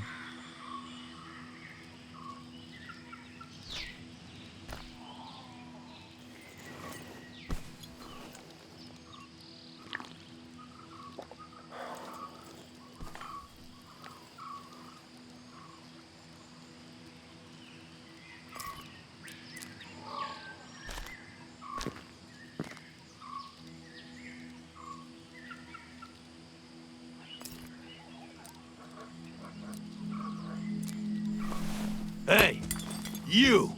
Drop that! Come on. Did you really think you tricked me with that little pin?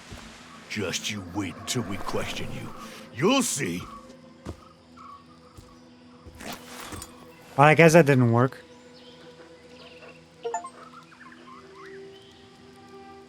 Try using the broken glass on the cell guard. Hey! Your first warning wasn't enough? What the hell are you trying to do? I want it. I guess that didn't work. What else do we have? Can we? What is this? Oh, that's the cup. Can we use a? Can we use? Oh.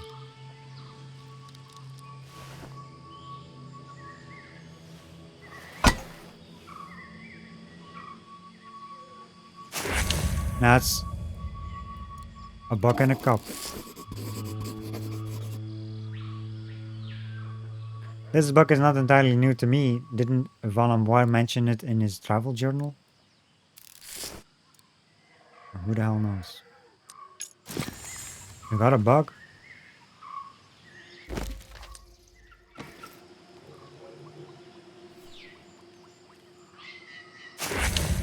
Rope with hook.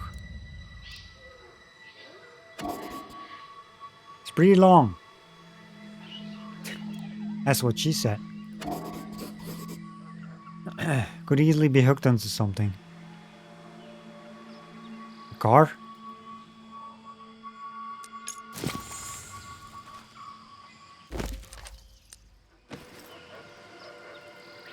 What's that?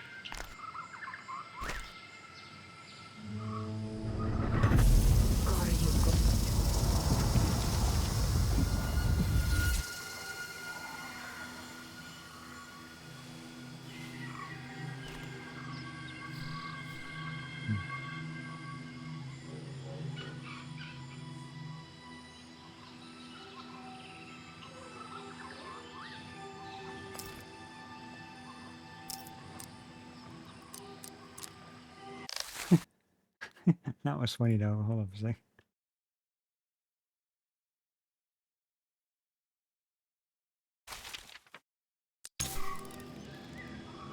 So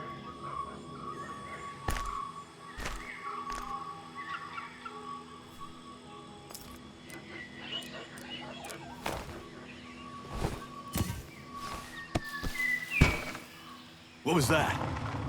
my Who's car. there?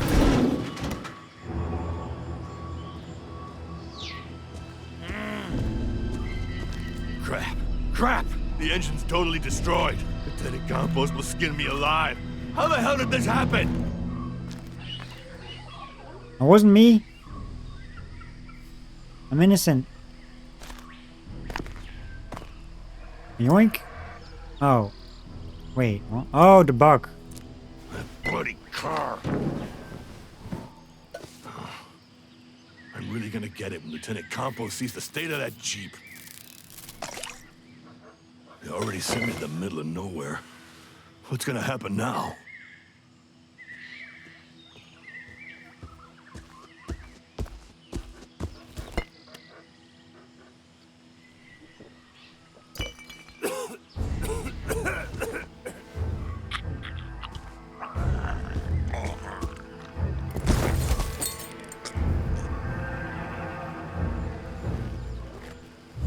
Well, I think he's down. I'll grab those. Grab the guard keys. A key to the cell. Mikowski's key. Oh. The key was on the...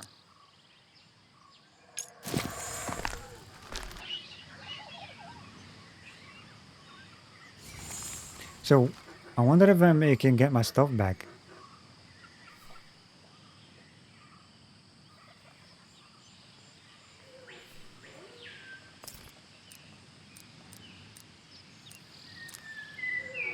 Like the inventory stuff. Because we had like, didn't we have like letters and stuff?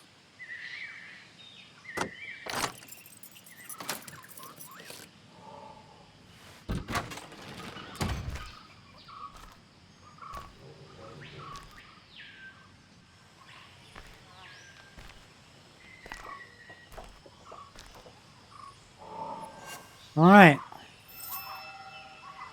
We're back here. This is like... This is the stuff we didn't explore. This area. We went there.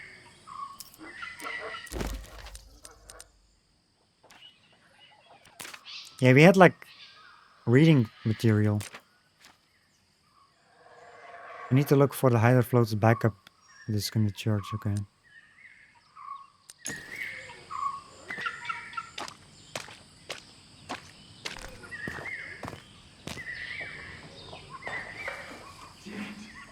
He's dead. My God.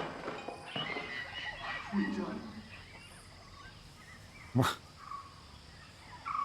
Okay, so we can get up there, because we didn't actually go in this place. At all.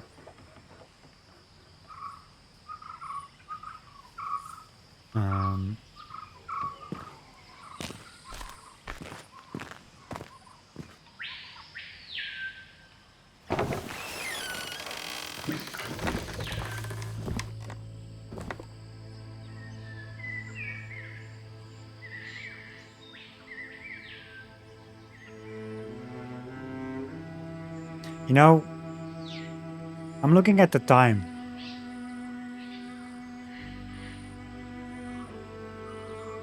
I think this is a good place to stop.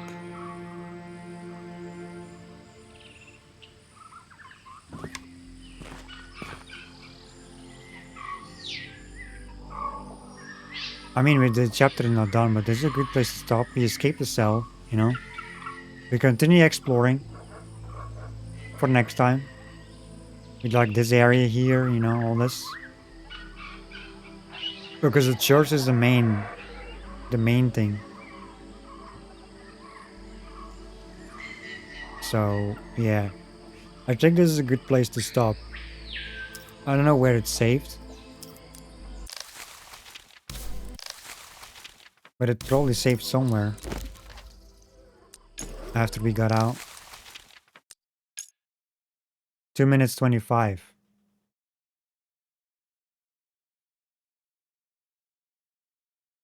Two minutes. I'm guessing it just saved after we got out. The cell. Yeah, it has to be. I mean, 2 minutes. It's fine. Yeah, Yeah, it is a good place to stop.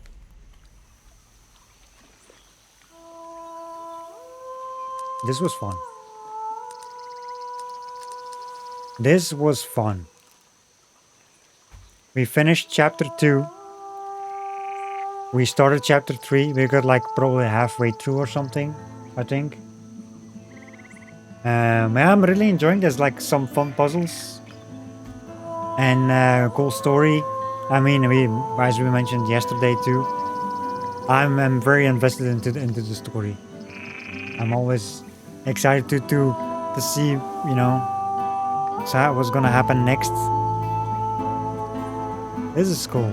I like this. It's a fun game. Fun game. Let's lower the volume a bit. Fun game. I hope everyone has been enjoying this playthrough so far as well. You know, we're two streams in. 2 streams so far. 3.5 chapters. I'm guessing. You know, there's like 7 chapters in this game. So we're like sort of halfway.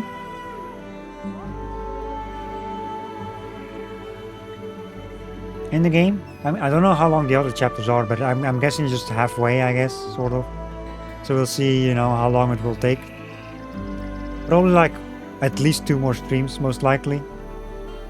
I don't know how much there is left, like the length of this. But yeah, 2 more streams at least. At least for me, because you know, I check everything, I read everything.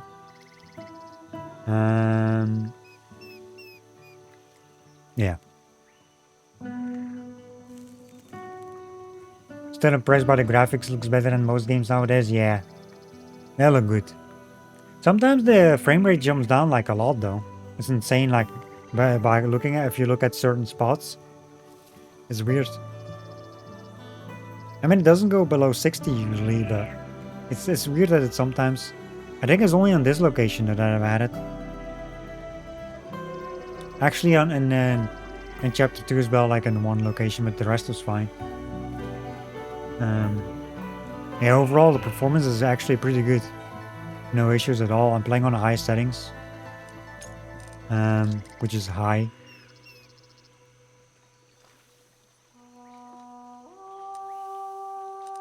Turn VSync off. I have all this stuff on.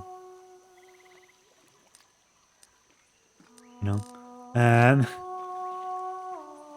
playing on adventure difficulty, of course. I think it's worth playing on that difficulty. I mean, if you're just playing for the story, play the traveler difficulty. But if you like puzzles and stuff, just enjoy playing these kind of games. Play adventurer mode. I mean, I've done 2 streams now. So far, I didn't have any difficulties. Playing on this difficulty.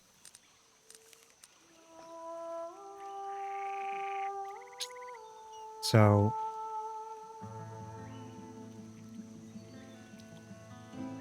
still have to figure things out though, but yeah, it's not like I have been stuck, you know, actual stuck.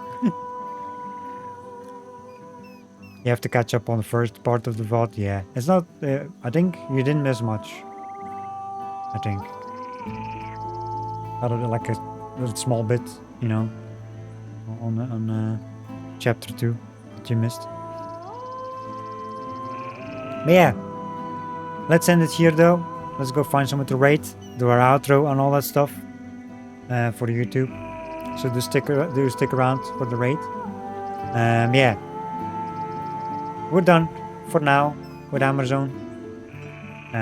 We will be back tomorrow with another part of this game. I'm enjoying it. I cannot wait to play more. Yeah, thank you all for watching, and I'll catch you all in the next part.